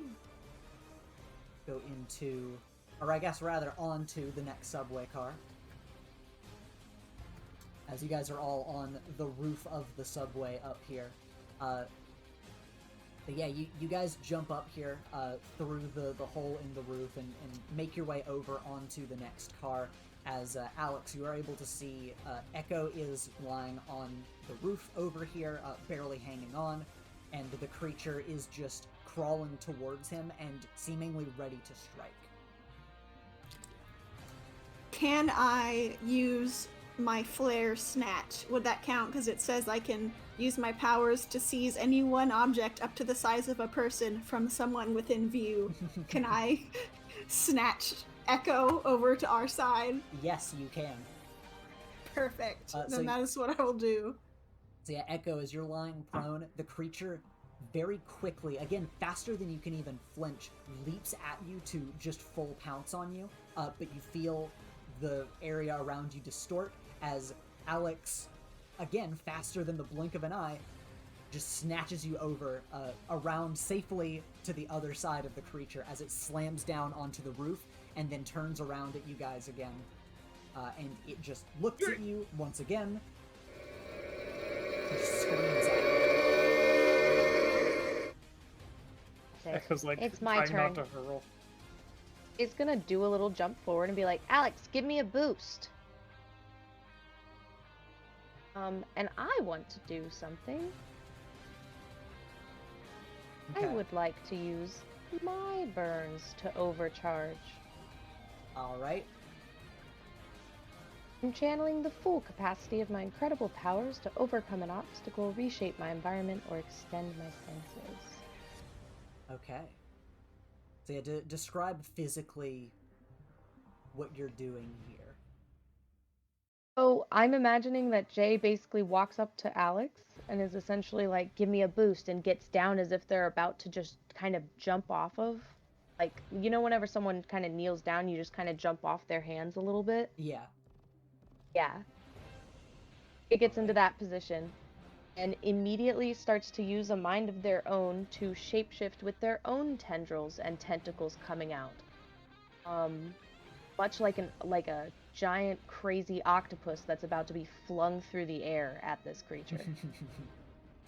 All right. Then yeah, what condition do you want to mark in order to gain these brand new abilities?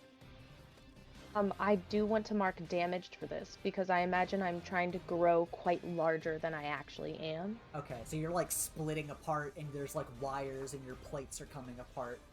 Like, imagine like I am Jay whenever Alex like gives me this like anti-grav boost type of thing, and as I'm in the air, I am like becoming this giant tentacle mess. Yeah. All right. Yeah. That makes sense. And yeah, you just are launched forward by Alex's power, and you slam into this creature. And yeah, you're gonna fly at it, and you're gonna hit. Your new form, you are able to hold it and sustain it as you fly at this thing and start grappling with it. And you guys watch as these metal and muscular tendrils all wrap around each other in this weird, horrible mess of limbs. As Jay, you're doing a pretty good job holding this thing back, but it looks straight in your face and screams at you as you slowly feel like, initially as you guys start grappling, you're like, okay, we're even in strength, but as the more moments pass, the more you can feel like your body is being further torn apart and crushed. But you're buying a pretty good amount of time for your allies, so allies, what do you think when Jay launches themselves forward and does this? Oh, now I have to be careful with what I do because I don't want to hurt Jay trying to attack this thing. It's true. I got not an evil idea, but I got an idea. I'll wait till Lily does hers. Yeah, Lily, what are you thinking? I mean, I don't have now that they are mingled together. I don't have a thing that I can do. Okay. Do you mean in terms of investigating, or just like power attacking it, whatever? I mean, I could just roll superior again, but I don't really feel like I need to. Okay. Then yeah, Echo, what are your thoughts? I was gonna use alien tech to use spark to give Jay a little bit of juice. Okay. Yeah, if you want to go for it, go for it. Let me read through this one more time. Been a hot minute. I want to directly engage this threat. Okay, here's the thing. There's a chance for you just to blow up, so let's hope that doesn't happen. Nah. There's a what? No, it's fine. It's fine. Okay. Okay, so sorry, can you paint the picture of what's going on right here in front of me right now again? Right here in front of you. Oh, if you want to describe it, by all means.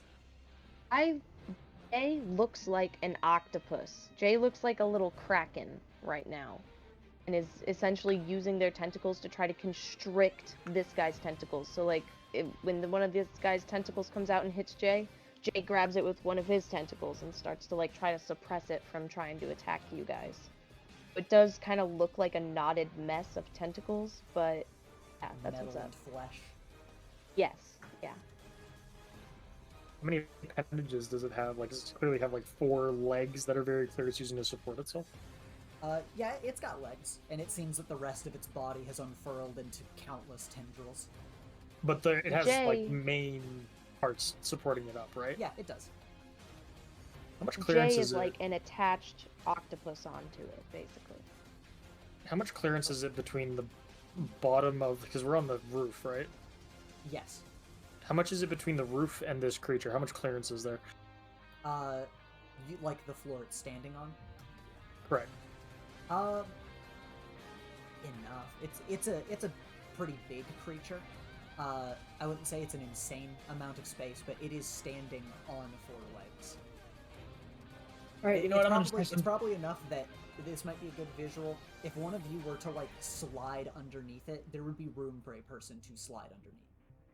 That's exactly what I wanted to hear. I'm gonna go run and try to do. You know that scene from Star Wars with the walkers. That's what I'm gonna do. Okay. With my grappling hook. Okay, yeah, hell yeah, let's go. Yeah! Woo! I'm gonna run up and go to do that as he like jabs his grappling hook into its one leg and goes to like slide under it and go to like wrap around its legs and pull. I am so helping you do this if we need to use team. Yeah, as you're running forward to do this, roll to directly engage a threat. As even though... Oh no! Even though... Oh no, Does no, it no. underestimate me? You don't get the feeling it underestimates you. Oh, it's a beast. Don't be like that. Yeah, it's a beast. It's a beast. But yeah, as you run forward, you go to slide, and you're going to use your grappling hook to try to wrap up its legs. You do notice that despite it grappling with Jay, which is taking most of its attention, a few of its stray, smaller tendrils, almost like needles, are trying to target you as you're going along, which is insane. It has insane precision for where it's aiming as it's attacking you, despite grappling with Jay. So yeah, roll to directly engage a threat, and let's see how you do. Oh, God. Dude. Oof. You do miss as you slide underneath. You go for this initial pass to start wrapping up its limbs. But sadly, as you start slipping through, some of these needle-thin tendrils shoot down towards you, and it starts like scratching you up and puncturing you in places as you go tumbling on the other side of it. But at the very least, now you know it's possible of doing such a thing. Groovy. I roll to directly engage a threat as I try to just squeeze this thing. Yeah. Roll to directly engage. Seeing Echo like get punctured potentially, you know? Mm-hmm. All right, that's a 7. You get 1 from the directly engage a threat list. I'm gonna create an opportunity for my allies, Okay. and by squeezing this thing, I'm going to just try and have a quick moment where I essentially get it onto its back. All right. That Yeah. it's just belly up, and so I can be like, Alex, Lily, now! Okay. You suplex it. Yes. Yeah, you guys Yes. watch as all of these metal and muscle tendrils are like rapid batting against each other and then continuing to wrap as Jay, you force this thing, heft it into the air, slam it on the ground, and it screams and roars at you, and you feel as its tendrils are working its way into your circuitry and into your body. You already damaged yourself to create this form, but it's starting to tear pieces out of you and tear elements of you apart. So, as it attacks you, you create this opportunity and opening for your allies, but you are going to take a condition. So what condition are you going to take? I'm gonna take angry. All right. Actually, I'm going to take afraid. Concept of being ripped apart. All right. Can't decide. I'm sorry. Either one makes sense. What do you think? I think I'll take angry. Angry makes sense for Jay. Okay. Then yeah, Jay, you're getting pissed. You're feeling the pain as it's tearing you apart. But yeah, there is an opening for Alex, Lily. Both of you are standing back here. Lily, you had a thought for something you maybe wanted to do earlier? Did I? You said you had something you might have wanted to do, but Jay wrapped up with the creature, so then you couldn't do it. Oh, I mean, yeah, but he's still like wrapped. It's fine. It's fine. Okay. Then Alex, is there something? How do you want to capitalize on this moment? Let me think about that. Crush it. Do it. Crush it and do it. I'll at bunch least of- say, with this opening, one person gets to capitalize. It can be any of the rest of the 3 of you. I just want to give open opportunity for whoever. Yeah, I don't think what I wanted to do would be the thing, because I just want to touch it. Okay. Because Lily just wants to see how the spirits, and I feel like that would be an insane thing. Like Jay suplexing it. Someone do something! Lily runs up and just puts her hand on it, Okay. like she's She goes, petting oh it. yeah, that's definitely. So an I area feel like for- the moment has passed. I'll just Okay. watch other people. Soothe the beast. Is there any way I can increase the gravity around it to like really hold it down or like crush it, but not harm Jay at the same time? No, but No. you can increase gravity however much you want in that spot. Hmm.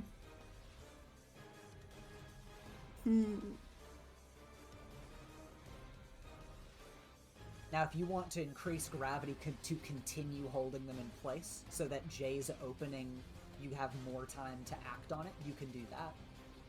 Yeah, I'll do that. All right. Is there a specific, burn flare move that you want to use, or you just want to unleash your powers?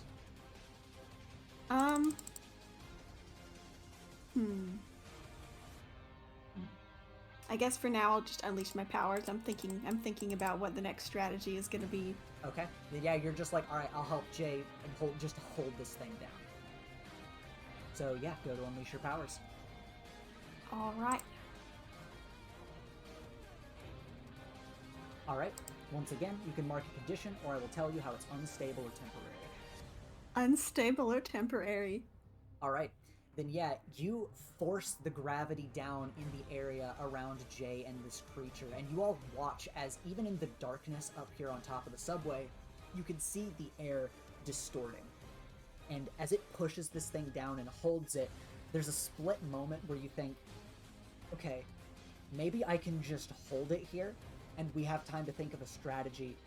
But Alex, you feel something horrible. As you can feel through the gravity, this creature is slowly starting to unravel small bits of itself out from the mess between all of Joe's tendrils, or out of all of Jay's tendrils. And even though your gravity is bearing down on it, every second that passes, you can feel that your powers are affecting it less and less.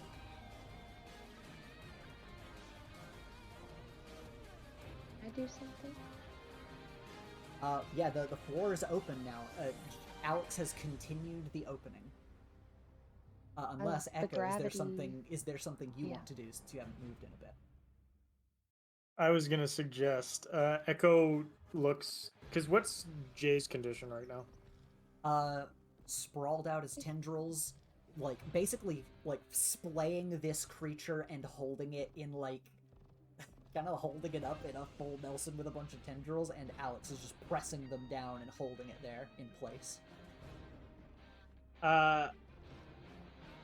Jay, when I say let go, let go. What? I'm gonna try banishing it.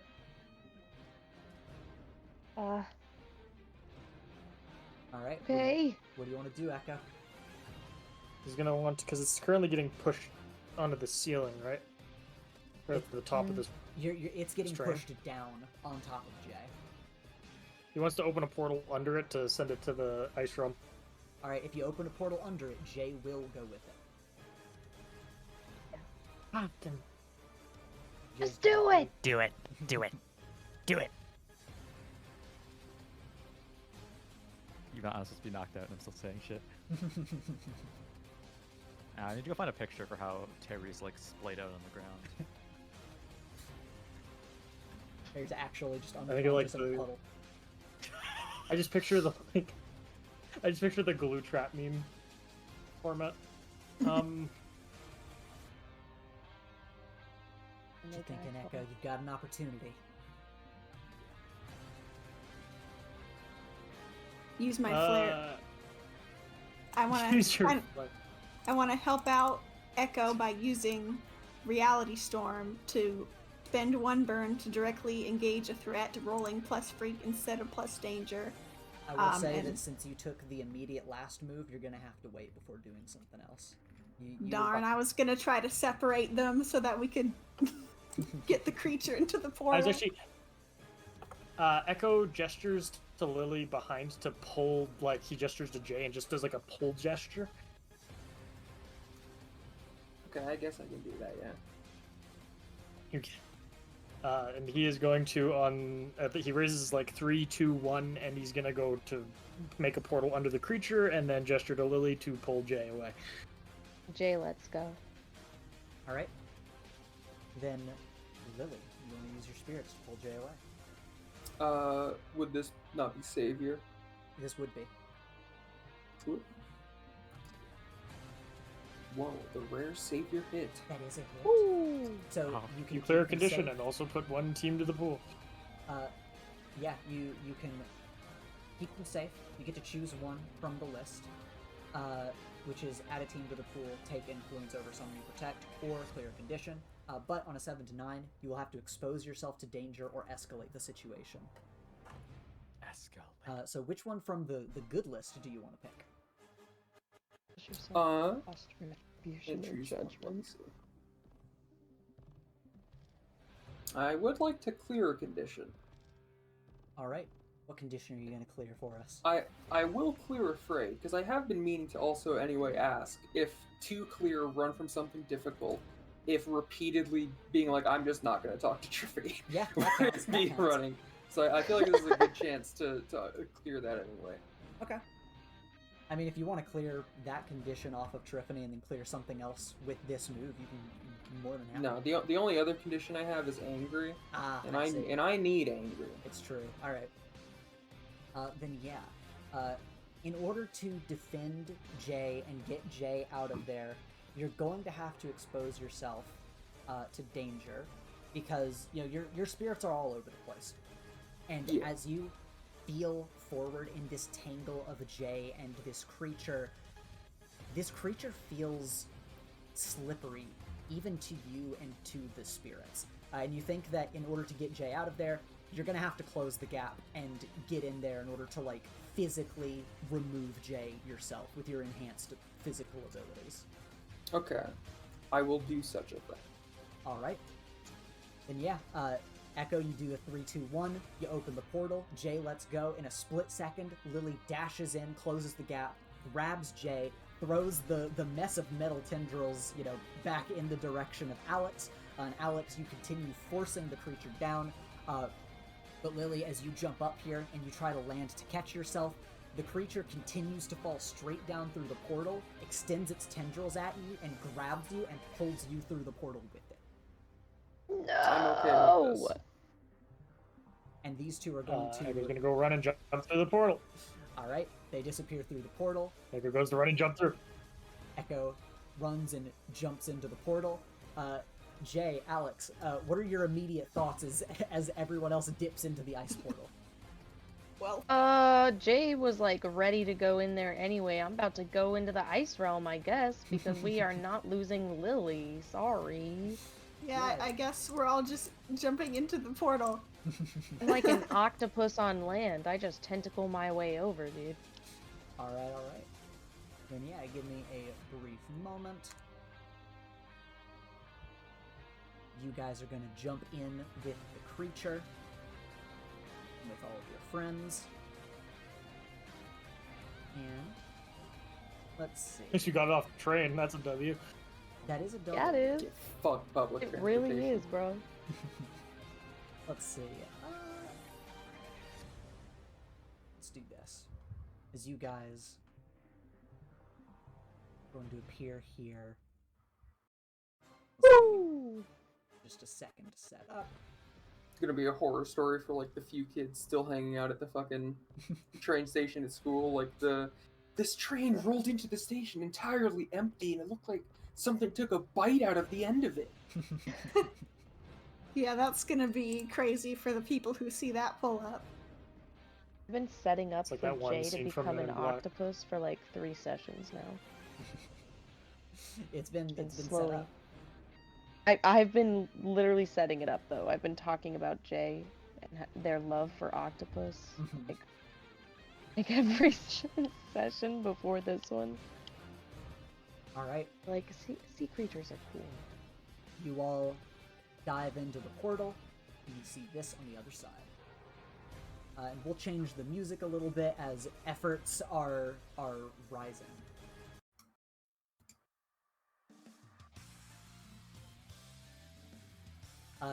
Echo, you immediately, split second, you see Lily get pulled in, you dive in after her. Alex, Jay, you dive in after them as well. And as you guys appear in the snowy wastelands of Pagonia, you see that Lily is wrapped up in this monster's tendrils as it almost looks like it's trying to splay her out and trying to rip her apart as it just screams in her face with the same vitriol it's been throwing at the rest of you.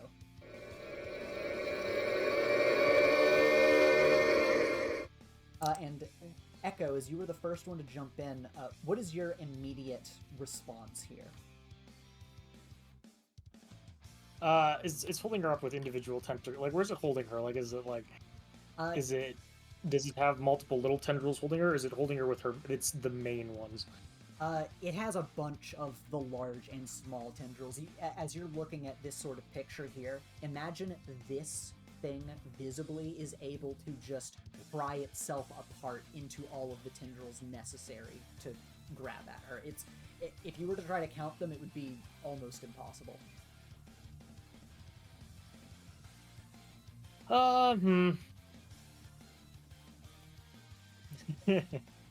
Echo is going to do something stupid, and, well, not stupid, but he is going to use his grappling hook, latch it right into the creature's face, and go to just sucker punch it right in the face. Okay, yeah. Alright, you like hook shot onto it, pull yourself forward and go to punch it in the face. Roll to directly engage a threat.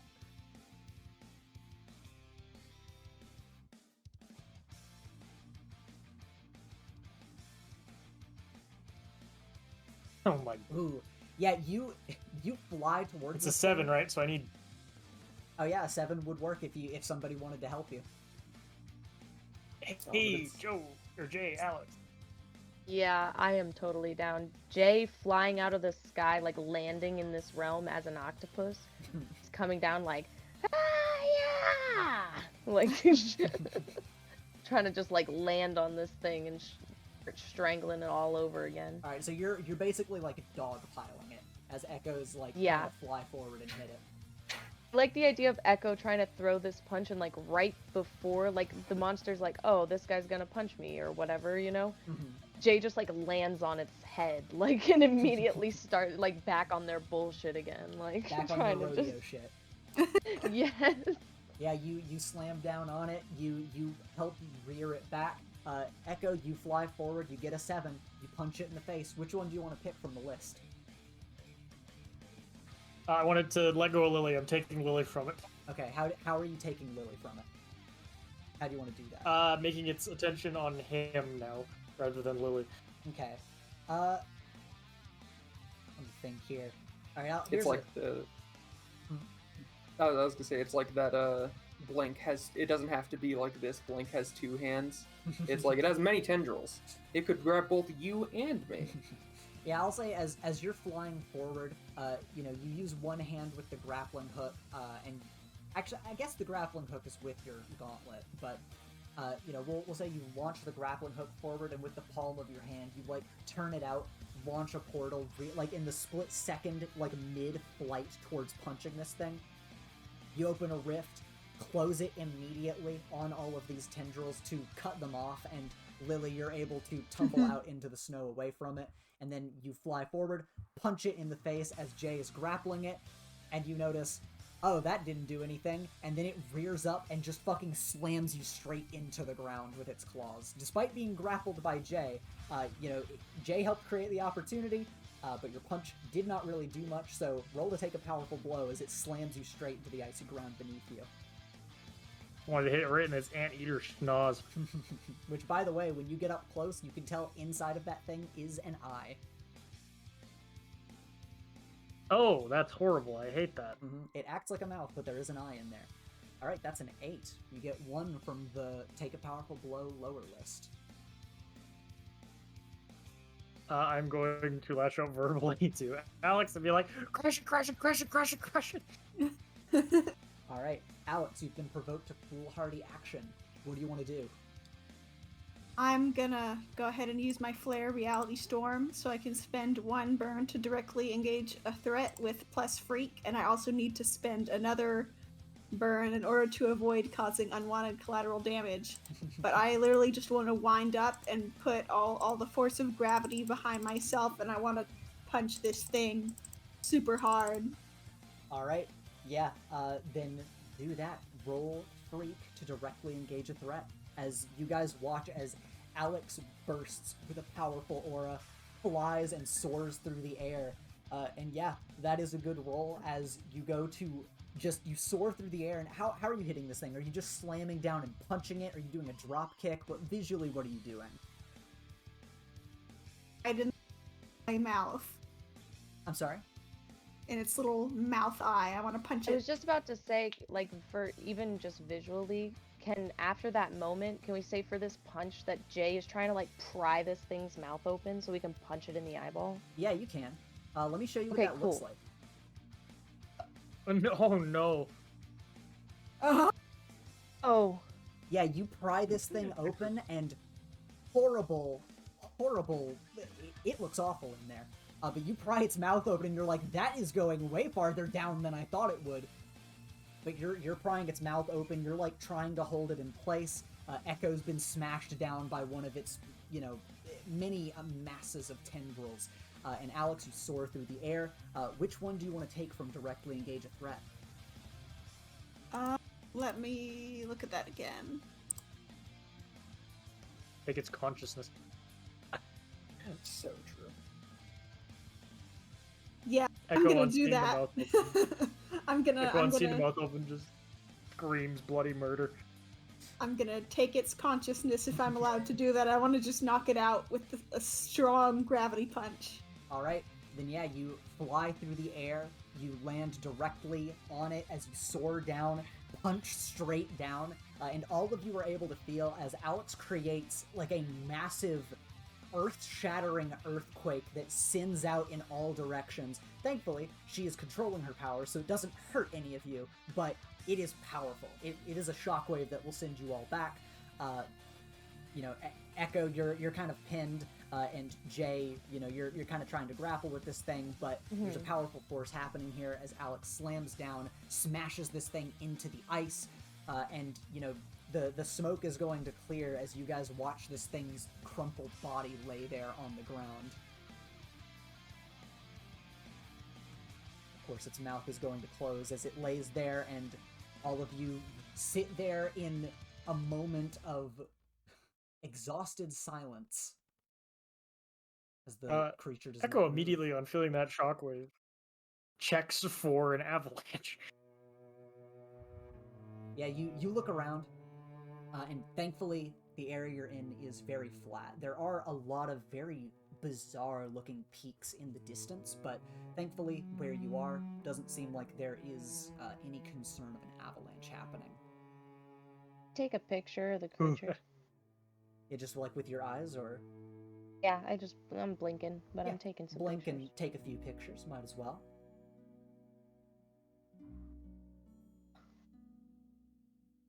That was weird. Kind of gives it like a little push with the tentacle, and as I'm pushing it and it's unconscious and not like getting up or anything, it starts to slowly morph from their octopus shape back into Jay. Okay. And Echo, as you get up, you can feel a bunch of wounds across your torso as you kind of put a hand to your torso, and now that you're here in the cold, it feels like there are a lot of bloody spots that are starting to freeze over. Yeah, we should go. Like, now I'm bleeding out, I think. Oh. Yeah. You okay, Lily? Yeah, I'm fine. All right, let's go. Yeah. And Yeah, Echo's you gonna go guys- and- You guys can go ahead. What? No, we're not leaving you here with that. Though. I can make a portal. I am physically capable of leaving this place on my own. No. Like, I'm not leaving you here after I just took all these. Okay, for then you. stay. I'm checking the thing. Ah. All right. I'll stay with Lily. Alex, do you want to get Echo back? What if it wakes up? Then I'll leave. We'll just Either, wait till either you go be or stay. done. I'm not being convinced to leave. We'll wait until you're done. I'm gonna sit here on this snowdrift and not pass out. He just kind of flops.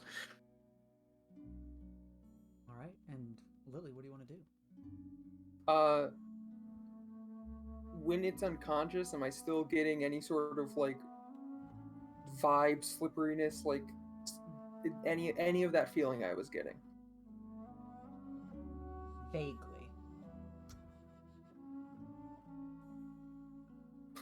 I will have a ghost like pick up one of the tendrils. Okay. Like kind of just lift it off the ground. Yeah, you're able to pick up the tendril and kind of heft it.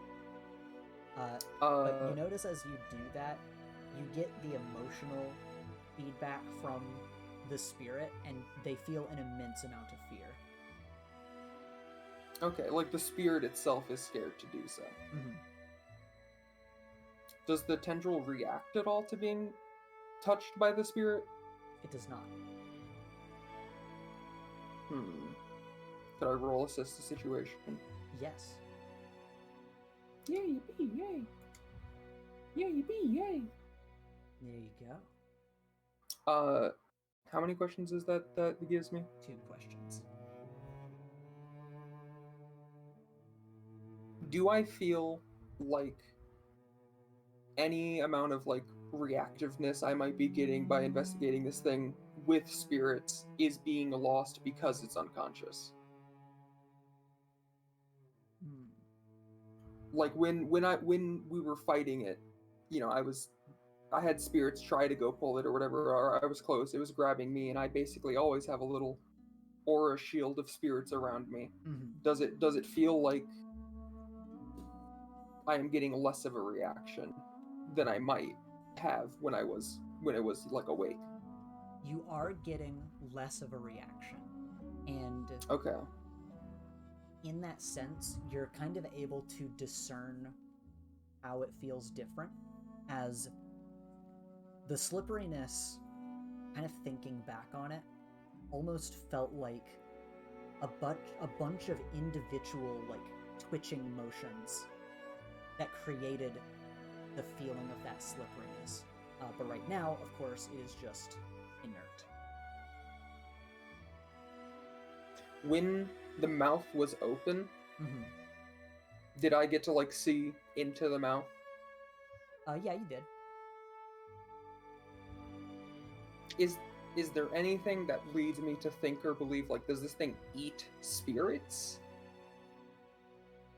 You're feeling this thing on a spiritual level, and the scary thing is that, by all accounts, this is a physical creature in its entirety. You don't feel a magic-y, ghosty feeling from the creature itself. So it doesn't feel like it should eat spirits, but it does feel like it's finished a meal, if that makes sense. Which does feel contradictory. Okay. Do you just mean like it ate people and then people died inside of it? That's probably a good way to put it. Okay. Okay, so this thing doesn't have anything to do with spirits. This thing just ate people alive and then they died.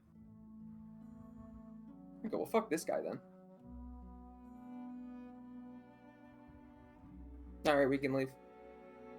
I'm so glad you said that. Necro opens a portal back to... You could have left. I will accept no sass. And Lily, as you walk away from this creature, you still feel the calls from within it, pleading and begging.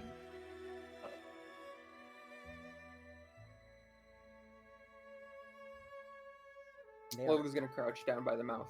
Okay. It's unconscious. Mm-hmm. Perhaps even dead. Who knows? Maybe it was hit hard enough. Maybe. Lily's gonna open the mouth and start jamming her arm inside it. Okay. Oh my god. Just to like try to draw, if there are spirits trapped inside this thing, try to like draw them so that she can absorb them and take them out. All right. Then roll to unleash your powers. Yeah, yippee. Yeah, yippee. All right. Yeah.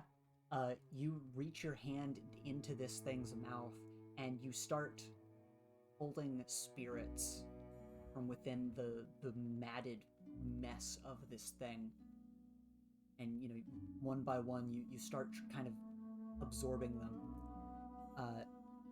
And it feels odd. Once again, from earlier, it felt garbled and distorted and confusing, but as you pull things out, it feels like you're just getting a bunch of pieces. And all you can feel from each of these individual pieces is pain, but at the same time, when you get them into your possession, you feel relief before they just seemingly disappear.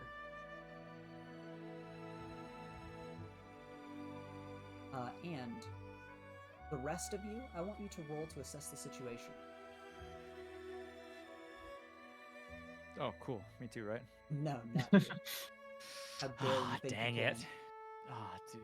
Okay, can I roll to assess the situation and Terry's assessing his dream as he's unconscious? Let's see here. Make me feel included. I roll a d20, just if you want. Wow. What a good idea. Give me a 13. Damn, that sucks. Hey, congrats, bud. Jay, you know, you're kind of trying to analyze the pictures you have of this creature, and it's hard to pull the information together, but you're getting a really good sense of it. And you're maybe even taking a few more pictures for analyzing later. And you get some pretty neat details. They're going to be locked in the book. Echo, as you're sitting there holding your stomach in pain as from the wounds, you're looking at it and you see Lily finishing up on her job, and you notice the creature twitch. And as you're looking at this thing, you start getting a warning signal from Spark, and you watch that as its vitals are rapidly increasing. It's waking up. We gotta go. We like report this thing, like tell the school. We gotta go like right now. It's waking up, and Echo goes to like get up and goes to just grab Lily by the back of her collar and pull. Don't grab me. I slap his hand. As you move towards Lily, and Lily, you move to slap. I slap his Echo. hand with the arm that isn't down its throat. Yeah. You guys watch as, of course, this thing's mouth agape. It attempts to just smash its jaws at Lily. And Lily, time freezes for you for just a moment as you're slapping away Echo's hand, and you slowly look over your shoulder, or I guess, you look in the direction of the monster as its maw is opening towards you. Your heartbeat slows to a stop, and a brief flash of the Deja goes through your mind as you think, I'm about to fucking die. Echo, roll Savior. Actually, instead of here, Actually, fuck Lily. rather I mean, rolling Savior, can I just shove Lily out of the way? Because I'm like right there and just that'd still be a take savior the blow. roll. That'd still be a savior roll. Unless, do you want to take a powerful blow in her place? Are you doing a devil's deal? He's with taking the damage. Can Yes, I I'm do doing the something devil's then? deal with it. Yeah, what are you thinking? What are you feeling? Can I activate my infinite powers?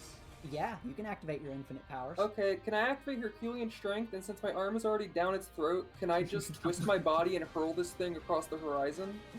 Alright. With... Well, there goes that. First, Echo, still roll Savior for me, as you were moving to protect him. I'll give you my luck. You go with.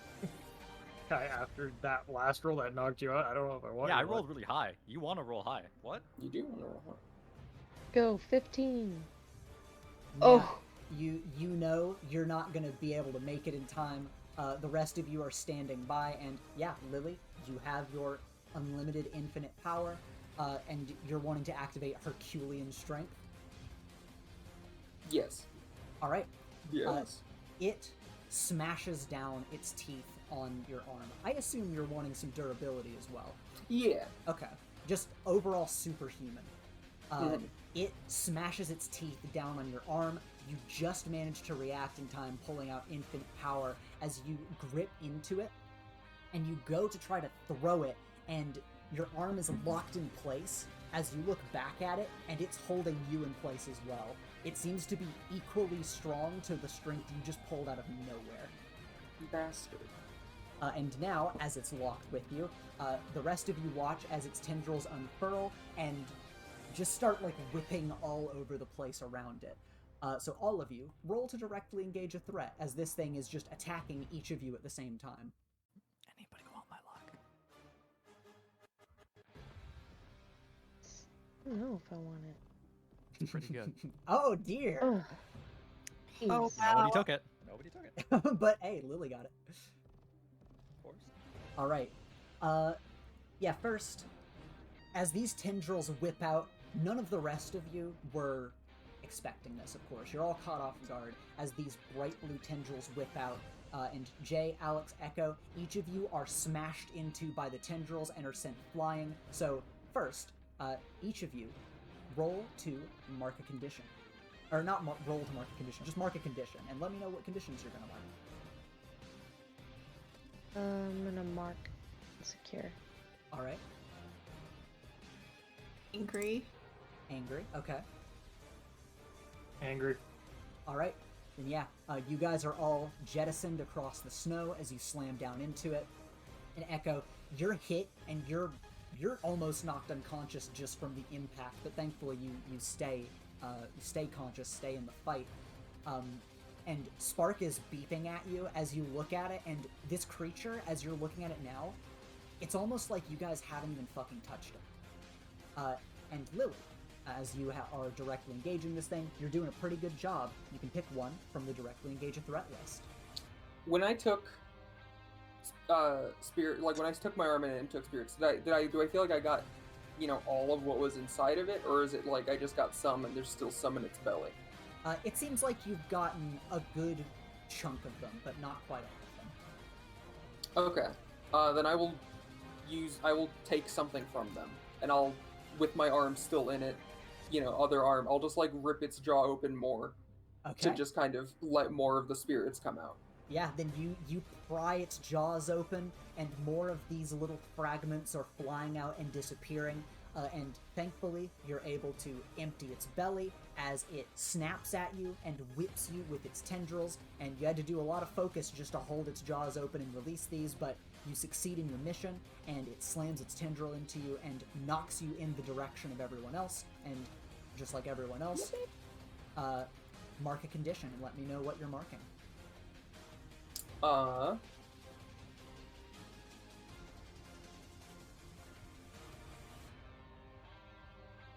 guess I'll remark afraid. It makes sense. All right. And yeah, you're knocked into the distance, and you land right by everyone else. And of course, like before, the creature screams at you all, seemingly absolutely enraged. And as this thing rears up for another fight, it's hard to know just what you're supposed to do. And at that, Echo, you hear footsteps from the portal behind you.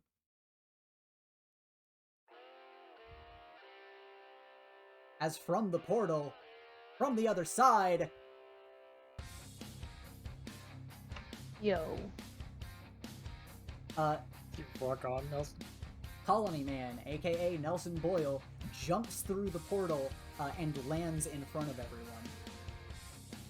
And as Nelson lands here in front of all of you in costume, all of you kind of blink and shake your heads a bit like, were we hit hard enough that we're fucking hallucinating? What's happening? And within a split second, he just extends his arms as he throws out multiple clones. And all of his clones are flying forward into this thing, wrapping up with its tendrils and holding it and pushing it back as he looks back to you all and says, "We need to go! Go! Go!" Lily leans on him. My hero! Puts a hand on his shoulder that is gripping it a bit too strong with the Herculean strength that's still there. And of course he winces a bit at that, but he goes to scoop you up, like bridal style, and goes to run through the portal carrying you. Nice. Today's a good day. And the rest of you, how are you faring physically? Do any of the rest of you need to be carried? No, I'm okay. Echo's running on pure adrenaline. Lily, He's running. Injured. Yeah, Nelson runs out through the portal, and he creates another copy of himself to help usher the rest of you through. And the creature starts screaming in the distance. And as you guys look back, this heroic moment is of course amazing, but you do see a horrifying sight as the creature's tendrils puncture and tear apart multiple Nelsons that are wrapped up in it. You guys watch as he is torn apart 4 different times in front of you. One of them is beheaded, one of them is just absolutely torn in half down the middle. And it's awful. They are all made of person. But you all can jump through the portal. Echo, do you close the portal behind you? Yes. All right. Then with that, you all make it back to the subway. Close the door behind you, and Last one out, hit the lights. get you here.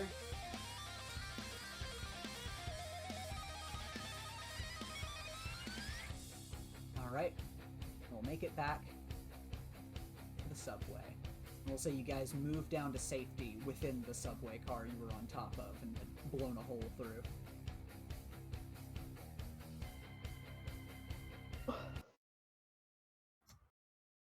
And, let's see. We'll do...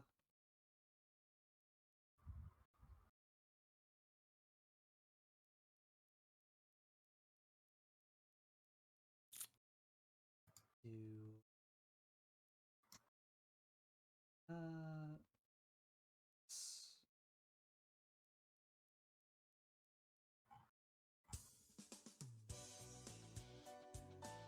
You guys jump out of the portal.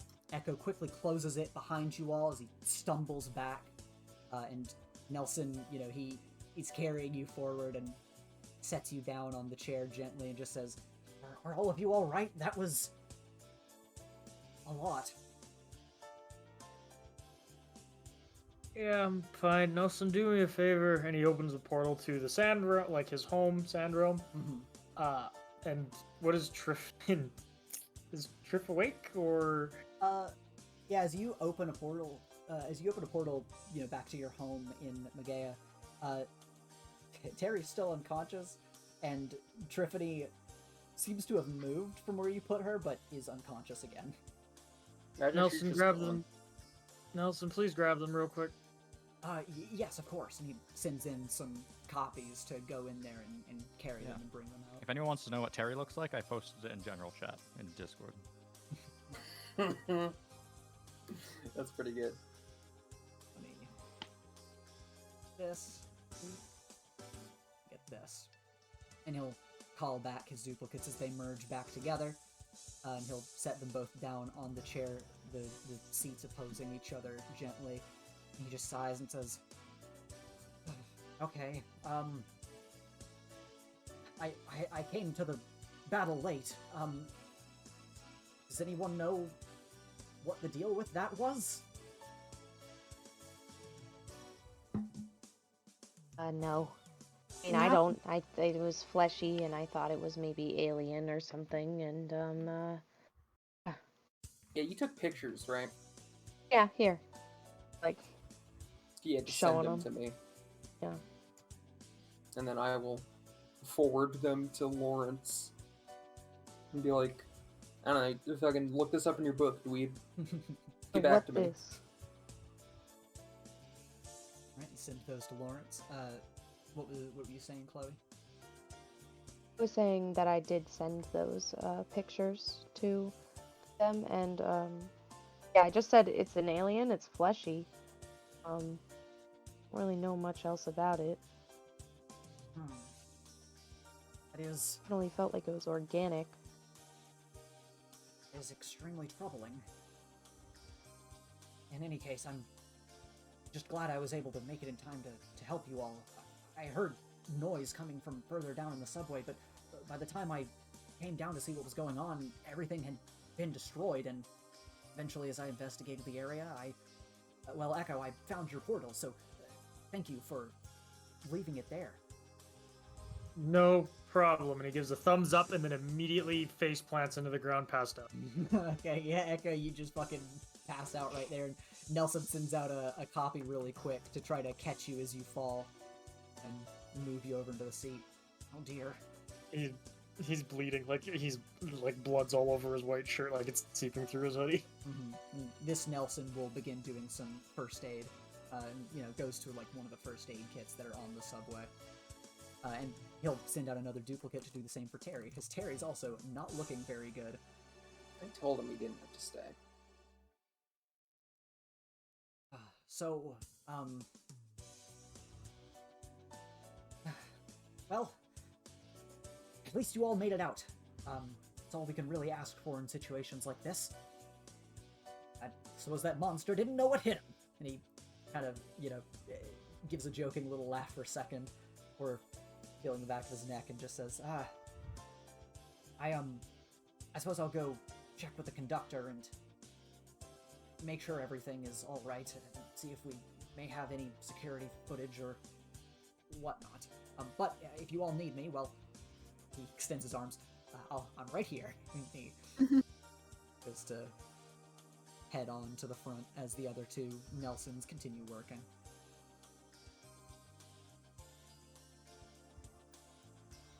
Well, that sucked. Yeah, that was not the best. Indeed, it's not fun to be randomly attacked, especially on such a good outing as this, he says, replying as if he didn't just, like, make it. Yeah, exit. I was gonna say, it's weird to hear him immediately after being like, goodbye. You said it, Nelson. Thank Yeah. goodness you were there. I wish I had gotten there sooner, but in the very least, Hero gets there when they need to. In the very least, they Very try. true. And he'll look between the three of you, and you know he looks to you, Jay, and just says, "You also look quite battered. I'm sorry that I don't know how to repair you." It's fine. I'll get fixed up. You know, like I always do. Right. Alex Lilly, is there anything I can do for either of the two of you? The train's still going, right? Yep, the train is still going. No, I'm okay right now. I just... I hope I'll be able to walk myself to my room. Oh, don't worry about that at all. Do not trouble yourself. No, I don't want to impose. No, if Oh my needed, God. I'll carry you back. What a hero. He seems extremely happy to be able to help. Alex, what are you thinking and feeling after everything that happened? Did Would you say? overwhelmed and exhausted. Ah, What a day. yeah, it makes sense. And Terry, you slowly kind of start coming to, as you know Nelson is treating you, and just says, "Oh, don't move your head too much."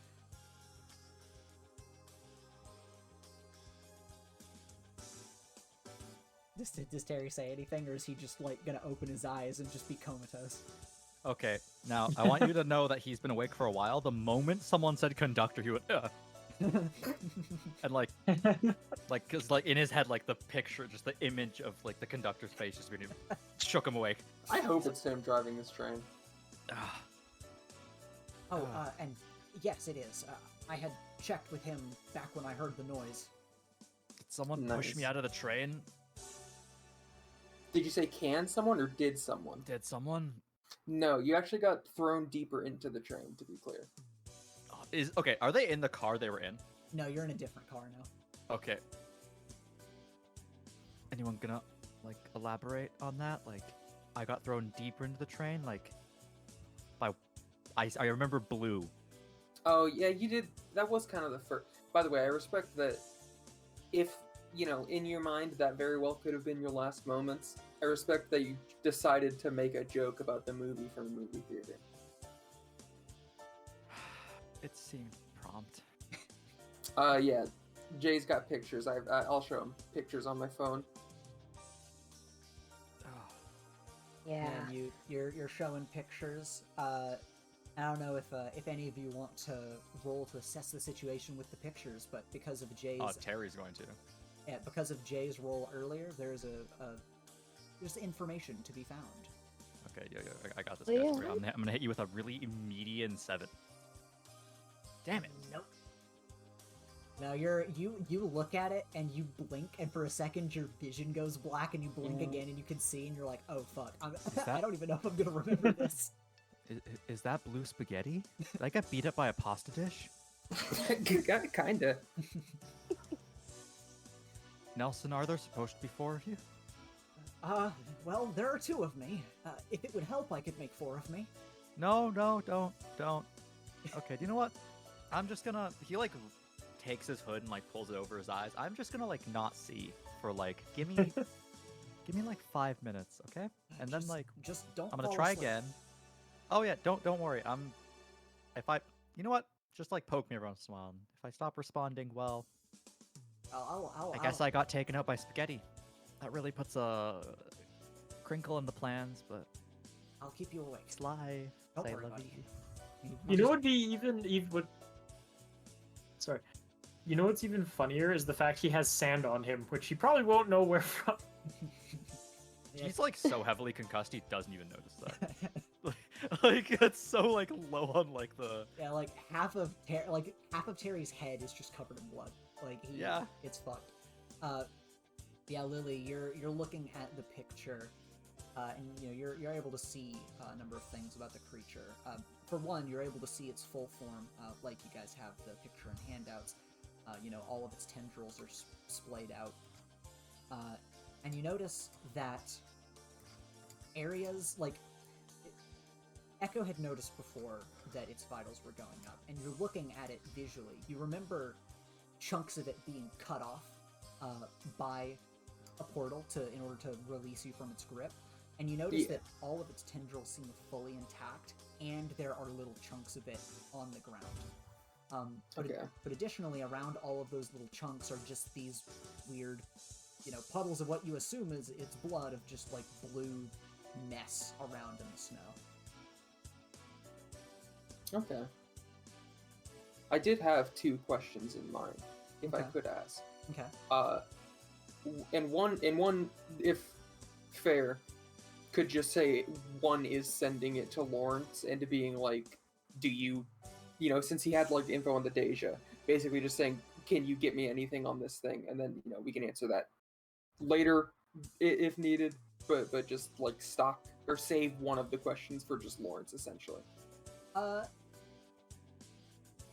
Like, even if he doesn't find anything, I'm just saying, to make it so it's like official, I'm asking Lawrence, expecting an answer, whether it's yes or no. Right. Yeah, you send some stuff his way, and in the text, his immediate response is like, whoa, what the fuck? And then is just like, okay, yeah, I'll look into it, question marks. So yeah, he's gonna look into it. And then 2, in rummaging through books and shit from my mother's office, do I remember finding anything of like a funny picture of a thing that looked like this or not? No, you've never seen anything like this before. I figured not, but still, since I had the question, I figured I'd ask. Mm-hmm. That's it. All right. And as a little additional thing, I'll also say that as you're looking around, because you're like, again, you all got hit pretty hard during all of that a few times. As you're looking around, as a little bonus on top, since one of your things is delayed, I'll also say that you're able to see that your jacket has a large blue splatter on it from when you were released from the monster's grasp. Dear me, I think I might faint. Oh dear! And he also sends another of himself forward and like moves his hands as if to catch you if you do faint. She takes her jacket off, like one back of her hand against her forehead, the other hand holding it out like it's a little handkerchief. You're like, please, when the train stops, get this to a dry cleaner, Nelson. Yes, of course. And he picks it up and looks at it and just says, oh my, what is this? Oh, that's the blood from the thing. Oh. It was holding me and its tentacles got cut. Well, hopefully its blood comes out easily. Hopefully. And he'll just, like, fold it over his arm and hold it there. And he'll, like, stand by one of the little poles in the middle here. I don't know, guys. I'm really coming around on Nelson.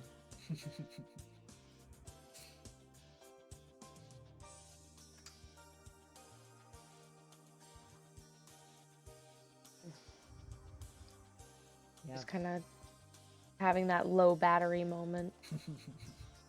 Having been torn asunder. Yeah. And yeah, you guys, the subway continues on towards the school. And the whole time, you guys might not be super talkative after what happened. And Nelson tried to keep up, a little bit of conversation, asking questions initially, but he also eventually goes quiet, though you can tell it's not necessarily from like oh man, a tough crowd, or like even just, oh, it's awkward, I can't say much, but it seems that he too just goes into some deep contemplative thought on everything. And Terry eventually peeks out from like under his like jacket. He's like, now there's 3 of you. Oh, don't worry. I did make a third. Okay. So there's supposed to be 3. Yes. Okay. Cool. He puts it back. Nelson will, he'll kind of take off his mask, still wearing the outfit, of course. But he'll take off his mask and sigh and, just be like, well, might not be, a proper time for it, but what was the process with this creature? Where did it appear from? How long did the fight last? It was hard for me to tell. It seemed like everything happened so quickly. It was pretty quick. It just kind of landed on top of the train. We just heard a thud, and then it ripped open the back doors and, threw Terry against the wall. Wait, I got thrown into a wall? Well, you got thrown. I think you did bounce off the wall. I think you did hit a bench. I'm unsure which exactly was really the main impact point. Okay, that now where I'm hurting makes sense. Yeah, I started with I think it's ribs on my left side, and then I bounced head first into the floor. It was kind of a pinball thing. Yeah. Okay. Yeah. That makes a lot more sense now. Actually, I was like, how did I get this hurt from being hit into one surface? Wow, I got thrown hard. You did. Yeah. Spaghetti is really strong. Yeah, they kind of skipped you like a rock on a lake. How many times did I bounce? At least twice. I think maybe there was a mini bounce at the end, so 3. Wow. Okay. But that one was more just kind of, settling into place. If it's an alien, do you think Triff would know? Maybe. Oh wait. Should we wake her up? Was she a part of the battle? No, she needs to sleep.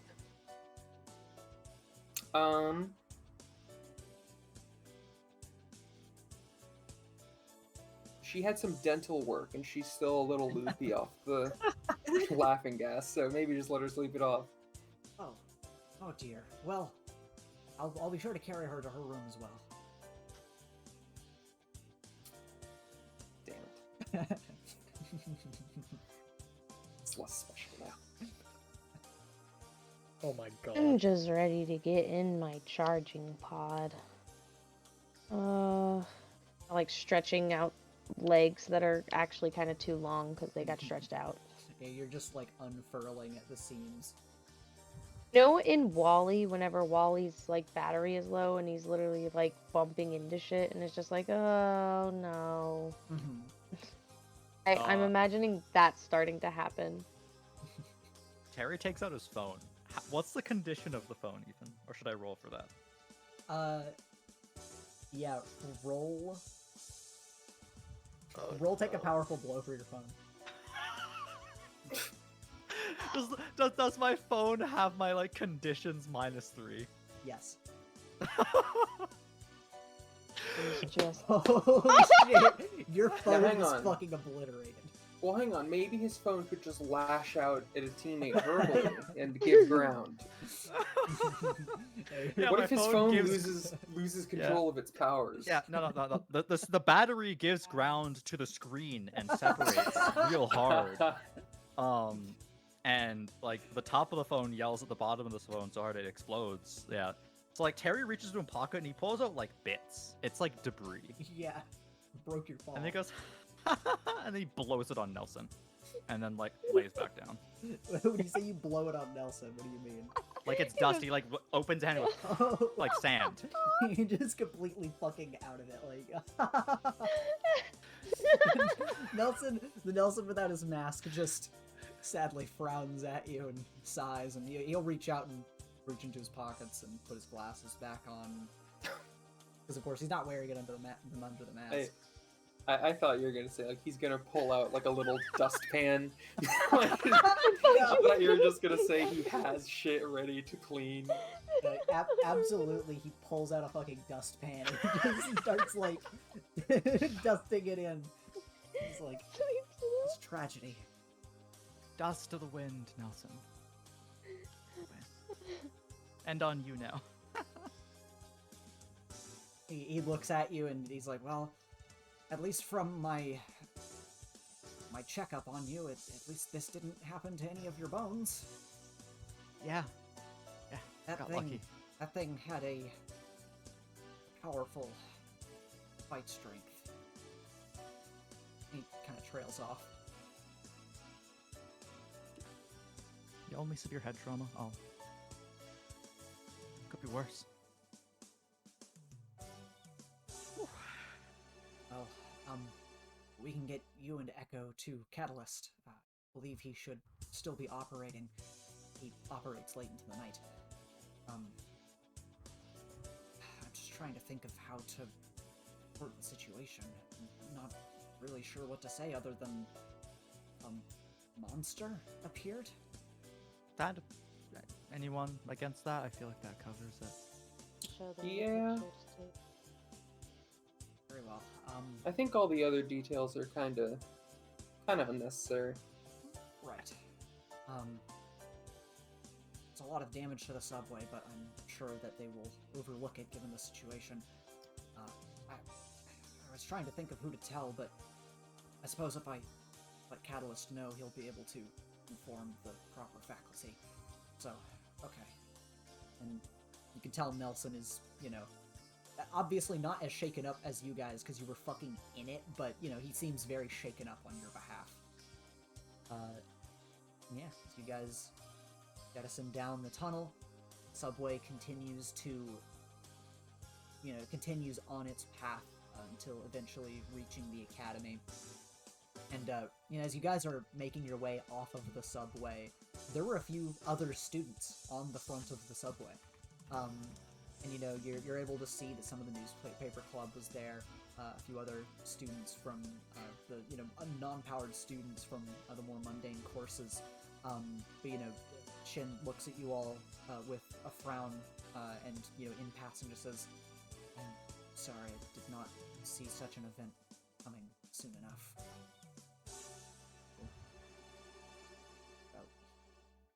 Well, nobody signed any contracts, so I think we're fine.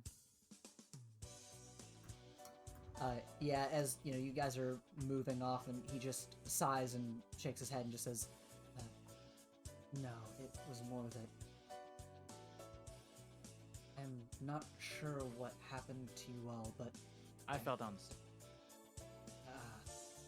Well, moments before I heard that noise, I felt something was going to happen and alerted the conductor, but I suppose I was not fast enough to get to the rest of you, but I am glad that Nelson made his way to you all. Conductor, wheels for lower body. Conductor? Brain jar? Conductor? Yes, apologies. No, that's... Just wanted to check. And Nelson looks over to him and says, yes, thank you again for the tip. After that, you guys exit subway. Nelson carries Lily and Triffany to their rooms. And Echo's still unconscious, so he ends up needing to be carried back as well. Or rather, actually, not carried to your room, but carried to Catalyst. And Terry, Nelson offers to carry you, or he'll just help you walk, whichever you prefer. Nelson, I'm a big, strong boy. I can make it to my room myself. You go help everyone else. Not to your room. We're going to Catalyst, so he can give you a checkup. I can make it there too. I've been there before. Okay, I'll come with you just to make sure. He just kind of walks along with you, as his other self carries Echo. And Jay, you're damaged, so Nelson walks with you to try to find your dad for some repairs. Unless you don't want him to, of course, you can shoo him off. It would be shooing Nelson. Okay. Yeah, Nelson will put his hands up and just say, well, I hope your repairs are swift. Nelson doesn't know, does he? I don't think he does, no. Only, Yeah. I don't think actually... It's only Echo. Yeah, I think only Echo knows. Yeah. That's what I thought. Yeah, so you just carry your shambled fucking, Five Nights at Freddy's ass down the dark hallways of the school to go find your dad. And Alex, you were battered around. But, you kind of held it together. Actually, how many conditions do you have after that fight? 4 now. Yeah, so your powers stressed your body, and you took a few big hits. Do you want to go to Catalyst, or is Alex like, I'm good, I'll go to my room? She's just gonna go to her room and sleep. Okay. Then yeah, all of you part ways and end up making your way into the school, and of course, Terry, you're able to see Nelson give the very brief rundown to Catalyst, who looks incredibly concerned, and it kind of explains everything to him. And yeah, with that, the day is going to come to a very jarring close as all of you split up, varying levels of consciousness, as it weighs on your mind. This creature, whatever it was, attacked you, and it was really hard to even make a dent against it, and it's seemingly still out there. Hopefully it'll die in the cold. But off of the end of that, as you all fade into unconsciousness for the night, as the end of our session, and so we'll move into our end of session moves. You know what's great? I never got a low roll. I never got experience. I forgot to count them. Good. I'm so good at this masks. It's crazy. Well, that's true. Lily sunglasses. Yeah, I added them on in the beginning. They're very Damn. That's really good. Those are clean. The fuck? 3. She just keeps getting cooler. Radiating cool energy, God, but yeah. So with that, end of session moves. Alex, how's Alex feeling at the end of the day today? Just absolutely fried. Mm-hmm. What do you think for your end of session move? You want to grow closer to the team, grow into your image of yourself, or grow away from the team? I'm gonna say she grew into her image of herself because she's getting better at controlling her powers and using her different abilities. All right, yeah. So how do you want to shift your labels? That's a good question, because I kind of like where my labels are right now.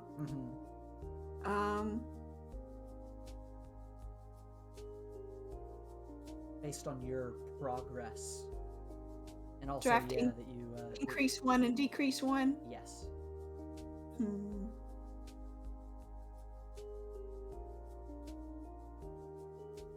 I'm going to increase Savior and decrease Freak. Okay. Mhm. That's a good narrative note as well. She feels more like a hero and less like a freak today. All right. Echo, how you holding up, bud? Echo's hurt.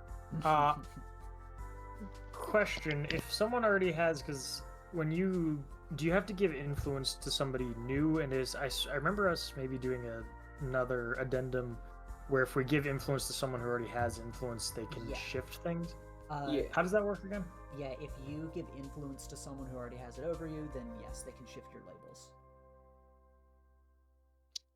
I was going to say Echo didn't know why for that moment when Lily was about to get chomped, he just instantly shoved her, went to shove her, he failed. But he instantly went to shove her, so he is going to give influence. And what labels do you want to shift, Dago? Ooh.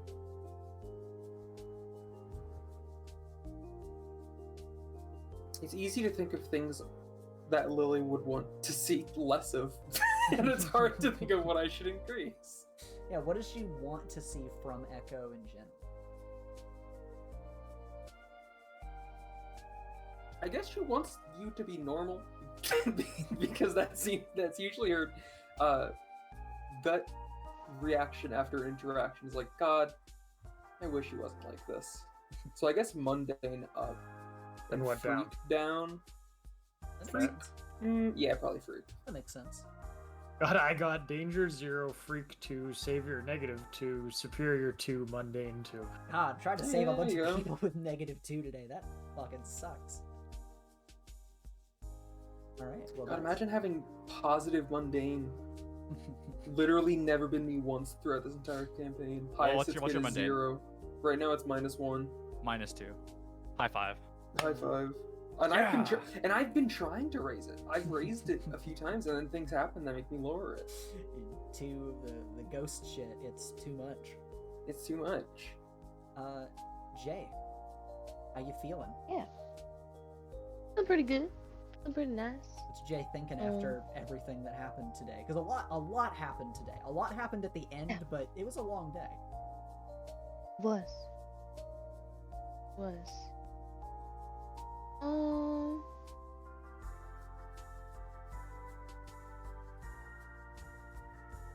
Yeah, I'm in between two, but I think that Jay grew into their own image of themselves, Okay.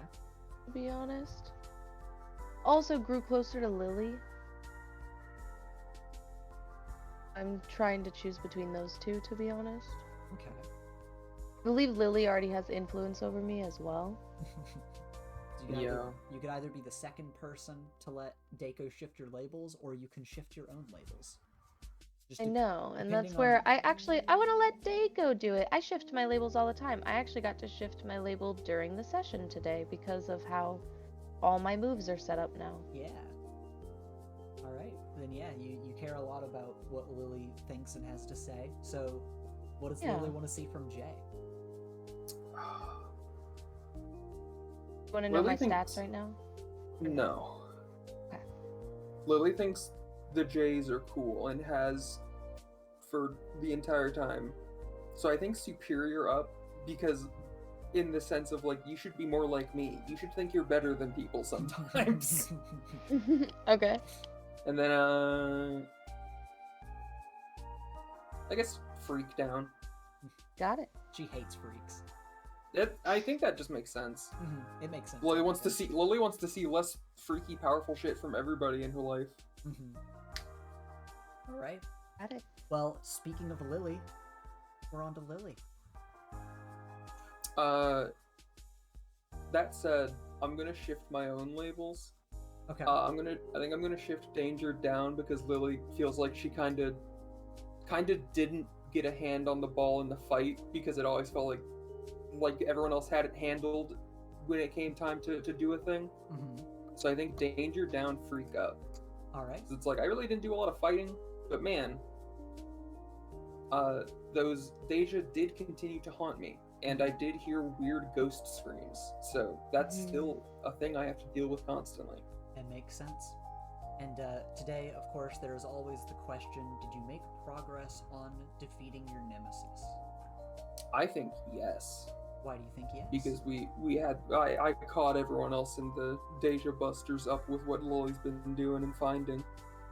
And then also that dude walked up and said the fucking shit about Gretchen. True. Which is probably in reference to me. Yeah. Alright. So now she's like, okay, I guess I'll just say no to deals from now on until it feels like I hit the right one. Yeah. Alright. That sounds good. So what do you get from... Oh yeah, so if the answer is yes, you can mark potential. So yeah. Is it only mark potential, or is there a second thing? I never remember. If the answer is yes, Yes, mark okay. potential. If the answer is no, mark your doom track. Okay. Alright. We got that. And finally, Terry. How you feeling, Yeah, Terry's buddy? gonna grow away from the team. Oh my god. Oh my god. You want me to explain why? Yeah. Okay, Terry kind of knows what happens. He's unpacking it. So here's in his brain, this is what happened. He went to dodge something. He made a funny movie reference. And then he was like, Echo, portal. He looks. The last thing he sees before he thinks he's about to die is Echo flubbing a hook as it hits a metal post. And then everything goes black.